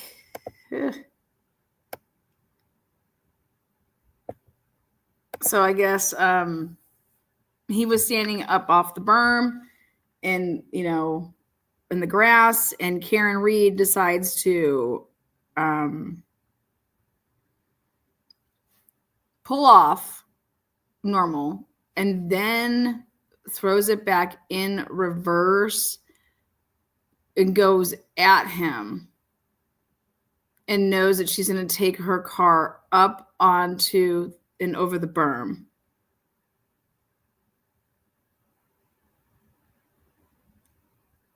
But sideswiping him. Karen would have to, do a lot of things.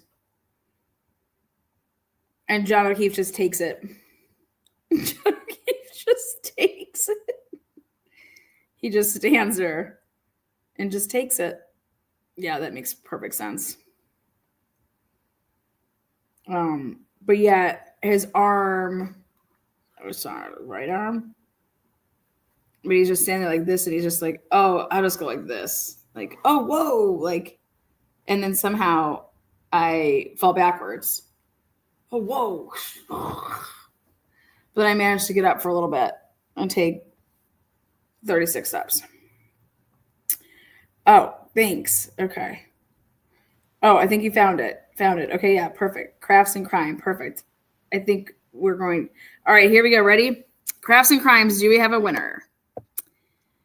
We have Counsel, Jim, Mr. Brennan. Yes. Siren. Question. Free spot. Madam Court Reporter. And report. I'll repeat it again. Drum roll, please. Let's see. Counsel, Jim, Mr. Brennan, yes. Siren, question. Free spot. Madam Court Reporter, report.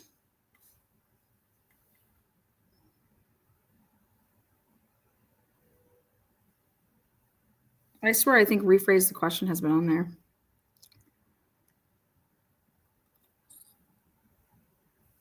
Is it a winner? Yep. It's a winner. Woo! Yeah! $55.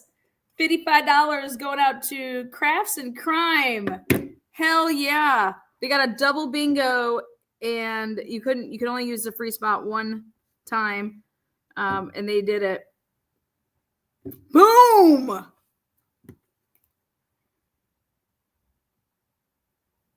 She said, sorry, this is my first time playing, but you're here often. Well, I'm glad. See? Always the people who are first timers always win. They always win. Those first timers. Old timers, first timers. Whoopsies. What just happened there? Oh, here. We'll go like this. That's better. My card sucks, Lana. Why, you have Lally on there? Lally, the last one. $55 winner. Woo! Congrats. Congrats. Crafts and Crime. Way to go out on a bang at lunchtime. Hell yeah. Cash App. Woo! That's like hitting the progressive. Yes, I love winners. All right. Cash App going out. And then this will resume here at 2 p.m. God, Bev, with this music.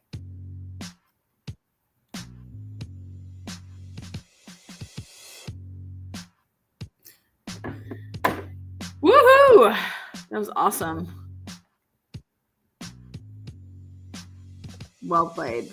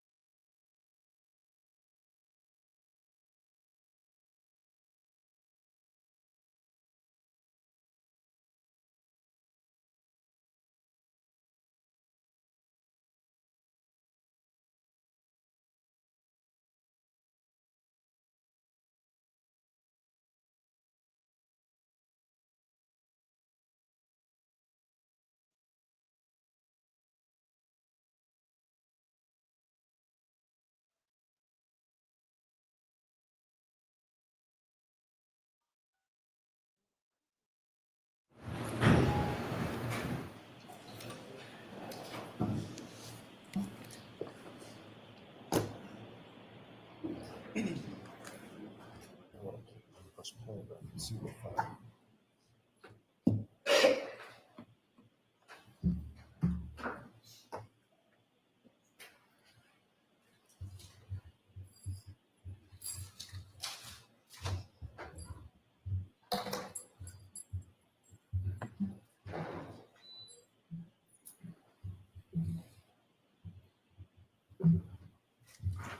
be seated, quarter to the session.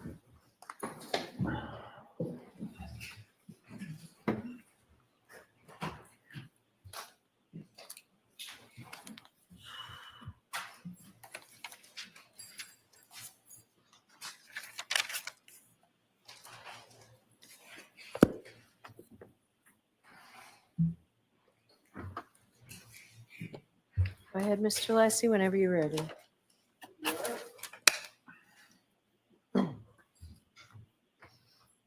Just take a moment, Your Honor, to reorient. I'll be right.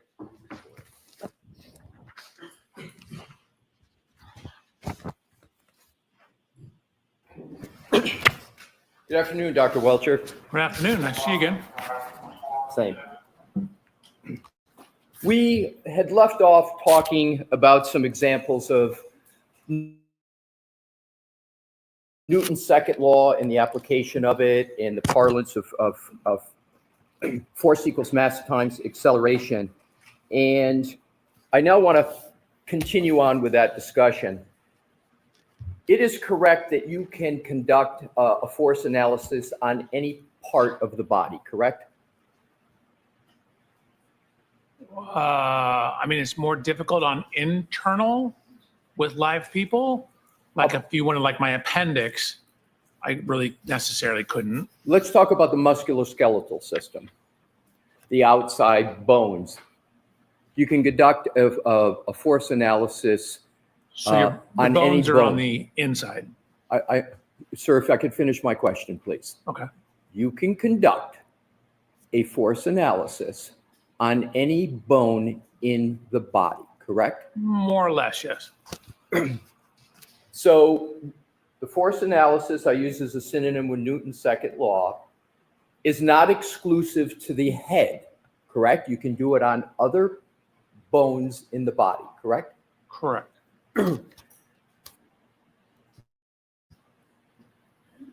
On direct examination, your direct examination here, you did not present a force calculation representing what you allege to be contact between the vehicle and Mr. O'Keefe's right arm, did you? Correct. And nowhere in your report do you present a force calculation for Mr. O'Keefe's right arm, do you? Correct. We didn't have enough information to do it. We're going to get to that. Okay. Now, given that you stated that, quote, determining the effects of physical forces on the human anatomy, end quote, is the job of a biomechanical engineer,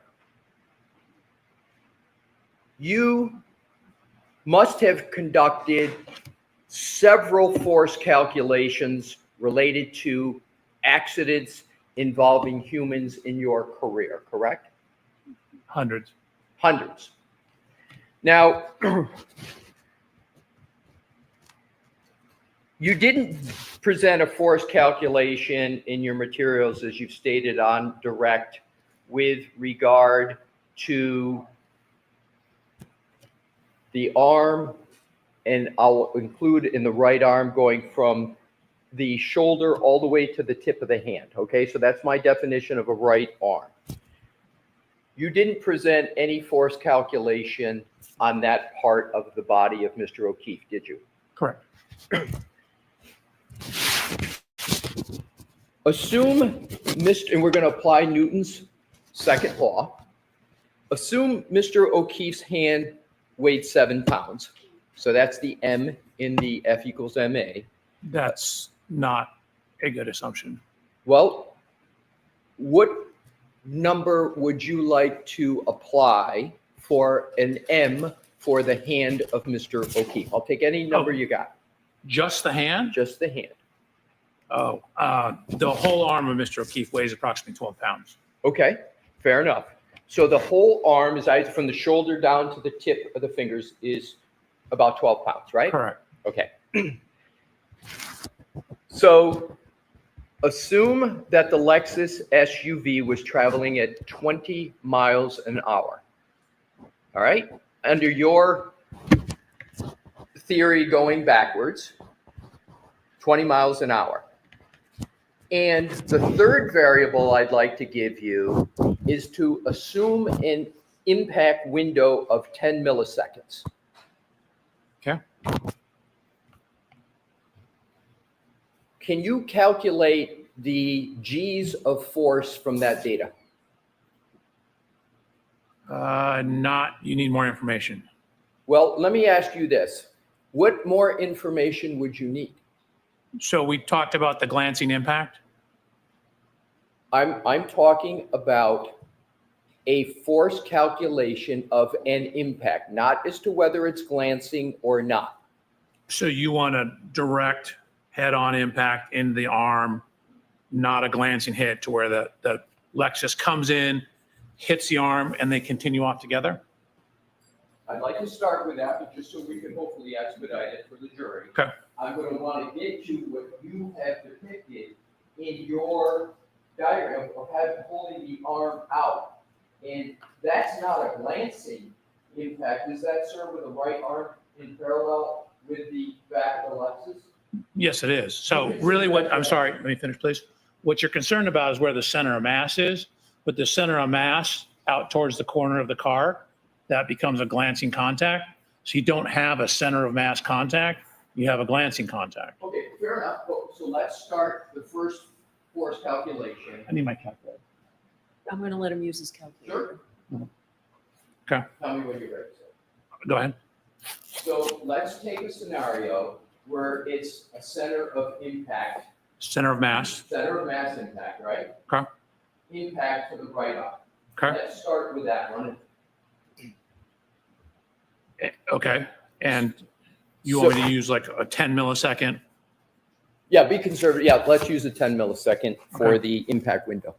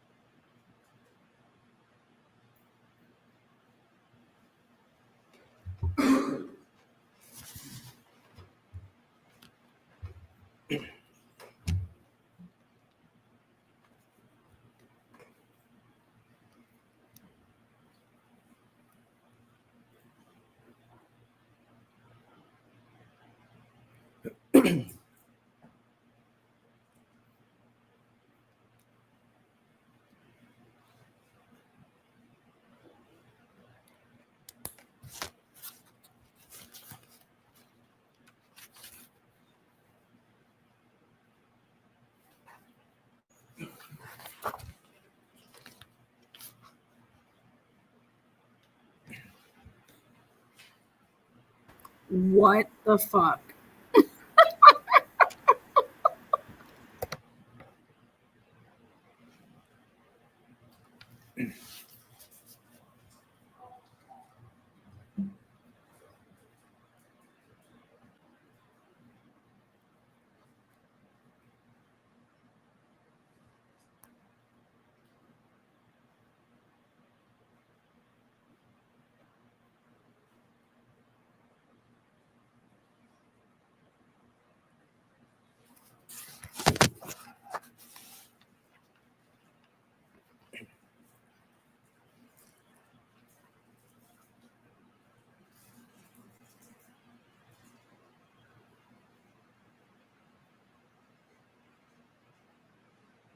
Okay, question? What do you get for F of force in the F equals M times A calculation? About 2,188 pounds. I made a triangular crash pulse assumption. Right, and if you took the milliseconds in half, become less conservative, would you end up doubling the 2188 number? If you cut it in half, you would double, yes. Exactly, through a simple mathematical semi-algebraic application of the numbers, correct? You Correct. divide. We're doing a little simplification in terms of the crash pulse shape, but generally, yes. Right. So, but let's take the conservative number, the lower number, 2188 that you came up with. Do you know from the literature, as you did with the head, you went to the literature and said, this is how much pounds of force the you would get to have to cause a break at the occipital bone. Do you know from the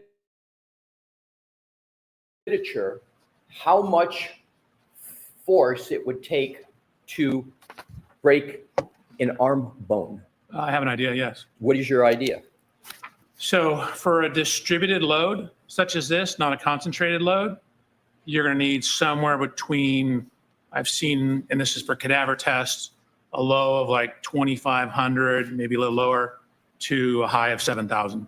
Sir, you have switched, haven't you? We're talking about center mass impact. Did you in your calculation just switch to a side swipe impact to do your calculation?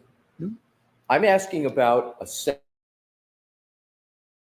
of mass impact. How much force would you need? Let's start with the hand. Maybe it's a simpler one. Do you know how much force it takes to break, any of the hand bones, you know what I'm referring to, the phalangeals? Yes. The metacarpals, and the carpals? Correct. How much pounds of force do you need to break any one of those bones? Actually, I didn't find any distributed loading on the amount of force. I don't know. Well, no, I understand, but I'm asking, do you know from the literature, not a calculation? Doesn't the literature tell you? Can't you go to the literature like you did with the head and you say, okay, to break the occipital bone, the literature says you need a minimum amount of force of this. I'm asking you the same question for the hand. If you don't know, it's okay, but do you know what the literature says for how much force is needed to break a bone in the hand? So for a distributed load across the hand, there are distributed load tests that show you need over 300 Gs on the arm to do that. So it would depend on the mass of the hand. What is the range of force that you would need to break a bone in the hand? Do you know from the literature? If you don't, that's okay. I could probably figure it out. How long would it take you to figure it out? Do you know from the literature what that number is? Not off the top of my head, no. Is 300 to 400 pounds of force sound right from the literature that it would take to break a bone in the hand? For a distributed load, Yes. such as the taillight, no. No, not a distributed load. A load from a motor vehicle going backwards. Right, that's a distributed load. Right. So you're saying 300 to 400 pounds of force would not be enough to break any bone in the hand. Is that your answer? So for a flat distributed load, like hitting the taillight, you're going to need higher. How about another part of the back of the vehicle? I guess if you hit on the very corner and it wasn't a distributed impact, like if you had a more concentrated impact, yes, that could increase or decrease the amount of force required. How much would it decrease it from the number you gave? Depends on what you're hitting, what it's made out of. The contact Lexus area. SUV. Let's assume, I'm sorry. Can you repeat the question, please? Absolutely. Thank you. Let's assume we're talking about this Lexus SUV, right? But let me back up. You don't know where exactly, under your theory, that there was a contact. You don't know, you testified to on direct, you don't know exactly where that point of contact is. Correct. You don't know. Except it's on the taillight. Well, you're saying it's on the taillight, but you didn't observe any impact yourself personally, right? Did I see Ms. Reed's Lexus? You didn't see the impact, correct? That is correct. So, and there is no firsthand witness that saw, under your view, that a collision occurred. There's no witness to say where the arm was, correct? There's no person that saw it. Right. And you have chosen a point of contact, okay? You chose that for your analysis, correct? Correct. And you picked that location, but it's also possible that under your theory that a collision occurred, that that arm could have been impacted any part of the back of the vehicle. That's possible, isn't it? That's not probable, no. I'm asking, is it possible?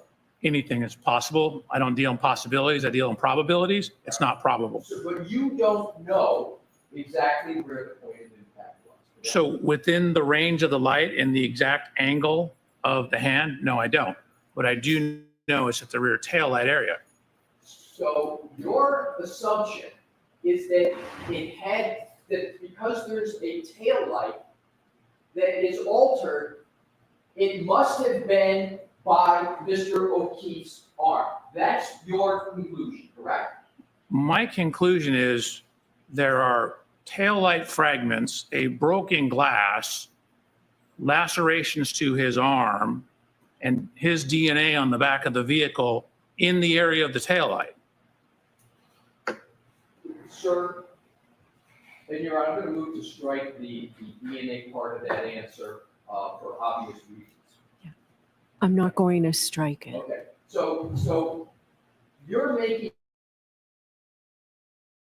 assumptions. You're taking what you view to be certain data, and you're coming to a conclusion, but that is based upon circumstantial information, correct? Is that fair? Are you calling like pieces of the tail light at the scene around his body circumstantial information? Sir, let me go to the force and go back to the force analysis. Let's go back to the numbers. I want to stay on, if we can, just the calculation. So let's go back to the minimum amount of force you understand from the literature that it takes to break any bone in the arm from the finger up. Let's start with a hand. What's the minimum amount of force that can be applied to break a bone in the hand? So it depends on the loading. So I don't actually know. In terms of the forearm, I can tell you there's data that shows up to 300 Gs of loading. You will not get fractures. There's one up to 750 Gs showing no fractures for a male of similar height and weight of Mr. O'Keefe. Thank you. You're welcome. So let's take those numbers, Okay. okay? You said 300 and 750. Did I hear it correctly? You did? Okay, that's the numbers you gave that would break a bone, correct? So the 300 actually didn't break any bones, I believe. The 750, the one example, didn't break a bone, but as you got above 350, you started to break bones. So 300. you got above 350. 300. Above 300, yeah, because that's what I thought you said the first time. You got above 300, you start to get breaking bones, correct? Correct. And so if you take that 300 number and compare it to the 2,188 pounds of force, you have 7 times the amount of force necessary to break the bone, correct, in the force analysis? No. If you take 300 Gs times a 12-pound arm, you get 3,600 pounds. The calculation you asked me to run earlier gave you 2,188 pounds. Right. So you are 1,412 pounds above the force required. Like the tolerance is 1,412 pounds above the force you would say get in a 20-mile-an-hour impact in terms of the fracture forces. Let's do it this way. I'm sorry? Let's do it this way. Okay. The force that you calculated from my hypothetical of this Lexus SUV going backwards, you came up with the F number of 2,188, correct? I'm sorry, I didn't, what was you said? 2,180. You said dyslexic? Or do you say Lexus? I didn't understand what you said. The Lexus My apologies. SUV that you've been talking about. Gotcha. Okay? I didn't hear You it. came up with a number for F for force of 2,188. Are you changing that number? Nope. Okay, Absolutely so not. let's go with your number of force from this vehicle of 2,188. I'm just simply asking, how much force does it take to break a bone in the right arm of a human being? How much force, not acceleration, how much force does it take to break a bone in the right arm?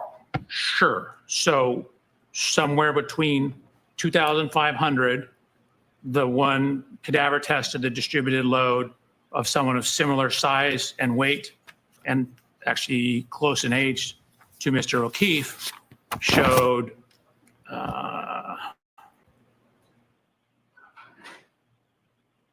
about 7,000 pounds of force to break it. Let's go to the hand. Do you disagree that the literature shows it only takes 300 to 400 pounds of force to break a bone in the hand? Do you disagree with that? Your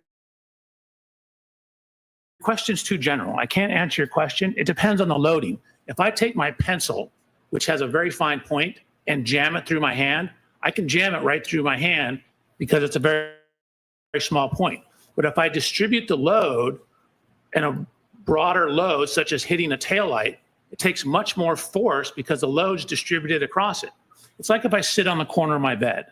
I might sink in this far when I sit on the corner of my bed, but what happens when I spread my load out, when I lay on my bed like this? I don't sink in as far. Has my weight changed? And weight is basically force. No, larger area. So for a given force, you get less sinking into the mattress. So if you hit a broad surface like a taillight or a wall like this, it takes much more force than if I were to take a singular small round object and jam it into the hand. That hurts. This does not. Okay, if you can hear my question, if it's unclear, you tell me. For not a pen, not your bed, but for a Lexus SUV of 6,000 pounds, is there any part of the back of the Lexus in any manner where you can get a break to the hand from 300 to 400 pounds of force? Any part on the back of the Lexus? Yes. Probably. Okay. So probably, your words, you can get a break to the hand from just between 300 to 400 pounds of force. That's what you just said, correct? So you're taking the totality of the back of it, like if you got it stuck in the bumper, potentially, yeah. But from a taillight or a broad flat surface, no. I'm not asking about a taillight. Any part of the back of an SUV, you agree that it is probable that you can get a break of the hand bones from just 300 to 400 pounds of force? Your question is incomplete, right? You said any part of the back, but then you wanted me to not include taillights or not include the rear body panel. If you hit a very narrow part of the car, like say the edge of the tailpipe, that creates much more of a narrow contact. So force divided by area is pressure. So if you have a very tiny area, you have very high contact pressures. And so, but if you distribute the load over a larger area, the number on the bottom of that fraction is much bigger. So your contact pressure drops. So hitting the edge of the exhaust pipe is going to have a much higher likelihood of causing a fracture than hitting flat against the tail light. Okay, what we're going to do to make this more efficient, excuse me, sorry. Mr. Wolf, can you pull up a slide from Mr. Wolf's or Dr. Welcher's presentation for the back of the Lexus, please? The back hatch, and Your Honor, may we publish that? Sure. Do you know what number though, Mr. Leslie? Mr. Wolf does, and And I then know he'll you tell need it, so us. he'll tell me before I publish, and then we'll give you the number. Your Honor, may I look here? Yes, I'm going to let Dr. Welcher look at his slide Oh, sure. here Yeah. instead of just up there. The back hatch, yes.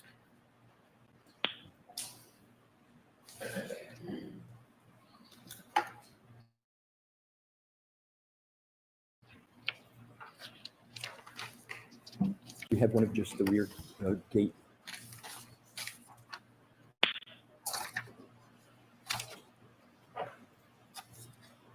The one measuring the height, maybe? There we go. Thank you. Okay, this is your slide presentation. is there any part of the back of the Lexus SUV that has that more concentrated area where if the hand hit it, 300 to 400 pounds of force could break it? Is there any part, for example, the edge of the license plates, above the license plates, the L symbol that sticks out that would be concentrated? Anything you see there, could 300 to 400 pounds of force contacting it in? So, I don't know how to show this because in the middle photograph, right where the 2 is on the license plate, yes, there's a vertical edge. That area is recessed in. So if you hit right on that vertical edge, that could potentially do it. That could do it. How about the L of for the Lexus symbol if the hand is there? No, it's not deep enough. The compliance of the hand is just going to sink into the car. Is there any other part other than the license plate that the force applied, you would only need 300 to 400 pounds of force to break the hand? Maybe the exhaust pipe, and potentially if you hand your hand up near the spoiler. Right. So now let's go from 300 to 400. Let's go to the 2188, which is your number. Use 2188. Is there any place where in 2188 force you could have a fracture of the hand on that back gate? Just to be clear, 2188 is the number I calculated for you. It's not, quote, my number. I understand, but we did. I understand, but we did the calculation. Is there anywhere on the back of the vehicle where 2188 could cause a fracture of the hand? So that was a forearm fracture tolerance I thought we were talking about, because we used the weight of the whole arm for that. We did. And my question is there anywhere in the back of the vehicle, in your opinion, that could cause a fracture with that? I'm sorry, what, to the hand?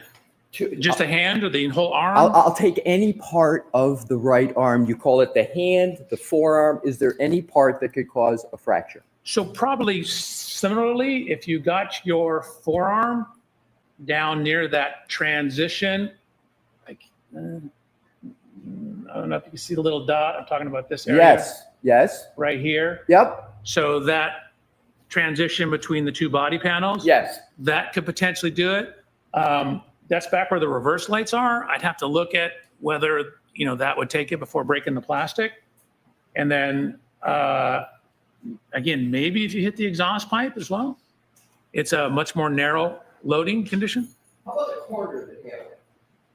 The corner of the tail lamp. I suppose if you had just your hand on the very, very corner, potentially. Potentially. But you didn't do any of that force analysis for this case, did you?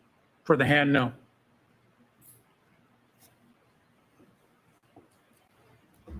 But you did it for the head, correct? Correct. Because that I'm able to quantify. Mr. Alessi, that was slide 108. I just want to I'm keep sorry, track. Your Honor. Yes, Mr. Wolk. Yes. All right, thank you. Thank you.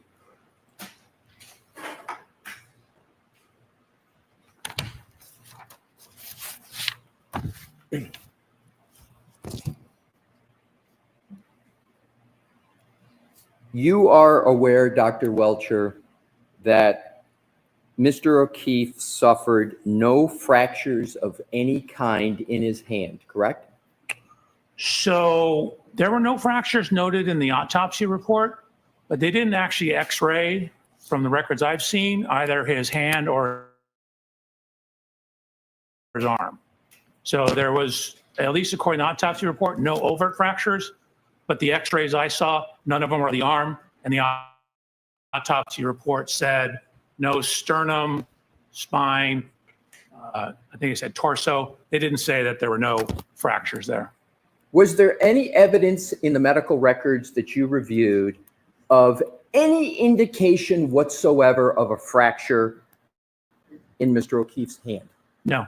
Was there any indication whatsoever in any of the medical records you reviewed that there was a fracture of any bone in the right arm of Mr. O'Keefe? Not that I saw. Again, it wasn't x-rayed. Was there any indication in the medical records, in the autopsy that you say you reviewed, of any fracture of any bone anywhere in the body of Mr. O'Keefe? Yes. Other than the occipital bone or the skull? There's a couple bones in the skull that were fractured, but other than the skull, no. Correct. So, are you aware that the medical examiner for the state of Massachusetts, Dr. Shorty Bello, performed an autopsy on Mr. O'Keefe? Are you aware of that? Yes. And you're aware of it because you read the autopsy report, correct? Correct. Are you implying, and it's a question, that Dr. Shorty Bello missed a fracture or didn't look properly for a fracture on Mr. O'Keefe? No, I'm simply indicating that, for example, a hairline fracture, I didn't see any evidence that they actually x-rayed the structure, so there would be no overt evidence of that. There were wounds on the right arm of Mr. O'Keefe, correct? Correct. And you are saying that the medical examiner should have x-rayed that to determine whether there was a hairline fracture? Is that your testimony? No, you're asking me about evidence and proof of absence of fracture. So I would look for an x-ray to see if that was the case. I haven't seen any evidence of an x-ray of the arms. So it's your position that on every autopsy, there should be an x-ray of every bone in the body, and that the clinical judgment of the medical examiner should not be accepted, and there should be an x-ray of every bone before a conclusion can be drawn that there's no fracture to a bone in the body of the deceased. Is that your testimony? Absolutely not. Like, I'm an engineer. You're asking me about proof. And so proof is somebody looked at it, somebody took an x-ray, somebody palpated it and found a comminuted fracture. So we're talking about proof. Sir, I didn't use proof in my question. Ask me about the opinion of a medical examiner. I'm not a Hold medical. on. Only one person at a time. Mr. Leslie, let him finish, and then you can ask the question. Your Honor, I hadn't finished my question. Okay, then finish your question, Dr. Welcher. Wait for the question. Then let Dr. Welcher respond. It's a nightmare for medical. I understand, and I think I've been doing that, but I'll redouble my efforts. Dr. Welcher, I didn't use proof in my question. I'm going to repeat the question. Is there any indication in any medical record, autopsy report of the deceased of any fracture of any bone in the body? That was not your original question, but to answer your question, no. Except for the skull. Except for the skull. Correct.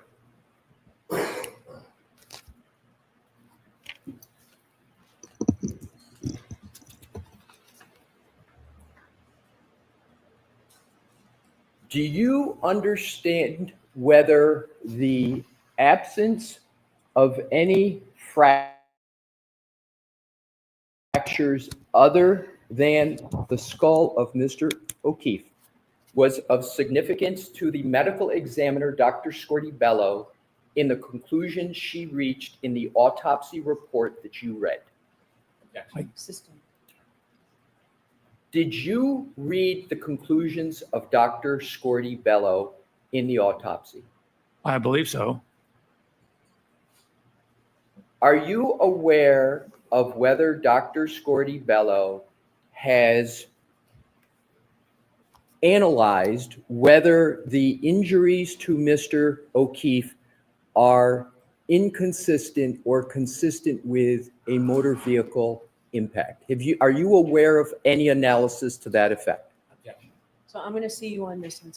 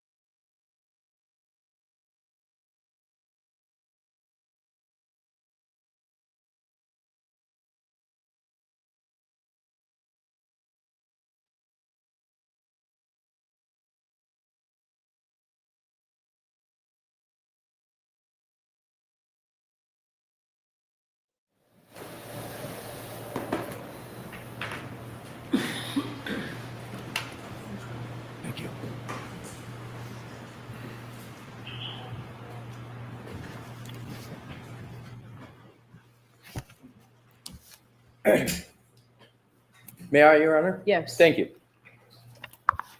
Dr. Welcher, I would like to talk now about your paint exercise.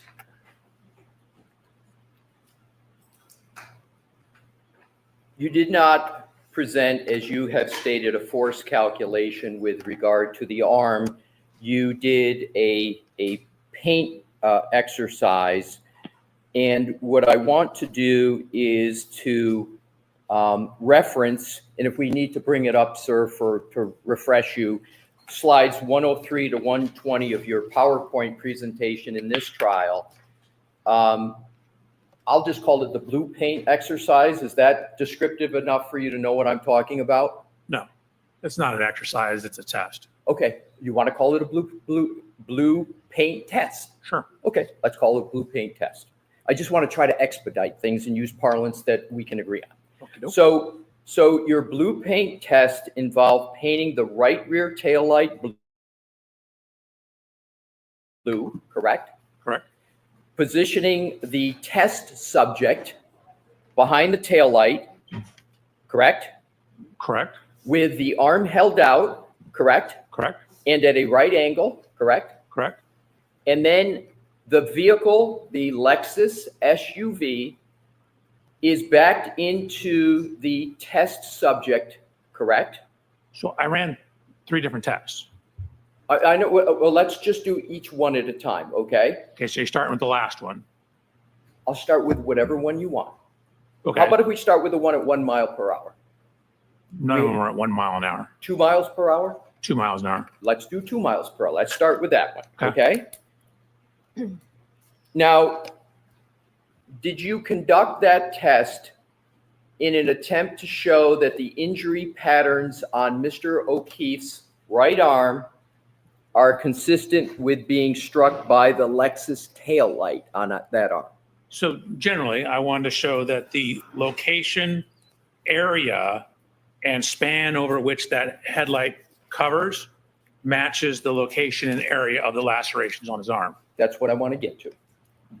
So you discussed data that you say shows that that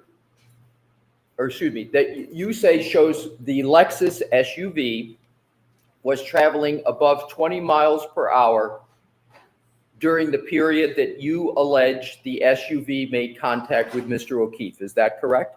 No. Where'd you get that from? Hold on. Okay. The answer is no. So did you do a test involving 20 miles per hour? I did some other backing tests. Yes. I was looking at how the rear pedestrian system and what warnings you got from the rear pre-collision system, the PCS system. Let me ask you this. Mm-hmm. Would you agree that you did a blue paint test with the vehicle going at 2 miles per hour? Did you? Of course. Do that? Okay. You didn't do a blue paint test with the vehicle going at 20 miles per hour, correct? That is correct. Okay. I was not going to hit myself with a Lexus at 20 miles an hour. You could have done other tests where the vehicle was going at 20 miles per hour if you used a crash test dummy, correct? You could have done that. If you used the right crash test dummy, and then to set up the test, because generally you only get 1 or 2 shots at it because you damage the car, you have to know everything about the parameters. And so again, pedestrian impacts are so very sensitive to initial angles. If I were to do a test and it was off a tiny, tiny bit and we got some different results, I would be in here having to defend it. Well, your own testing didn't show it. Point is we don't have enough information to be able to conduct that testing. Mm-hmm. So your assumption, as I understand it, is that the Lexus was going 24 miles per hour in reverse and made contact with Mr. O'Keefe. That's your analysis, sir? No, there is not one single slide I have that says this is the speed he was hit at 24 miles an hour. Do you know? Do you have a hypothesis at what speed you believe there was impact? Do you have the point of impact speed? I do not know the exact speed. We don't know the initial point of contact. We don't know where exactly he was on the road. We don't have enough information to determine that. Let's talk about the other information you don't have. Okay. You don't have the information as to from your alleged point of contact to where Mr. O'Keefe landed. You don't have that information, do you, sir? I'm sorry, where is my alleged point of contact? You allege that there was a point of contact between the Lexus, the back of the Lexus, and Correct. Mr. O'Keefe, correct? Right, but I don't know where that is on the road. You don't know that. I want to go through the information that you don't have. Okay, dope. So you don't have that. You don't have the point of impact. You don't have where in the road there was impact under your allegation. Those are the same thing. Right. You don't have where under your view, the body of Mr. O'Keefe landed precisely. You don't have that information, do you? What do you mean by precisely? We know it's 7 feet off the road. We know it's near the flagpole. We don't know where it started. The problem isn't where it landed. The problem is where it started. Right. And you don't have that information. I don't have where it started. In the garage.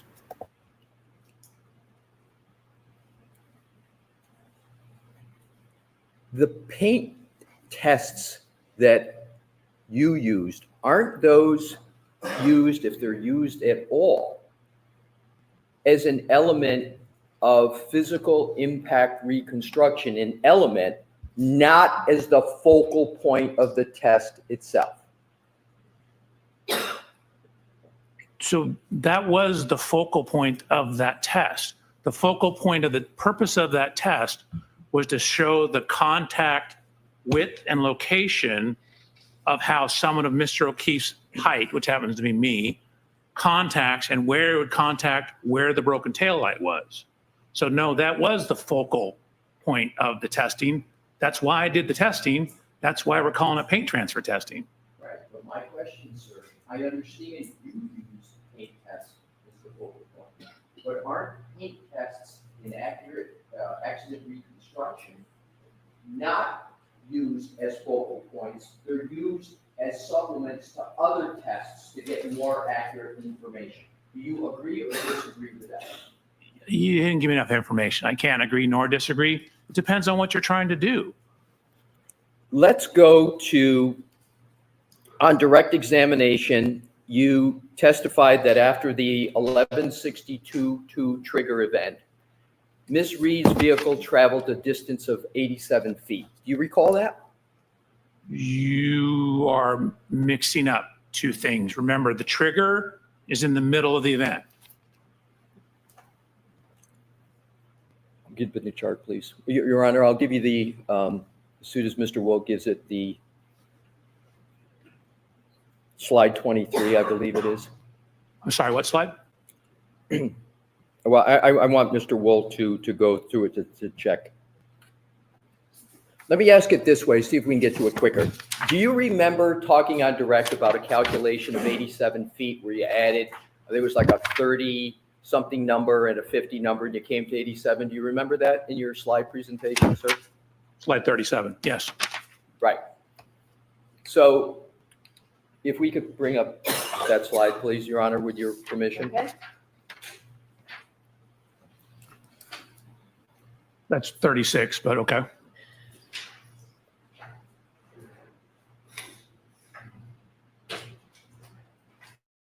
Are you on 33, sir? No, I'm on 36. Mr. Wolf, do you have 33? If you could go to 33, sir. Oh, sorry. Yeah, because that's where your 87 number is, not on the other. It's on a bunch of slides. Yep. Go ahead. All righty. So if you could zoom in, Mr. Wolf, so Dr. Welcher can see the numbers in the column.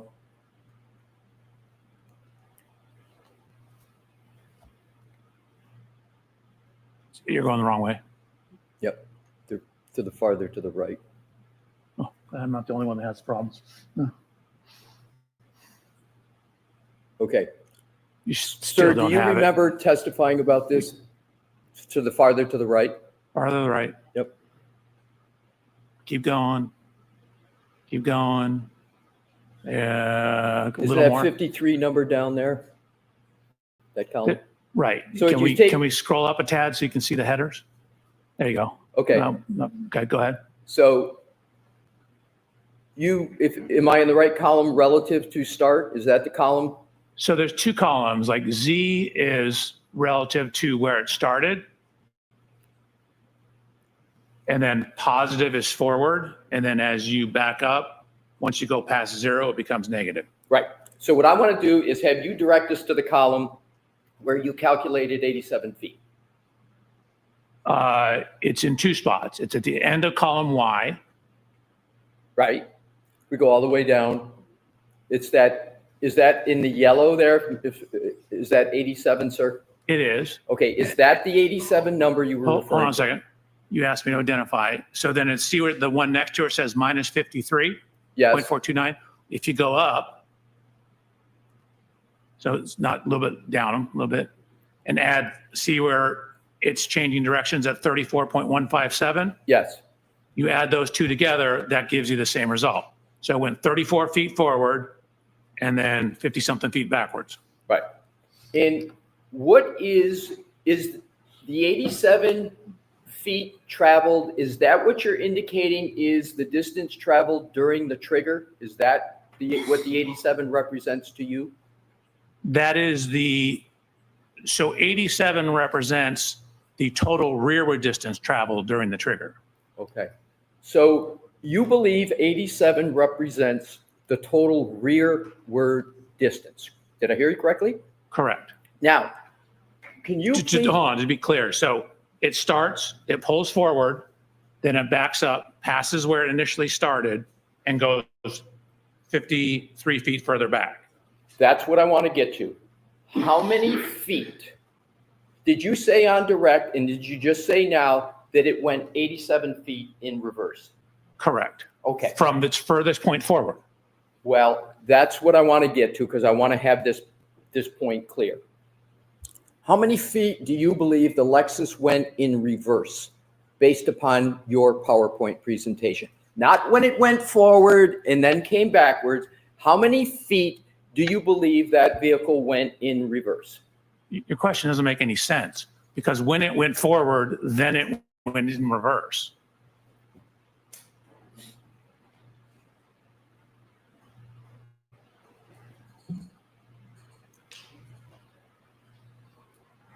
How many feet do you believe the Lexus went during the trigger?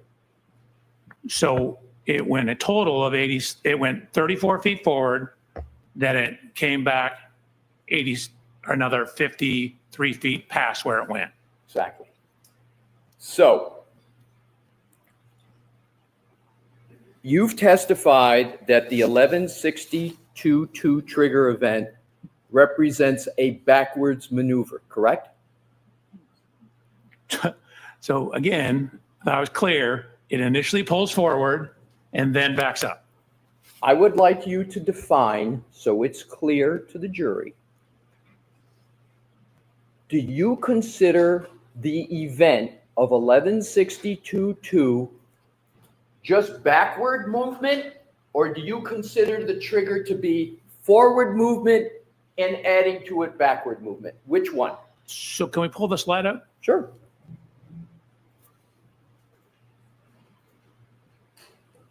Could you zoom in?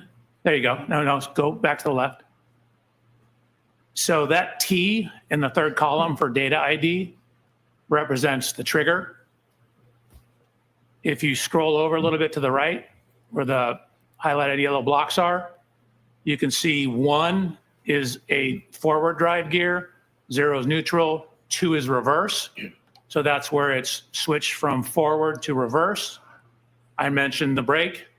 So you have it on the brakes coming in, slowing, stopping, going into reverse, and then backing up.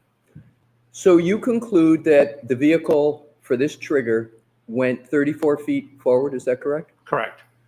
How do you know the vehicle didn't go 150 feet forward? How do you know it just went 30 feet, 4 feet forward? How do you know that? So the only data we have is this 10-second window. And so we have the velocity when it's going forward. We know how much time it took to do that. So that tells us how far it would travel. Velocity times time is distance. So are you saying that it is a certainty that it went forward 34 feet and there's no other number of feet it could have gone forward? You're absolutely certain of the 34 number? No. Again, if you look, see where it says vehicle speed? I see it. So at the start of this event, which is the trigger -5, so the trigger is actually where it's triggered, and it takes 5 seconds before, 5 seconds after. But when the trigger happens, it's actually stopped. But the 5 seconds before, it's going 13.6 miles an hour forward. So at the start of the data, it's still going 13.6 miles an hour forward, but it's slowing down.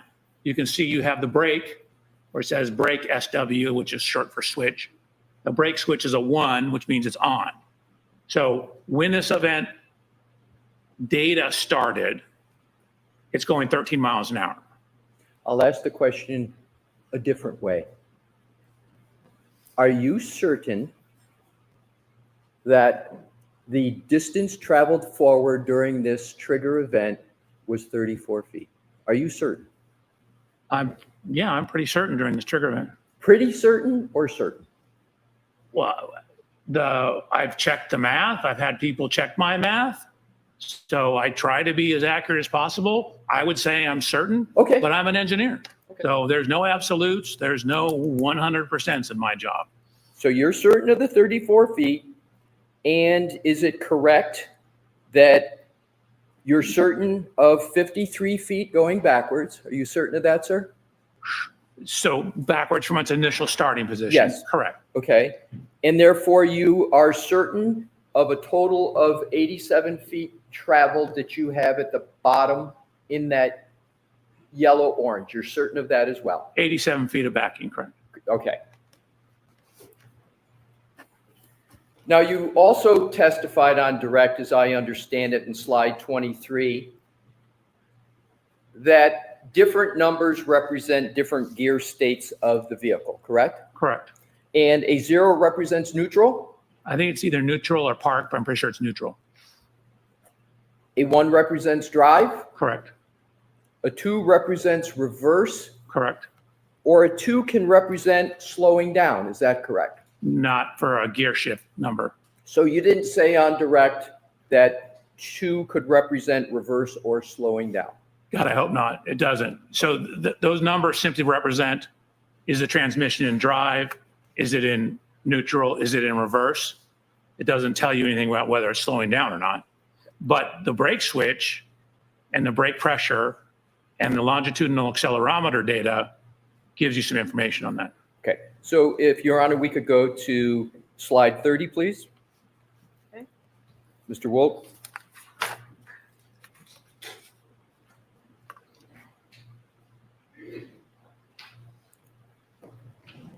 And I want to do it generally. There's not a need to read any specific number. I just want it clarified. Mr. Leslie, so is this 30 or 31?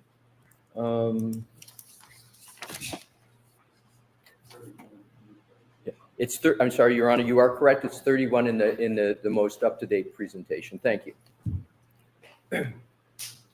You see all the numbers in blue font on that slide, sir? I do. Those are all numbers that you have placed on that slide. Did I have that correct in your direct presentation? You do. Okay. So this Excel spreadsheet, there's also numbers in black, correct? Correct.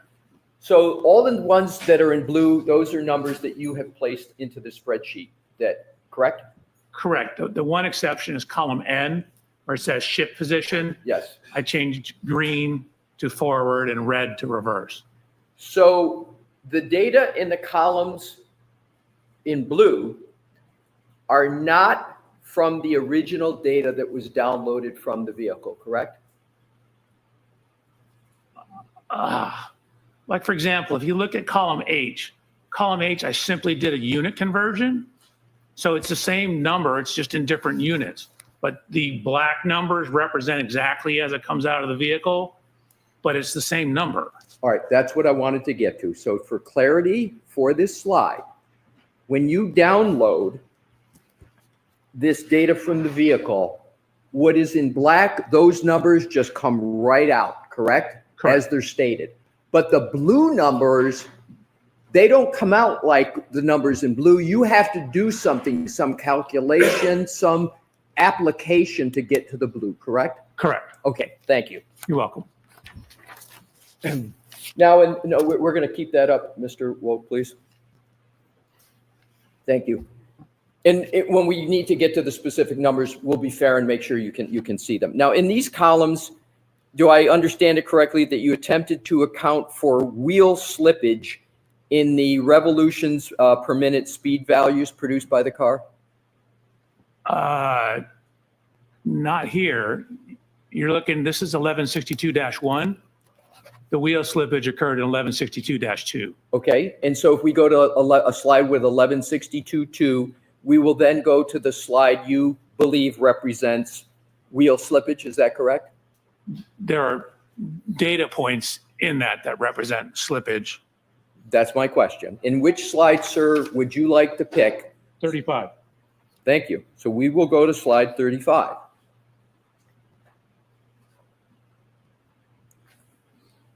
So I've highlighted the slippage.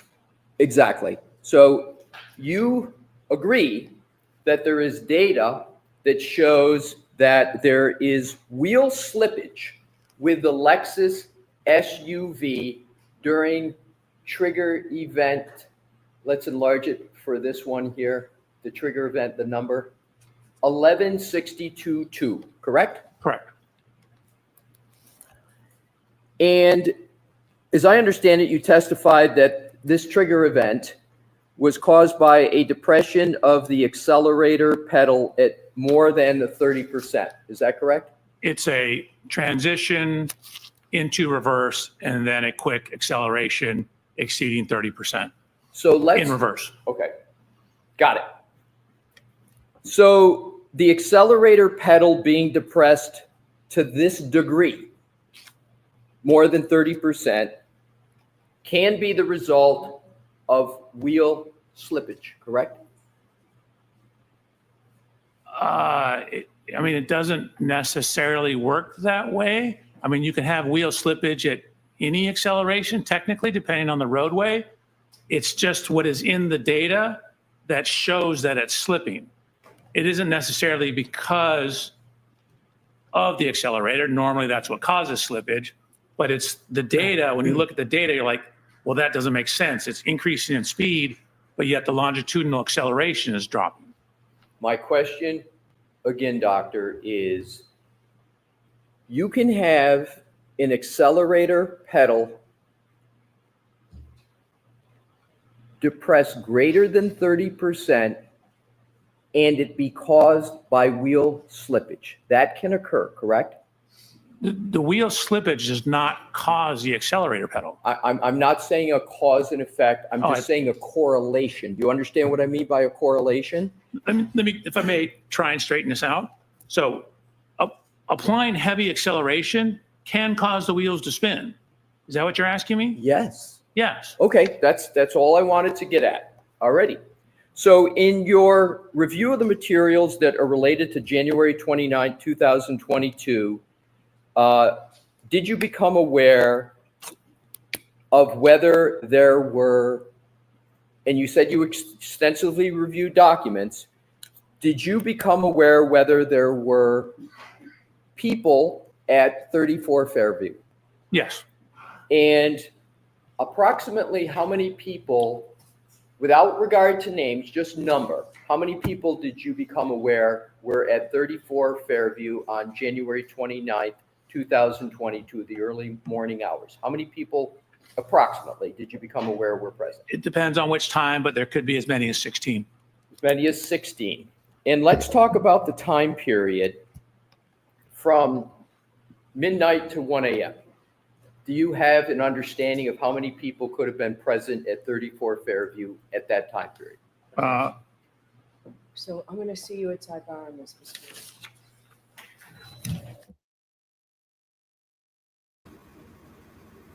I'm doing a deep clean of some sheets and curtains. So that's why I've had it on mute here, as you can hear. I'm really bringing the full effect of housewife and mom to the stage here. What in the world is going on? I went ahead and put your guys' comments up on the screen. I'm doing a lot of cool new things. I got my new mic to come in. Thanks to all you members out there. Your membership monthly, I always try to put back into the channel as much as possible. And so, lo and behold, look out, world. Wait till you see this mic.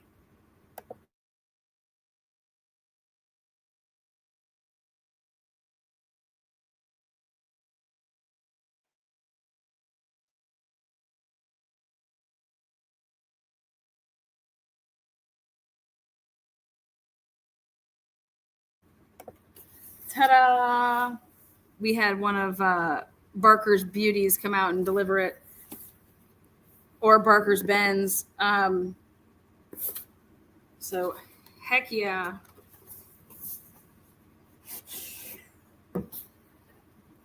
Whether it's big-time broadcasting, professional podcasts, or critical studio recordings, this dynamic microphone delivers smooth, warm vocals every time. The SM7B, for son of a mother bitch, captures and enhances the finer details of the human voice while blocking out all of the distractions for those that are ADD. Hear what an audio icon sounds like.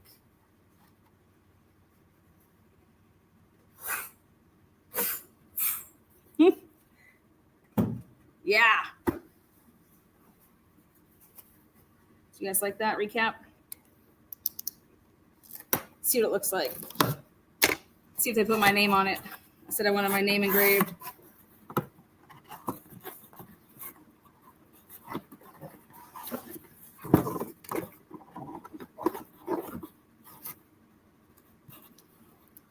You guys like the comments on your screen? Okay, good. I bought all new cords.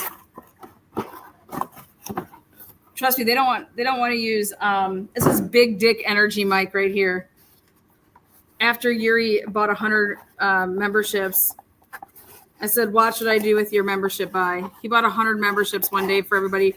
He lost the bet. Oh, daddy.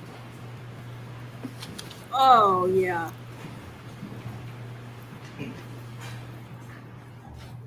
She's packing. May I, Your Honor? Yes. Thank you. Dr. Welcher,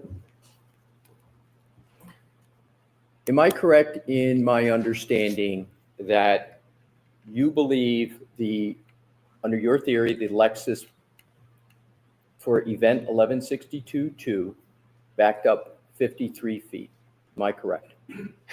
No, it backed up a total of 87 feet. Okay, let's take your 87. It backed up a total of 87, okay? Correct. And your further theory is that it did so and reached 24 miles per hour, correct? Correct.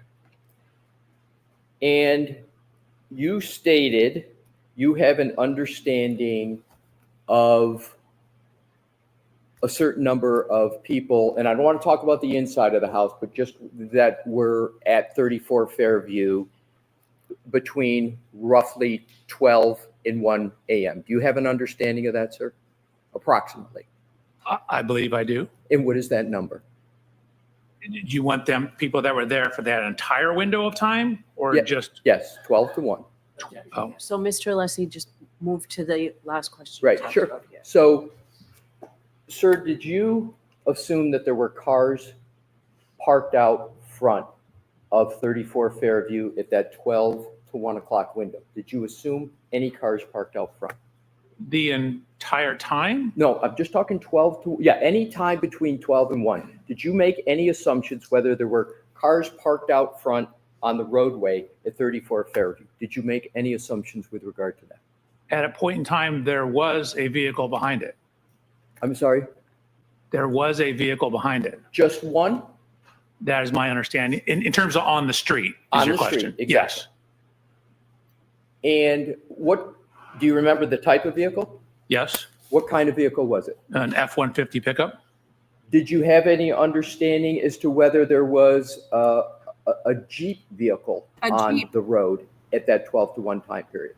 I had seen testimony somewhere to that effect, but the majority of the testimony was there were no other vehicles. But you did see testimony that there was also a Jeep type vehicle on the front, out the front of 34 Fairview between 12 and 1. Is that what you're recalling? So I'm going to let that answer stand, what he's just testified to. Just go ahead and. Okay, so Dr. Welcher, what I want to do is to have you,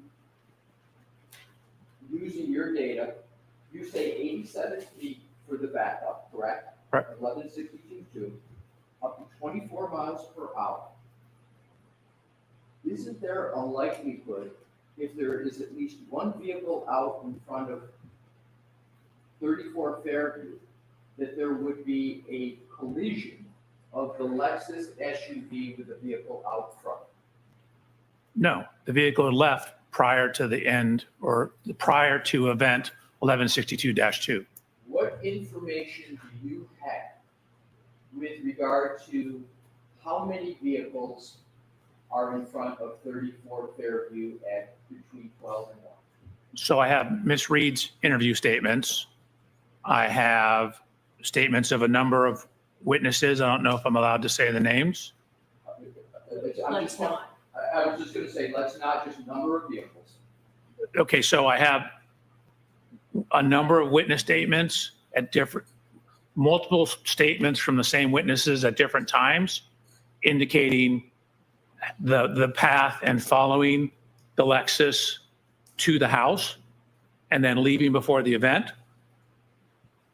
Assume that there were vehicles, at least one vehicle parked out front of 34 Fairview. Is there a likelihood that given 24 miles per hour over 87 feet, is there a likelihood that there would be a collision given the weather conditions as you knew them to be at that time? Well, the weather I don't think necessarily plays into whether there would be a collision or not, but we know it backed up 87 feet.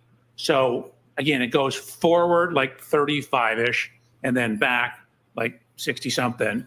And so if something is within 65 feet of the rear of it, or whatever the numbers are, I would need my slides. It was 50. 50, Okay. Yeah, 57. If something is within that window, then it would hit it. All right, good. So now let's look at another scenario. If it's going as you describe it, is there a likelihood that the Lexus would also go upon the lawn in front of 34 Fairview? It depends on where it starts. You have an opinion, don't you, as to where it starts? No, I do not. That's actually why I have that diagram showing it off to the side. I'm right. simply showing how far it moved forward, how far it moved back. Exactly. We don't know where on the roadway it started. Exactly. You don't know where on the roadway it started. And therefore, all you have is the distance covered, correct? Correct. So, but you're saying the distance is 87 feet, correct? 87 feet backwards, yes. So backwards, 24 miles an hour. Have you ever driven a vehicle backwards 24 miles an hour, sir?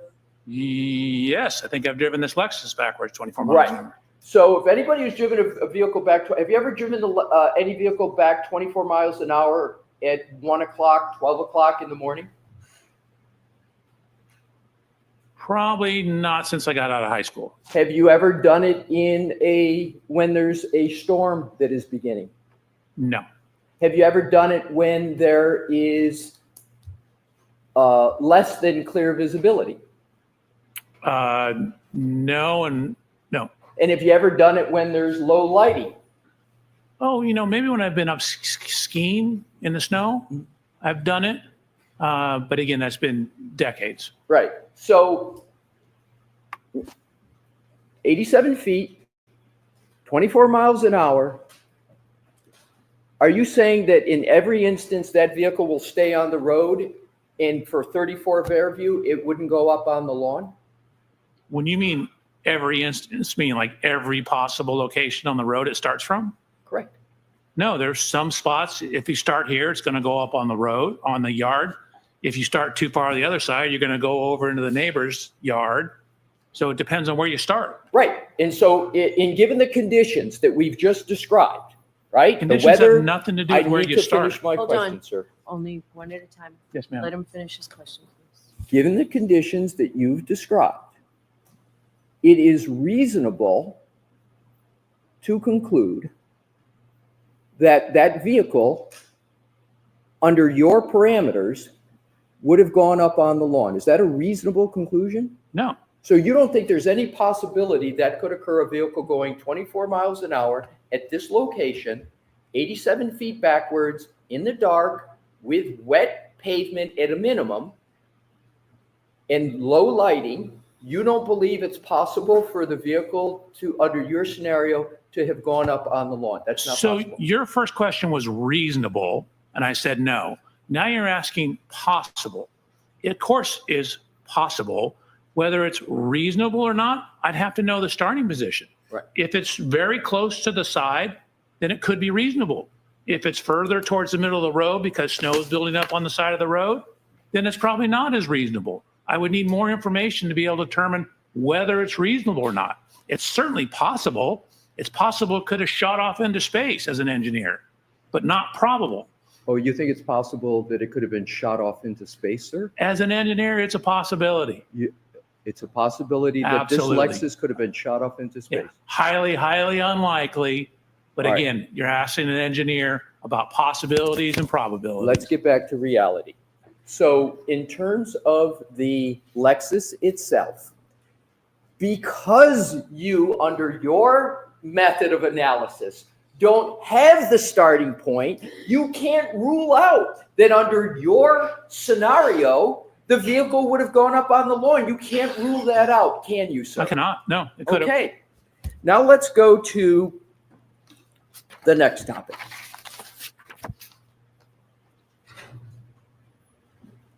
If we could, Your Honor, have Exhibit 168 published in evidence, which is now under the 167.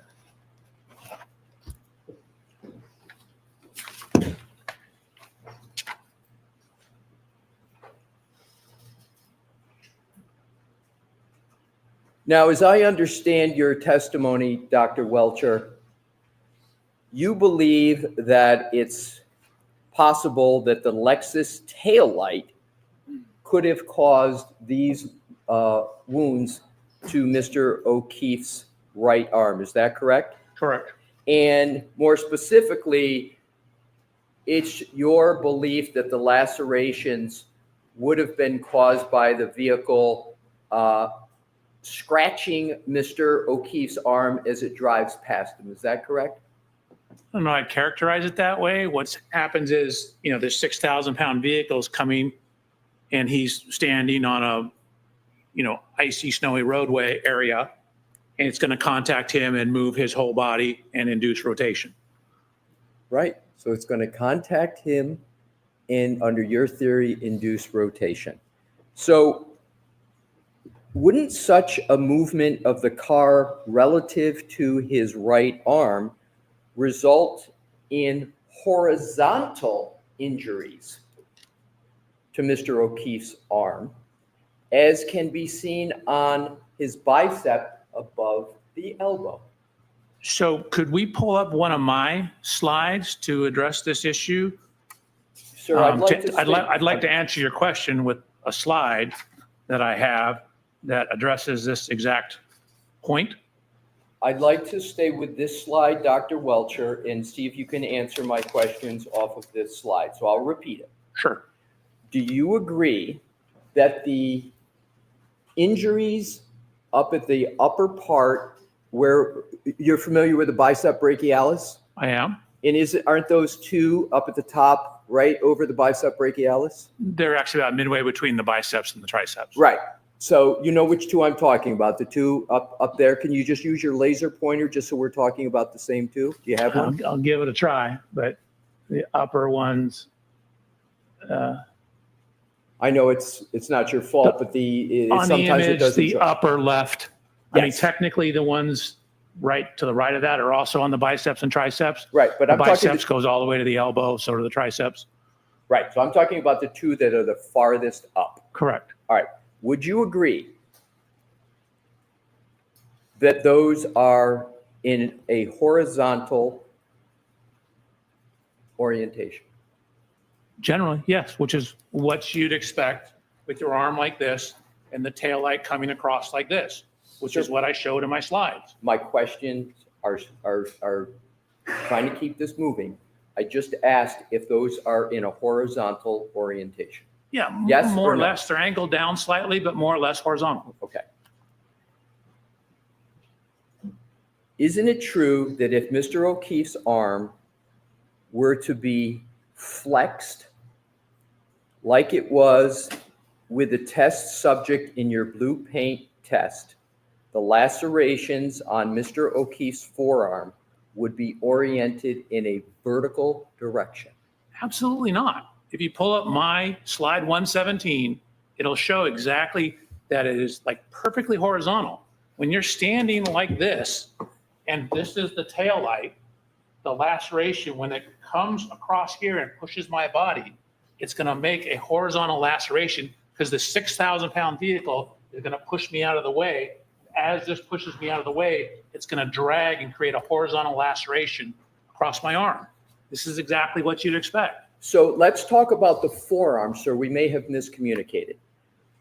I'm talking about the lacerations on Mr. O'Keefe's forearm now. So we're switching from the arm to the forearm. Correct. Gotcha. Wouldn't those be oriented in a vertical direction? No. Again, you have the vehicle. If this is me and this is the car, it's pushing and pushing across like this.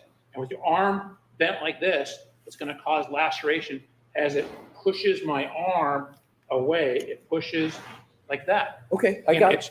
My slide shows this quite clearly. So you disagree, you do not agree that the injuries to Mr. O'Keefe's forearm under your theory would be oriented in a vertical. You disagree with that. It's just want to get that on the record. I disagree with Okay. Now, also, do you understand that under your theory of injury here, that there would be injuries caused in two different directions by the same movement of the car? Agree or disagree? I'm going to say I disagree. You need to give me a little more. You're going to have, again, this is a glancing or a clipping type impact. And so it's going to be it's going to sweep across the arm, which is what causes the horizontal lacerations. We're talking about a flat surface, right, sir? Approximately, yes. And therefore, you would have to maintain contact with the arm as the car moves. Am I correct about that? Maintain contact with the arm? I'm unclear what you mean. What I'm trying to do, sir, is to get under your theory, right? Given the contact that you've described, what would you expect to be the orientation of the wounds to the upper part of the arm and to the lower part of the arm? Just like it's shown in this photograph. Okay.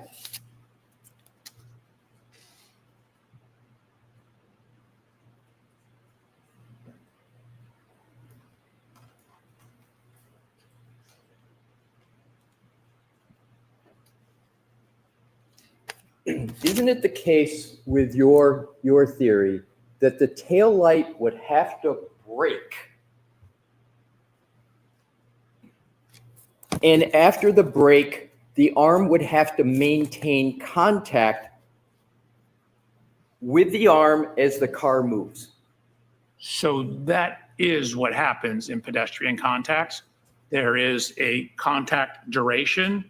For example, you asked me earlier in that calculation you had me ran, you said 0.01 seconds. That was the contact duration. So when you have things like this, that's why you have to allow, if you do testing, the body to move, because the car is going to hit the body. It's going to cause it to move. The body's going to rotate away, and the car is going to continue on in that clipping type impact. So the arm is definitely in contact with the rear of the car for some time. That's what I wanted to get to, is simply that under your theory, the taillight would break, and also the arm would need to maintain contact with the taillight area as the car moves. Is that your supposition? So at a point in time, it'll stop contact, but the 6,000-pound vehicle is going to want to continue moving on. It's going to push. It's going to initially contact the arm and then push the arm away as it rotates the body. So yes, it's going to maintain contact until the clipping is over and the vehicle continues on. So my next question is simply, how long do you believe the arm needs to maintain contact with the taillight after, under your theory, it breaks to produce those types of wounds that you say came from a taillight? We don't have enough information to determine that. Right. You don't have enough information to make that determination, do you, sir? Correct. But we know because of the laws of physics that it has to be some amount of time. It doesn't occur instantaneously. So now we do apply the laws of physics to the right arm that weren't applied before because you applied a paint experiment. Is that correct? You're now applying the laws of physics to the injury to the right arm. But you didn't do that in your report. Nope, always applied the laws of physics. The paint experiment, as you're referring to it, was to look at basically the orientation of the scratches that matched this. So that was an engineering experiment to correlate height, position of the taillight relative to height, orientation of the lacerations on Mr. O'Keefe's arm. You just said, sir, if I heard you correctly, you, to answer my previous question, applied the laws of physics. That's what you just said, correct? So the laws of physics cover more than Newton's second law. There's a whole law of physics. The whole field of physics is a broad subject. So a simple measurement of height is a physical measurement. Sir, I have your entire report in my hand, right here. Where in the report do you apply the law of physics to the right arm of Mr. O'Keefe? Where? So in the paint experiment we did, the laws of physics about gravity, orientation, things like that, I didn't apply Newton's second law as we already went through. But again, those simple positions, arm angles, the possible physical arm angles, those are all generally governed by the laws of physics. The laws of physics are very broad. Sir, I'll ask it this way. Where in your 14-page report do you even mention the laws of physics related to the right arm of Mr. O'Keefe? So in terms of applying the laws of physics. I'm not asking applying, just where in the report is it mentioned law of physics relative to the right arm? Can you point me to where? I would write a report that said these are the laws of physics. I would say these are the numbers, but for example, the timing in GPS, how a clock times, the concept of a second, what does that mean? Those are all concepts of physics. So the timing, the GPS, the mileage, how we calculate the mileage, those are all based on the laws of physics. I'm talking about injuries to the right arm. That's not what you asked. You asked me about my whole report. Sir, if you could please, I just need to finish my question. Where in your report do you use any laws of physics in connection with injuries to the right arm of Mr. O'Keefe? Can you point me to a word or a page in your report? Yes. Where? 2A, 2A Roman numeral 1, 2A Roman numeral 2, 2A Roman numeral 3, 2A Roman numeral number 4, 2A Roman numeral number 5. Sir, I followed all of it, but what I'm asking about is where in all of what you just mentioned is the word right arm? I'll take what you just said. Where in 2A and all of those is the word right arm? Where is it? Oh, sorry, it's in number 3. So let's go to 3. You state the location and orientation of the laceration on John O'Keefe's right forearm and right arm are consistent with the geometry and orientation of the right taillight of the Reed 2021 Lexus LX 570. Where? Can you read the next sentence? I'm sorry. Is it see PowerPoint slides 102, 120, correct? Correct. All right. I want to just start with the report. Did you apply any force analysis to support 3? So in terms of the force analysis, I did not do an F equal MA analysis, but in terms of, say, the contact pattern, I obviously had to apply some force, even at 2 miles an hour, to do that. So the answer is, what you cited, number 3, you did not use a force analysis, correct?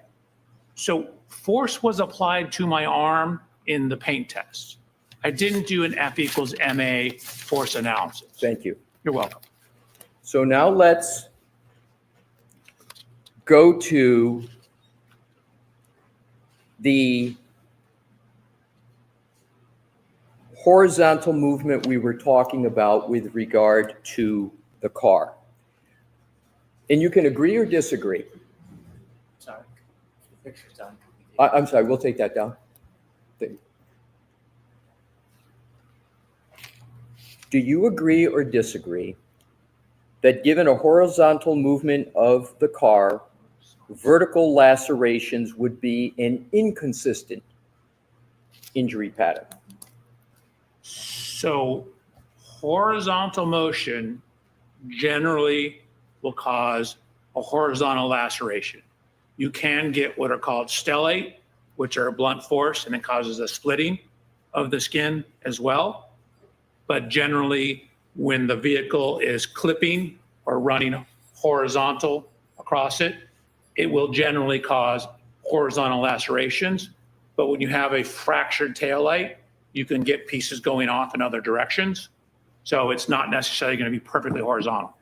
So my question is, not with clipping, you keep inserting clipping into my question. My question is this.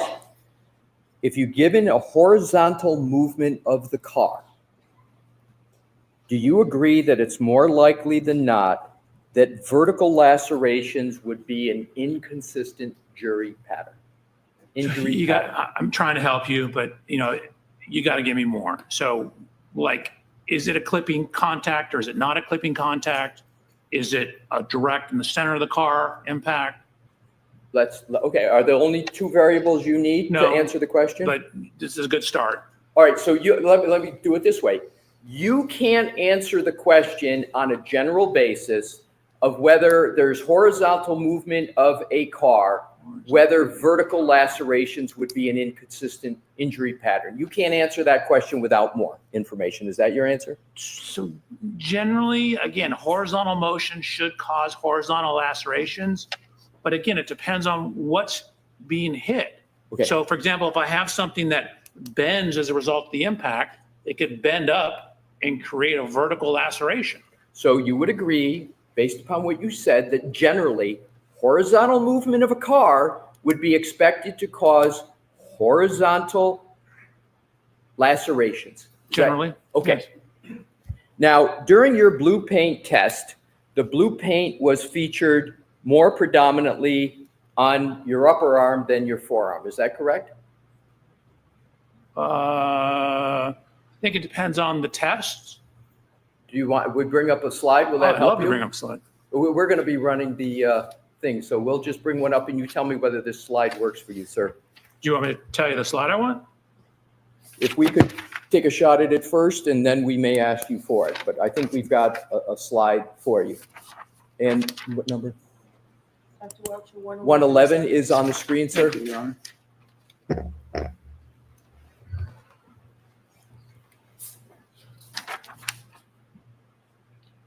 Is the blue paint more predominantly on your upper arm than your forearm? Is there more blue paint on your upper arm than your forearm? Probably. This is the one where I actually walked sideways into the back of the car. The one where the car is moving is probably a little better representation. Sir, I'm just asking you a question about this slide. If Okay, you could just focus on this slide here, and if you can't answer it, so be it. I just answered it. Is the blue paint featured more predominantly on your upper arm than your forearm? It sort of looks like it. I didn't actually measure the total area of it. All right.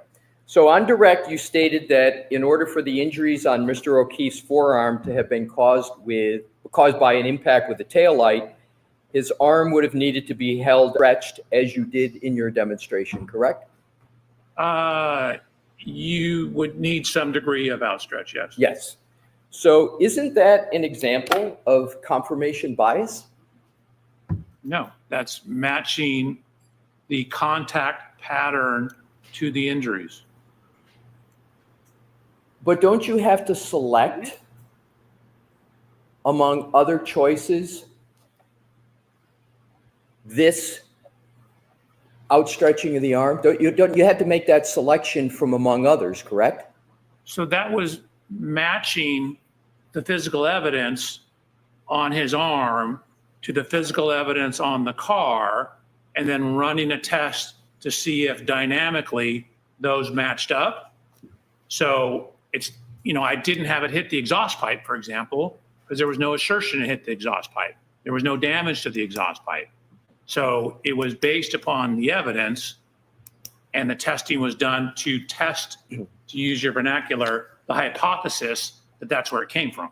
Sir, have I ever asked you anything about a tailpipe in any of my questions today? Yes. I have not. I've never Yes, asked. you have. You asked me about the totality of the rear of the Lexus, which includes the tailpipe. All right. I am not going to be asking any questions that involve the taillight in any fashion.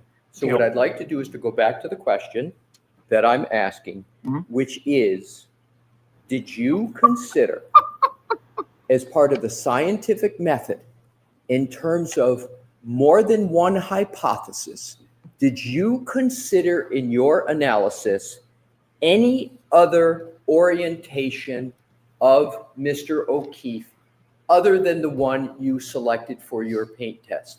Yes. And where is that consideration of other hypotheses stated in any report? It's not. I was just looking at the damage that was up on the sheet metal. Okay. So are you saying that you considered other orientations of Mr. O'Keefe relative to the vehicle as part of your analysis? In terms of where exactly the hand would be, some slight different angles in the forearm, which is from the elbow to the hand. I did consider that, but all the physical testing is done with the hand hitting the approximate center of the taillight. Do you have any notes that you took for these alternative orientations? No, I think I just included photographs of that damage. Do you have any proof at all that you considered those other orientations? Anything in writing? No, I don't believe so.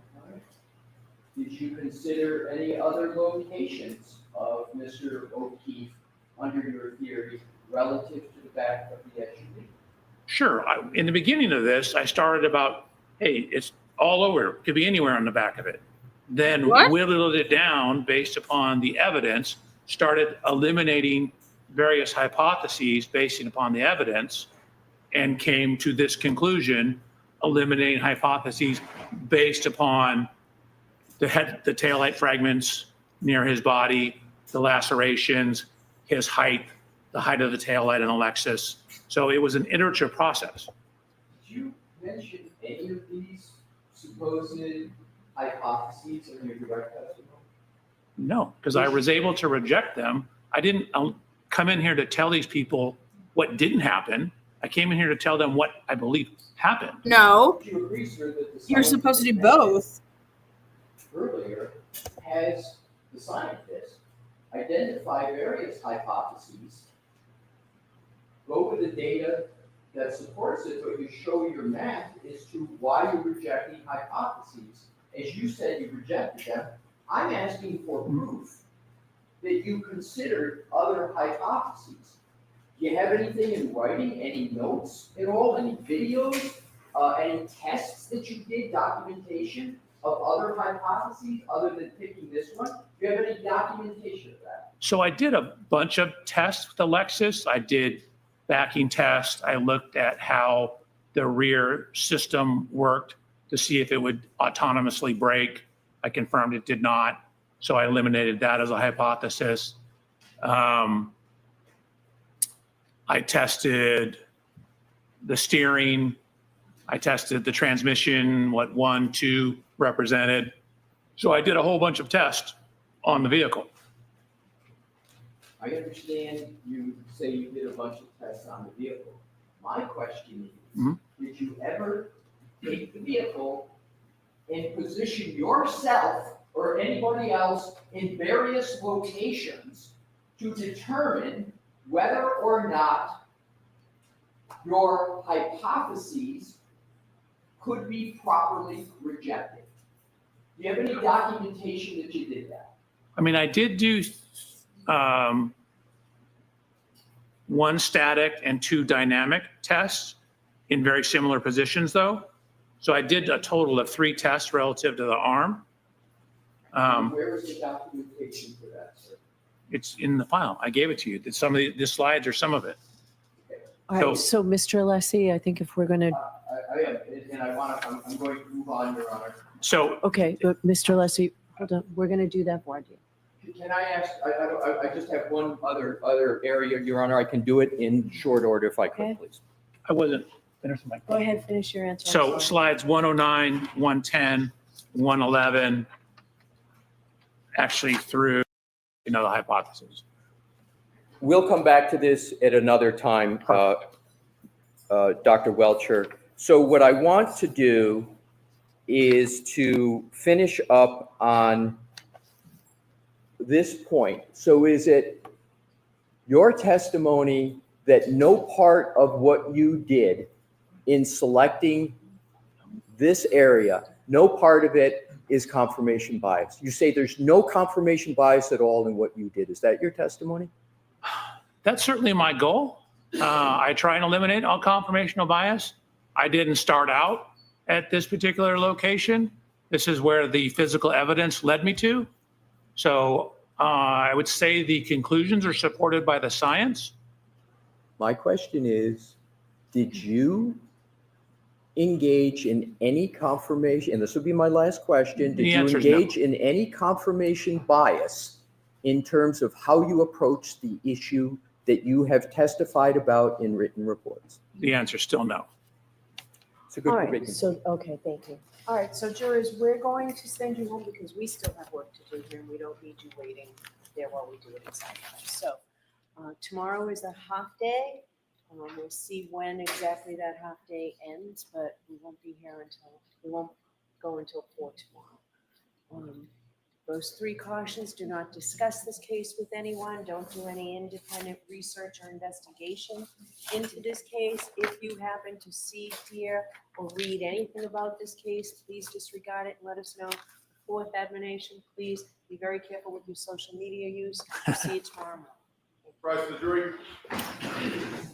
All right, make sure you don't go anywhere. This is about to be the good part. They're doing a half day tomorrow because basically they're going to give the defense a day to start that's like the Commonwealth's going to rest, okay? And then so the defense is going to start like a full day on their own. But they're doing a voir dire here really quick. And I think this voir dire is going to be about a specific topic. You may be seated. Okay, here we go. All right. Okay, Mr. Alessi, it's your voir dire. If I could have a moment, Your Honor, to switch Okay, this is really, really important.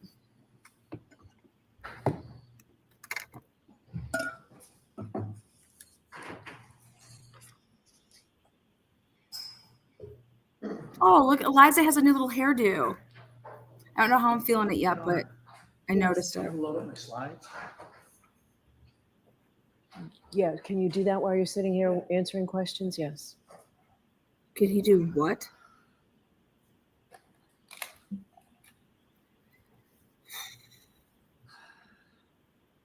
The great news is that ARCA can testify way better than this guy can. ARCA is going to blow the presentation out of the water compared to what these guys did. ARCA has his report. He's getting things on the record, and he's trying to get him to say certain things so that when the defense goes, they're going to say, this is what he said, you know, things like that.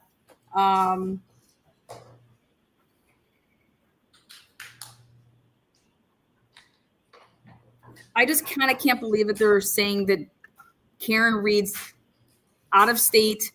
I'm going to start with your honor. Out of court statement. We're on a very limited schedule here. What do you mean limited my ass? It's not even 4 o'clock.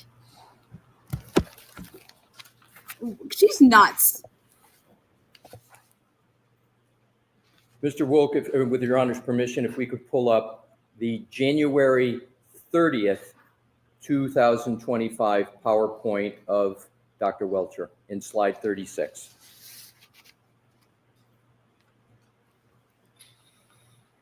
You see that, Dr. Welcher? Do you recall that from your January 30th, 2025 PowerPoint? I thought I had replaced the video on the left-hand side by the time I produced it. Sir, I got to go through this that. quickly. That image is a drone image on the left, correct? Oh, correct. And you had that in your original report, but you removed it in subsequent reports, correct? Correct. Where did you get that drone image from? It was in the file. Wasn't it in the CARS report of Trooper Paul? I believe it was. So you took that drone image from the CARS report of Trooper Paul, correct? Correct. Let's, if we could, Mr. Woke, go to diagram 1. Do we have that electronically of Trooper Paul's report?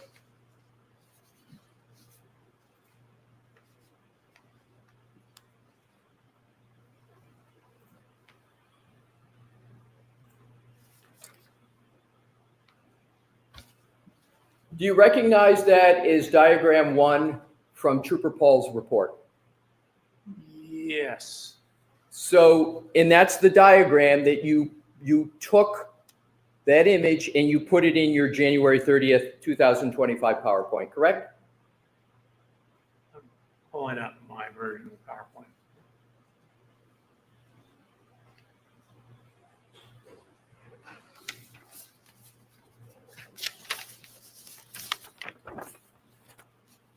Yes, it's correct. Okay, if we could take that down, I'm going to go to the next example. We could go to Dr. Welcher. I'm sorry, actually, can we go back to that? Yes. With Your Honor, why do we?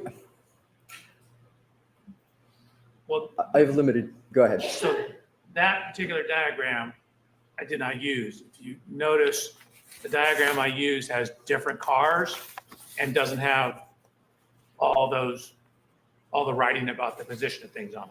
I am going to now, Your Honor, have to take the time to go to Trooper Paul's report. We have the hard copy of Trooper Paul's. Could you turn the lights on, please?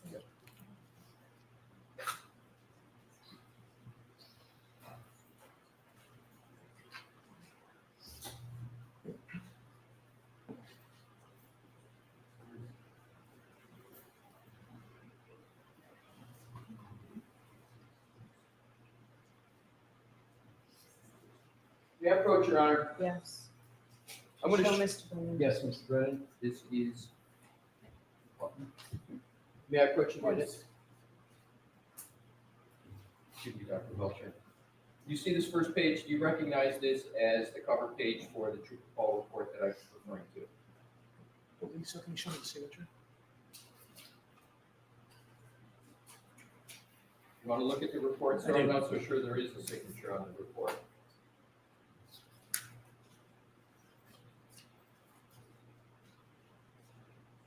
Signature block right here. Yes, Trooper Paul, page 16. I have that. Yes. Thank you. You're welcome. Now, what I want to do is to go to diagram 1. And if I could, Your Honor, republish what was just up. I'm showing you diagram 1, sir, and I'm asking you, is that the image from Trooper Paul's report that you then used to put into your January 30th slide presentation? No. See all the writing on here, the glass cup, all the dimensions here. Here's my January 30th one. None of that stuff's here. There's different. None of this stuff is here. Isn't it the case that this is cropped more and there's a larger picture of the same image, or not? See this tree? Yes. See these trees? Yes. See all these measurements by the trees? All Yes. these? That's right here. Okay. Those do not show up on my image. Let me go to a different method then to do this. You have an image. Can we go, Mr. Wolf, to the January 30th presentation? Slide 36. Correct. Where did you get that image from that's in your PowerPoint presentation on the left? I think it was from the file, a satellite image from the file. What part of the file, sir? I actually don't know at this time. How close is the image on diagram 1, the drone image, to the image that you can't now recall where you got it from for your slide presentation? Are they similar? So that one has a whole bunch of measurements and ID on it, but the underlying image is very similar. It's probably the same one. Right. Yes. You're welcome. Do you know of any other place you could have, let's put the presentation back up on the slide presentation. Do you know of any other location other than Trooper Paul's report that you could have got that drone image from? No, I'm not sure I got it from the report. I recall getting it from the file. My question is, do you know of any other source other than Trooper Paul's report that you could have gotten that drone image from? So this image is not in that report. It's not Yes, it is. You asked me anything but the report. That image is not in that report. Did you get the drone image from any file from the Massachusetts State Police? Yes. Okay. It's either ARCA's work or they didn't get the discovery. Did Trooper Paul work on any drone images to your knowledge with respect to 34 Fairview? I don't know.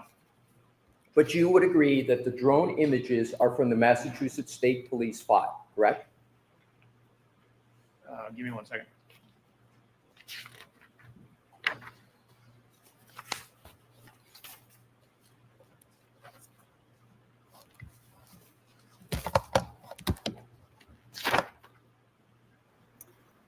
This is so good.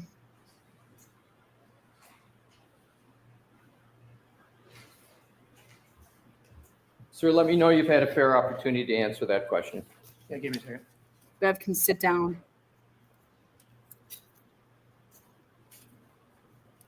Come on, Bev, you were a public defender. I mean, Yes, it came in a file called cars-trp.jopal. Okay. So it came from, and that's the report of Trooper Paul, correct? No, these are drone images that are not in the report. No, I'm saying what you just read. Can you repeat it again, what you just read, where it came from? I read you a folder Yes. that contains a bunch of things, including the report. Understood. That image is not in his report. Can you read the file name again that you just read? The folder name Yes. is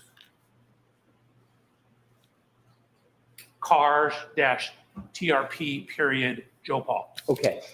And did you get the drone image from that file folder? I did. Okay. Thank you. You're welcome. Now let's go on to the May 26, 2025 PowerPoint that you created. And I'd like to go to slides 25, 26, and 27.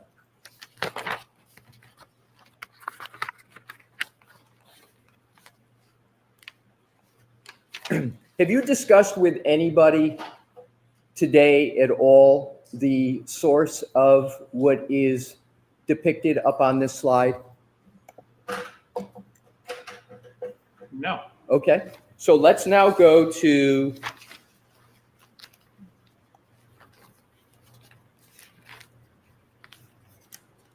where did you get you see the larger chart to the left there in the, looks like mostly a rectangle. Do you see that, sir?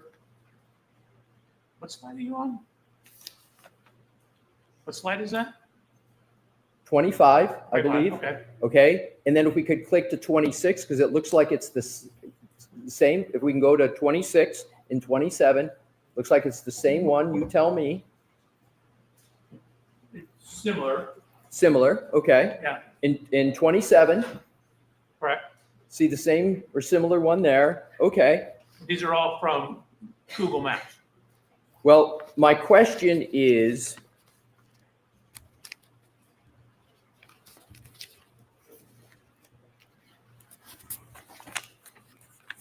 may I approach, Your Honor? Yes. Thank you. Let me ask you this so I don't have to keep going back and forth. Do you have access, sir, to the cars report of Trooper Paul on your computer? Think so? You remember the name of it? I don't. We'll do it there with the hard copy. Mr. Brenner, I'd like to show this one. Thank you. So if I could approach, Your Honor? Yep. So you see what I'm pointing to right here, which is page 10 of Trooper Paul's cars report. Do you see that? I do. Is this the same report? It's dated 1/29/2022? I believe so, sir. Let me just take a peek. This is, you can just compare this with the one I have in my hand. Take it and look for any identification it gives you. Right? We got the same one. Yeah, mine's frozen. Okay. So let's do paper. Okay. So we have that report. And I now am referencing page 10 of that report, and I'm looking at the chart on page 10. Is that chart on page 10 the same or substantially the same as the chart that is up on your slide presentation right now? So it's not the same. I did not use this data at all, but we both use Google Maps. Okay. Alrighty. Now let's go to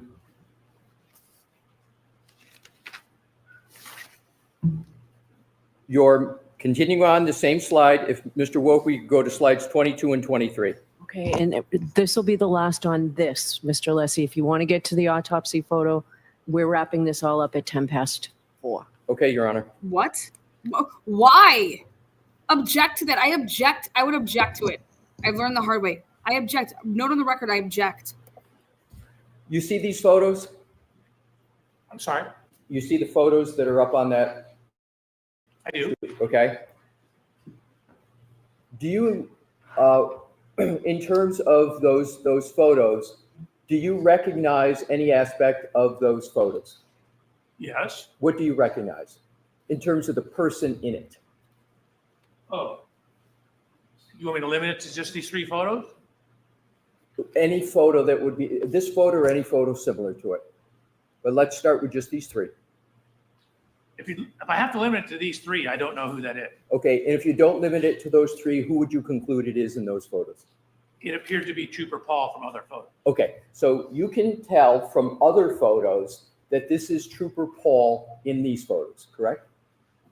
I have photos of Trooper Paul in the car. I don't know that someone else switched out. I have no reason to believe this isn't anybody but Trooper Paul. Okay. Would you have any understanding that there's any other trooper that would be doing this type of analysis other than Trooper Paul? Someone else took the photographs? No, I'm talking inside the vehicle. I'm sorry? Inside the vehicle doing what's depicted here. Someone is inside the vehicle taking the photograph. What's your best conclusion as to who that is? Trooper Paul. Thank you. Your Honor, that is... Okay, so next topic. Yes, Go right thank you. ahead. And I just need to reload, if you will, with regard to that topic.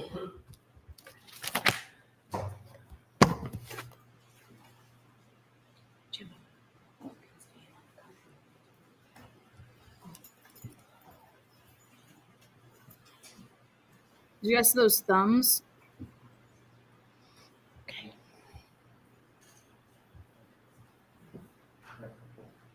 If you could, if Your Honor, you can go to slide, and I think I can do this fairly quickly. Okay. If you can go, Mr. Woke, to slide 131 of Dr. Welcher's PowerPoint presentation. And it's now 132. I don't believe that's the right one. It's the one before that. Yep. I think you're, yeah, okay. So this is slide 131 from your slide presentation, correct, sir? Correct. And if you look to the far right, I'm sorry, Mr. Woke, you go to the other one. Yes, that one, and scroll down so we can see what's in green. For that depiction, that is from Dr. Scorty Bellows' autopsy report, page 3, correct? Is that where you got that from? It's from the report. Take your word for it on page 3. So, but it is from Dr. Scorty Bellows' autopsy report, correct? Correct. Now, if you could go to, if we could zoom back out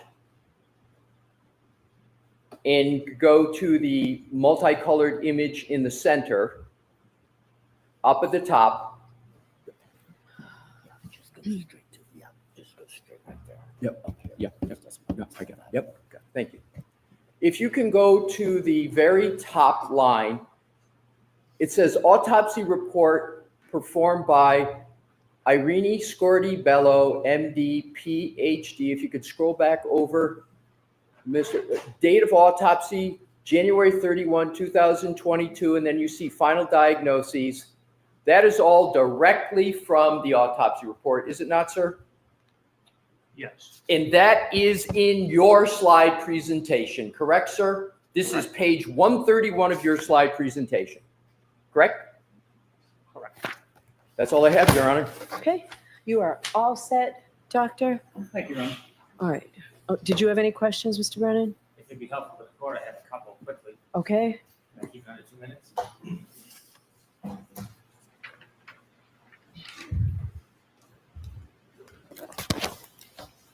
Dr. Welcher, you were shown a photograph of the street of Fairview Road. Did you know that didn't come from Trooper Paul? It came from the CERT report, and Trooper Paul then took it from the CERT report and put it in separately in his presentation. Did you know that? I had no idea. I just was given it as a folder. And the photo you were using, it didn't have the markings that Trooper Paul put on his report, did it? It did not. When Trooper Paul, when you used that photo, was it because you were borrowing, relying on, or using any of Trooper Paul's reports for your conclusions or any of your decisions or analysis in this case? I did not use his report at all. It was simply limited to the use of the photo to show a different demonstrative issue. Correct. And then when you saw diagram 1, again, that was different than what was used in Trooper Paul's report because it had absent in it all the writing. Isn't that fair to say? That's fair to say. Did you rely on Trooper Paul's analysis or conclusions in this case for your conclusions and your analysis? Not at all. Is that why you went and downloaded the information and looked at the car and did everything individually, separately, and uniquely from Trooper Paul? I wanted to be independent in my analysis. Regarding Dr. Scotabello, did you ever consider her conclusions regarding manner or cause of death as a basis for your analysis and conclusions? Yes. And when you considered her analysis, did you consider the conclusion of undetermined cause of death? Was that part of your analysis? Oh, no. I was using like the skull fractures, the description of the injuries. So you were considering the information in her autopsy report? Correct. How about her conclusions? Did you rely on her conclusions to do your studies or any analysis in this case as far as cause of death or manner of death? Only I thought I said blunt force trauma and hypothermia. Okay. Regarding her conclusions about whether this was caused by a car accident or not, did you consider that as the basis of your opinion? No, I wouldn't take a person like that's opinion for that. Did you ever have a conversation with Dr. Scotabello about her expertise limitations? No, I would want a biomechanical analysis. Was your opinion regarding the collision in this case, did it have anything to do whatsoever with Dr. Scotabello's conclusions regarding cause of death, whether it was accident, undetermined, or homicide? No. Okay. Thank you. Yeah, Your Honor. All right, one question. Can we just wrap it up? I'd like to hear you argue, but we don't have time, so I'm just gonna. I have Decision. two questions, Your Honor. You put in your slide presentation information from the autopsy report of Dr. Scorty Bello for a reason, correct, sir? And that reason is because you considered the autopsy report as part of your analysis, correct? So I considered portions, which are the portions I included here for the autopsy report. And part of those considerations were the final diagnoses. We can put that back up, Mr. Woke.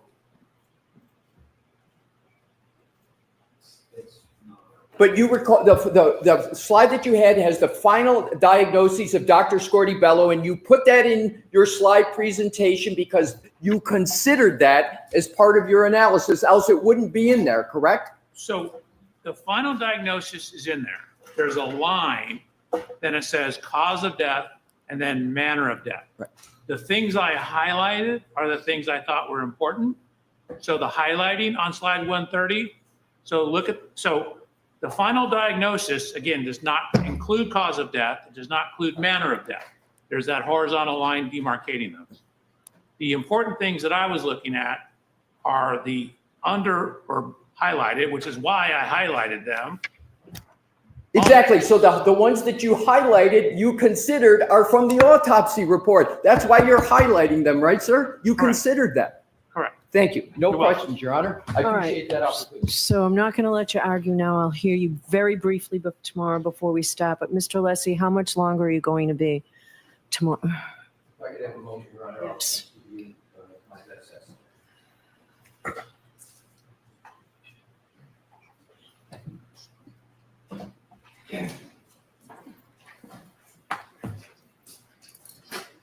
I'm about halfway through, Your Honor.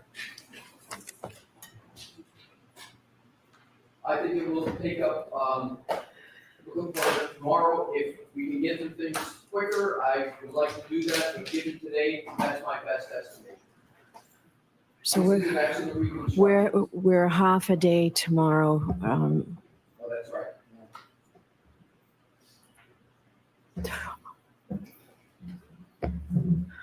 So it may be that we have a 20-minute break tomorrow and we finish up by 1:30 by going straight through.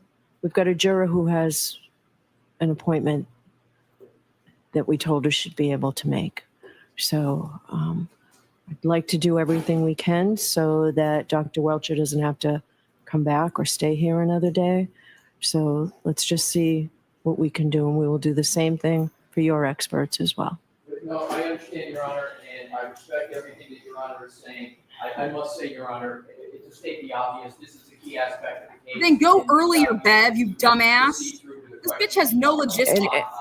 You go at 8:30. And I'm not asking you to curb it. I'm just hoping that we can do it. Yeah, we're So not curbing I will shit. ask you tomorrow at a certain time to see whether we're able to do it with the 20-minute break and finish. Fair enough, Your Honor. Okay. I'll give you my answer at that particular point. Okay. All right. Thank you. All rise for the court, please. Thank you, Dr. Welch. Unbelievable. Thank you, Your Honor. May I step down? Unbelievable. I don't even know what to say about that, but that's crazy. It started at 8:30. They clearly have an afternoon appointment. You start earlier. You can start at 8:30. You can start at 8. Woo! Woo-wee. Jeez.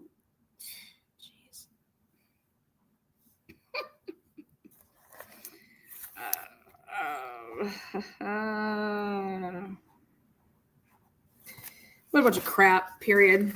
Crap. Trooper Paul.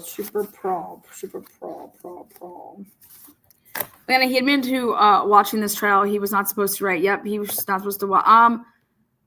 Are the experts allowed to watch? I thought the experts were allowed to watch other experts. That's the only thing that could technically be. I have to go back and see if experts could watch experts, so he could watch expert testimony.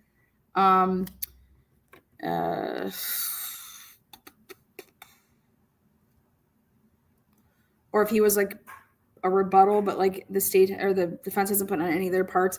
I have to go back and see what she said about that. Expert witnesses can watch previous testimonies. Yep, sure. Yeah, it was just about like this.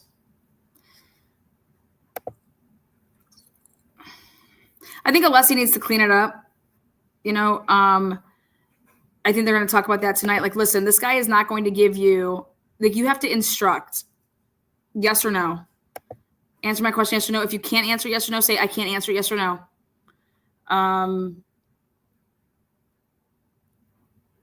I would think that they have the transcribing tools he can go look at what the guy testified to, like, specifically, and say, did you not say blah, blah. But this guy is, whew.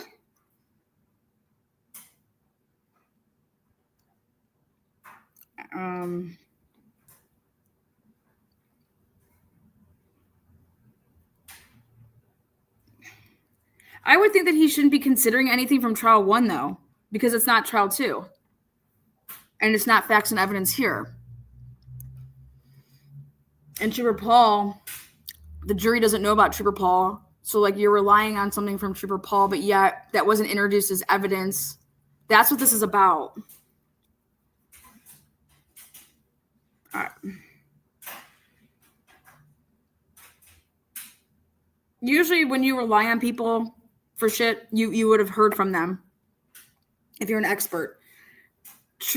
I think that's what this voir dire was about, is that if he's relying on Trooper Paul for anything, we haven't even heard from anybody. We haven't heard from anybody that wrote up a report, who did the drone footage, what they were. Did we hear from Evan, though? Maybe that would count as it. That's something that I can think of. But why they're talking about the Scorty Bellows, I want to hear more about that. I want to brainstorm more about that. I don't know. Fuck all these people. They're insane. Karen, thank you so much for the gifted memberships as well as the super chatter. Please hit the thumbs up button if you're watching and smash the bell. Awesome. Join me back here. We'll be live with Idaho 4. We're going to have you listen to 2 different cars that leave at 3:17 and then come back at 4:19. And we're going to talk about the hoodie guy. And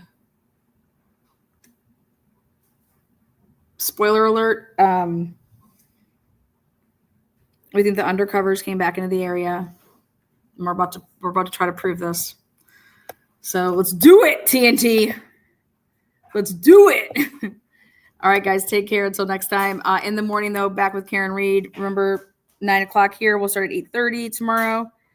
And what else? Peace.